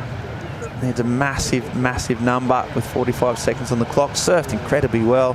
Got a strong start. Just hasn't been able to put any sort of decent numbers after that strong start for Gatchin. And he's gone. This is his last wave of the Pro Santa Cruz. Can he get a 9? That's what he needs to win. First turn. Goes for it. Hangs on. Does a layback, but he just comes off. So that's the end of Gatchin's run. And that's the winner of the Pro Santa Cruz for 2023, Marco Mignot, a well-deserved winner. Been the form surfer of the event. Heat scores, incredible heat totals throughout the whole 4 or 5 days. And there they are. And this is how much it means to them. So a big win. This guy's the man. That's the man. Two men. Each calling each other men. That's good. Look at that. That is great work. They work so hard. But a lot of time and effort goes into these events, and then to get that reward. And then Gatchin disappointed, obviously, with the final, but he'll be happy with his performances over the course of the week. Got some good points. Probably helped cement his Challenger Series seeding. And there you go. That's good sportsmanship. Good mates. And the best man won. No qualms about that. And Mignot. Let's pick him up. Let's go. He goes the now traditional chair up the beach. Marco's been getting used to that. Did that in Caparica in April. Oh yeah. I'm good. Yeah, boy. A bit rough making the beaten finalists carry him up the beach. I mean, talk about adding a bit of salt into the wounds. Oh yeah, you've just lost the final. Oh, now can you carry me up on your shoulders, please? Oh, yeah, so yeah, Gatchin also shows you what type of man Gatchin Delahaye is. Cool cut. And they're little chatting French. So both happy, both really stoked with their performances, but the one winner, and that's Tiago Carrique, helps his mate as well. So yeah, great performances throughout the whole week. Deserved winner. Yeah, that was really cool because for me, I kind of took him out of the equation at a certain point of the heat because of his body language, and sometimes, and I've been a competitor through almost 15 years, and you know what, going around that wind world of emotions, it's not easy, especially on a final. And yeah, he did really well, really well.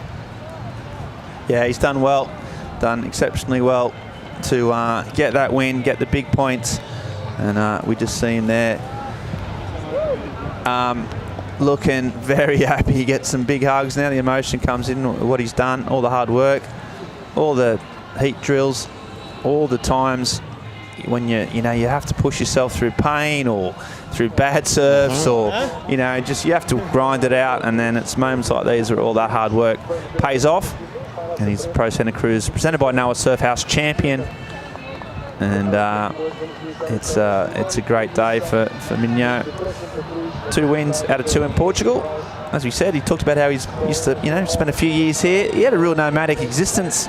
Actually, so spent a lot of time in France, a lot of time in Mexico, spent a lot of time on a boat, basically. Yeah, exactly. His parents did spend a lot of time on the boat. So, yeah, he's a real well-travelled, well-rounded individual. And, Portugal, it's his happy place at the moment. There he goes. And he's going to go up.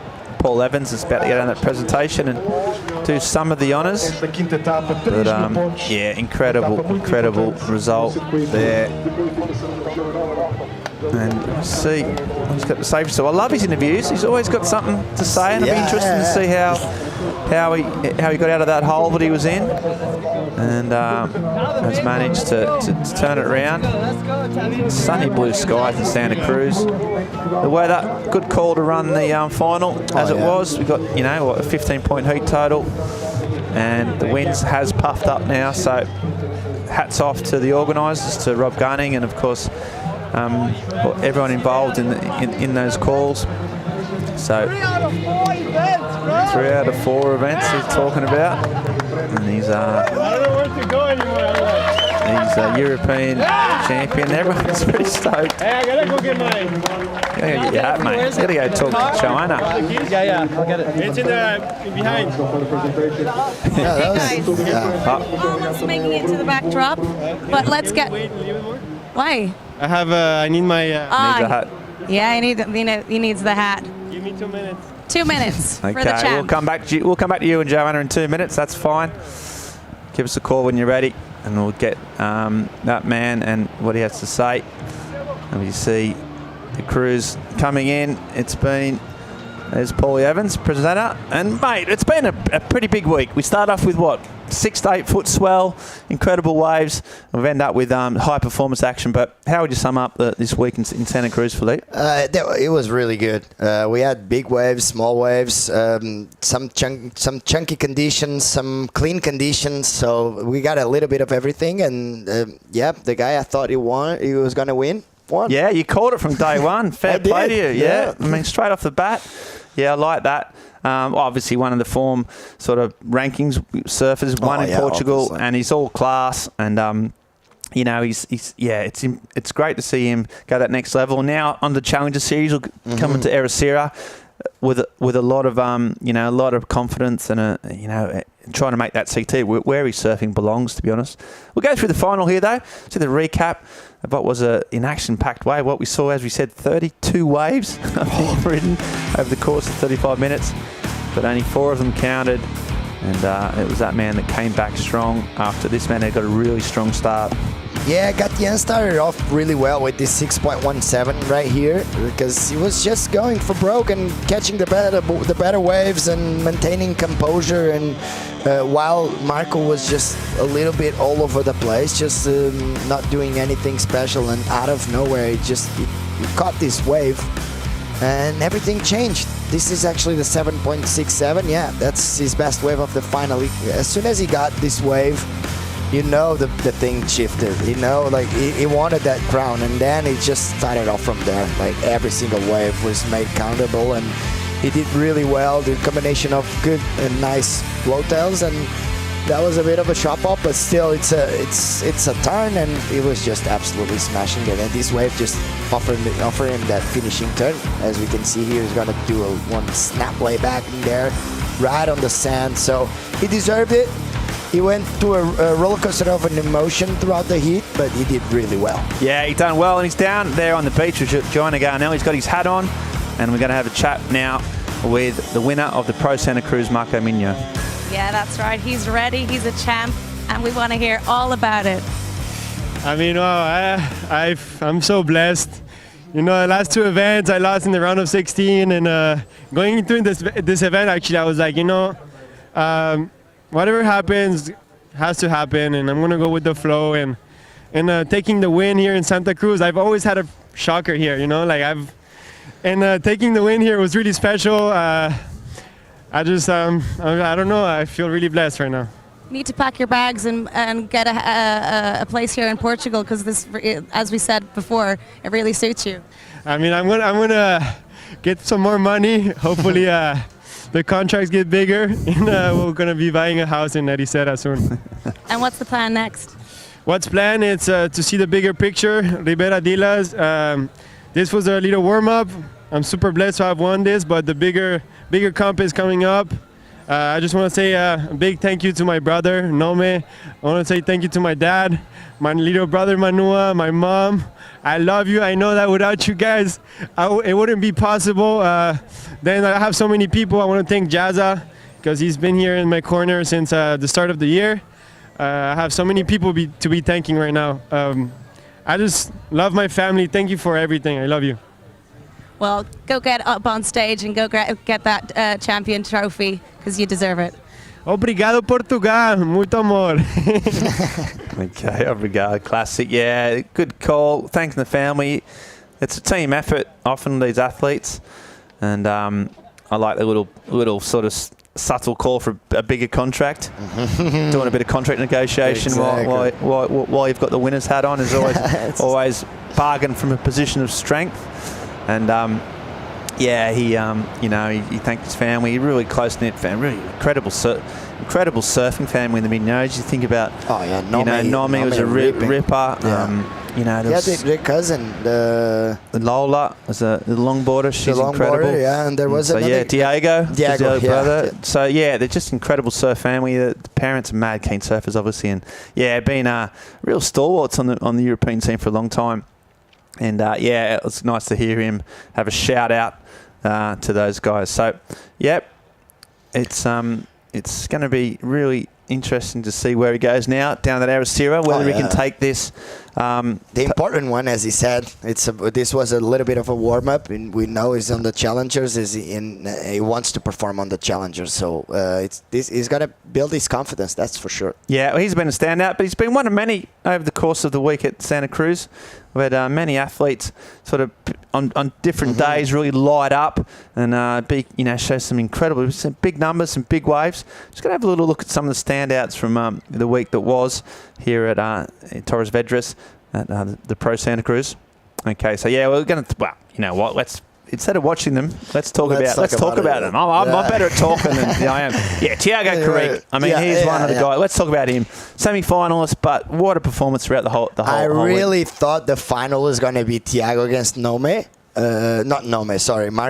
Mignot, and but he ended up losing to Gatia on the semi-final. But definitely one of the standouts. Maxime, always hard to beat as well. Jorgen, Frederico Moraes. You had also Mark Lacomar in the beginning of the contest with some of the highest scores. So pretty much all these guys on the quarterfinals, they were standouts throughout the whole contest, and you knew that they were the ones that probably going to succeed out here, because they just put a stamp on the surfing since day one. And pretty stacked side of that draw. That one, look, Freddie, Kuzane, Marco, the real heavy hitters. I thought when Jorgen got through Fred, that was going to be a big one. That could have been enough to push on, but then Mignot was just too good. So, all those surfers. Kepa, who set a sponder, a bit of a wild card. He's had his best result of the year, so that's great for that young French surfer. Maxi, well, again, he's just consolidated his spot in that top 6 and top 7 echelon. So, no massive surprises, but just the best European surfers sort of, the cream of the crop basically rising, and the best surfers in Europe all here throughout the week, and love their time in Santa Cruz. It's always so welcoming. The town just takes the sport. They're really so friendly, everyone around, and such a mellow, lovely vibe that this town has got. So it's been a real privilege to hang out, and I appreciate the hospitality of all the locals, including you guys. Also all the hard work. done by the crew, by the staff. Yeah, you start off with all the cameramen, the workers, the cleaners, the people doing the food, the judges. You know what? I'll even throw the judges in there We'll get to the this thing administrators and the going. contest Gonna crown some directors, champions. to Ocean One. Events who make it all happen. So anyway, there's a lot of people to thank, but I might leave it to the capable hands of Paul Evans, who's down on the podium. It's all yours, Paul. Thank you, Ben. A very warm welcome to the awards presentation of the Pro Santa Cruz, presented by Noah Surf House. Another beautiful day in this part of the world. It's been a great week. A lot of people's favorite event on the QS in Europe, and we found out exactly why this week. We've had great waves, some big waves, offshore winds earlier on. A little bit smaller today. Performances were great, though. I want to thank everyone here on the beach, all the locals here, for lending us their spot.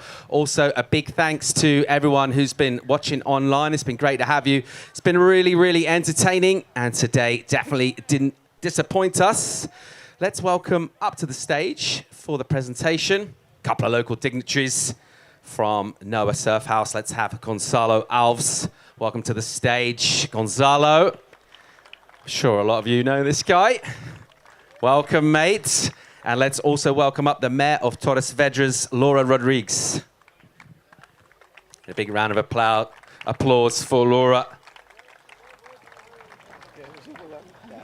And I'd like to get a quick word with you, if possible. Putting a lot into surfing in this region. We love being here. It's a great place to visit. How cool is it to see all the best surfers from around Europe here and everyone on the beach? The sun's out. It's been really fun. It's very, very good. We are very excited because it was a very, very good week. The waves, I think, were perfect, almost perfect. And I think in all the world, everybody is watching Santa Cruz. Great stuff. Also, thanks to our other partners, to Noah Surf House, Visit Portugal, Torres Vedras Municipality, Turismo do Centro, Millennium, Mayo, and Hertz. And once again, a very special thanks to the local surfing community here. Shall we award some trophies? All right, I'm going to ask Gonzalo from Noah Surf House to hand over a trophy to the winner up this year, someone who's been outstanding the last couple of years in Europe. He's been unbelievable at any kind of event. He had a great run through this event. Started off the final really well, came up against someone on an absolute tear, though. Make some noise, ladies and gentlemen, for your runner-up, Gatien Delay.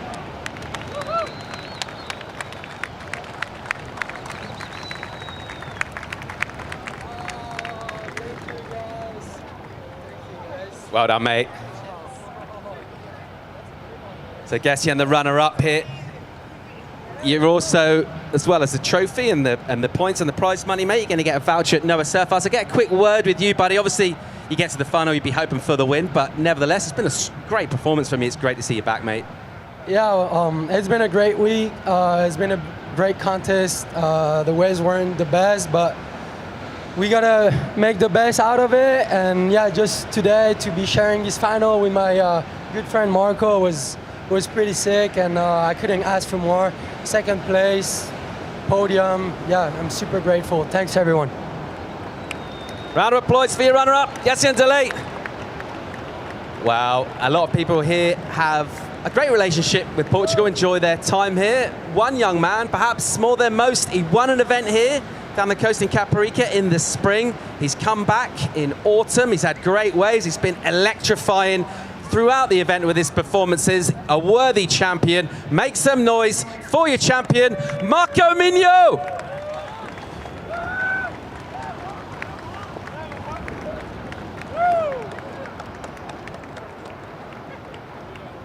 Marco, mate, another amazing performance for you in the final. Early on in that one, you were a little bit on the ropes there, mate. You didn't look quite yourself. Some of that sort of confidence you exuded wasn't quite there. You turned it around, though. I mean, you know, these type of conditions can be hard. It's true. I was, the beginning of the heat, I was like, this is it or what? Like, I couldn't see any wave with potential. Gatien got a 6 and a 4. I was like, oh my God, is this over? And then I got the rhythm and I was able to perform. So I'm really grateful for this opportunity. Thank you. And mate, we already mentioned you had a win in Portugal earlier this year. You've actually had a good result as well on the Challenger Series, 3rd place over in Sydney. Another good result. We've got 2 big events to come. What about finishing up the year strong and a chance of getting on the CT for 2024? Of course, this is a dream, you know, like any athlete or any surfer, like for me, it's the CT, and right now this is the bigger picture for me. So right now, my vision is clear. I know where I want to go, and that's where I'm heading. So let's give it all the energy possible for the next 2 events, and let's take a win. Woo! Let's make some noise once again. A huge round of applause for your champion, Marco Mignot. And we'll send it back to you guys in the studio.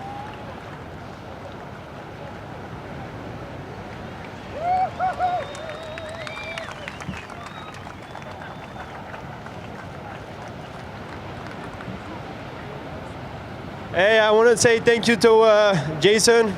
I love you, my brother. Thank you, Mario, for preparing me. And I want to say thank you to my family, my brother, Nome, my little brother, Manua, my mom, and my dad.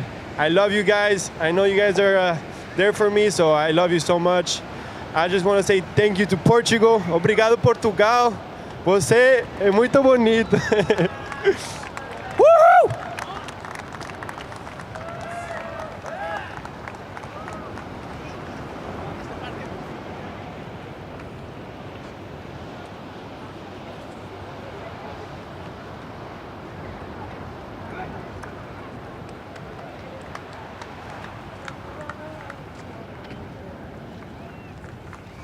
Okay, well there you go. There's some celebrations, some happy chappies. Got that Santa Cruz, that big trophy there. You can't pick it up. It's like the shape of the rock just around to the south here, so the signature rock of Santa Cruz. It's pretty cool. And yeah, the boys are happy. You know, really, really solid surfing from both. And Marco, you know, he said it's just the start of something. Hopefully use this to build for the next event down in Ericeira. So yeah, great. Good vibes, but you know, they're good mates. You can tell they're close, and nothing quite sharing a podium and a winner's check with your mates. And there he goes again. Even though Gatian lost, he's a good fella, and they're good friends. And yeah, he had a little bit of a fair play, just carrying him at the beach, and yeah. I couldn't quite hear some of that presentation. I was hoping they're going to ask him about the hat claim. And what was the thing behind that? I think it was a crown. It was not a hat. Like, well, put the crown on me because I won. We don't. This is all conjecture. It is. But yeah, we want to know about the crown claim, and get some photos there of the sponsors. So visit Portugal, Torres Vedras, which is the local little zone here. Of course, the WSL and Noah's Surf House all getting behind this event. We thank you for your continued support. Couldn't do without you guys, obviously, and super proud to showcase this part of the world to the wider surfing world.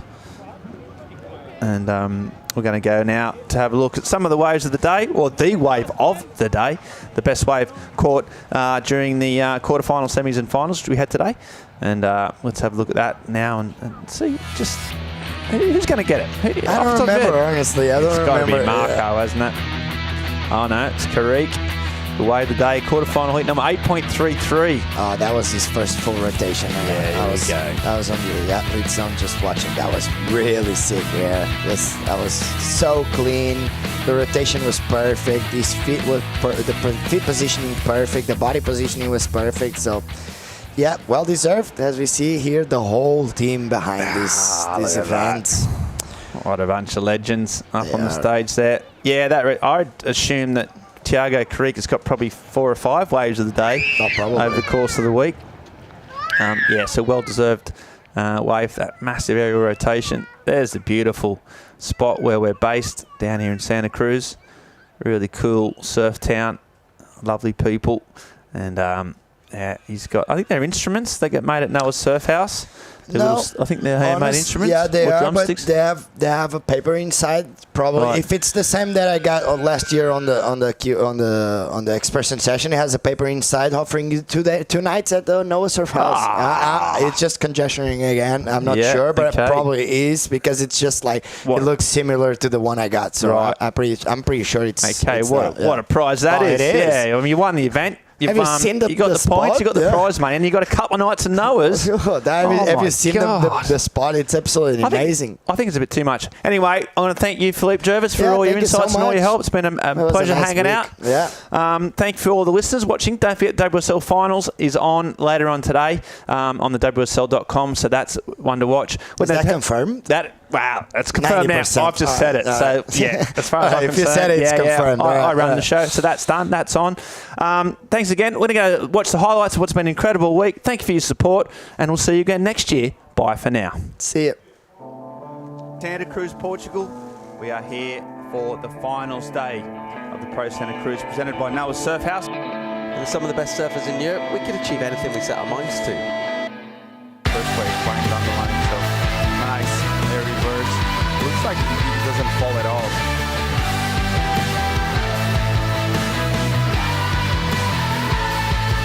Good surfing.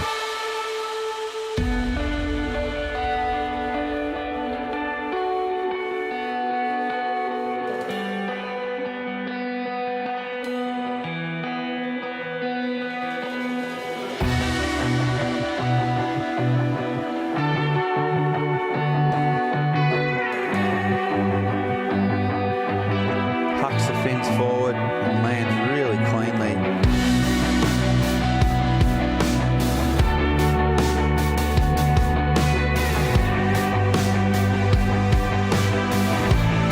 It's getting speedy now. Gonna do that off 2 turns. That was a really strong finishing turn.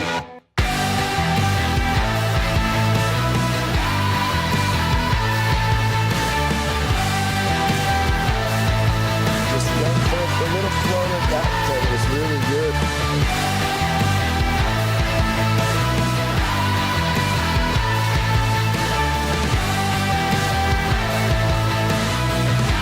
And Freddie finishes here.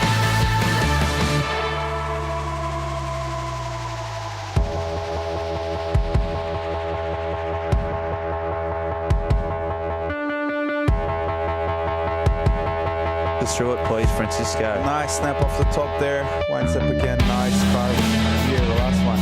Bang. Best wave of the heat, potentially. From Jorgen. Big air. Really.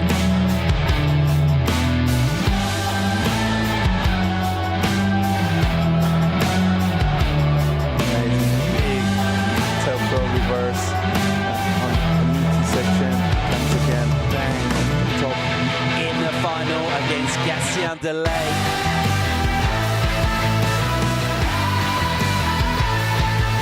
Smooth there, at the stage, getting it all the manoeuvres. He's had these. Reverse, right on the side.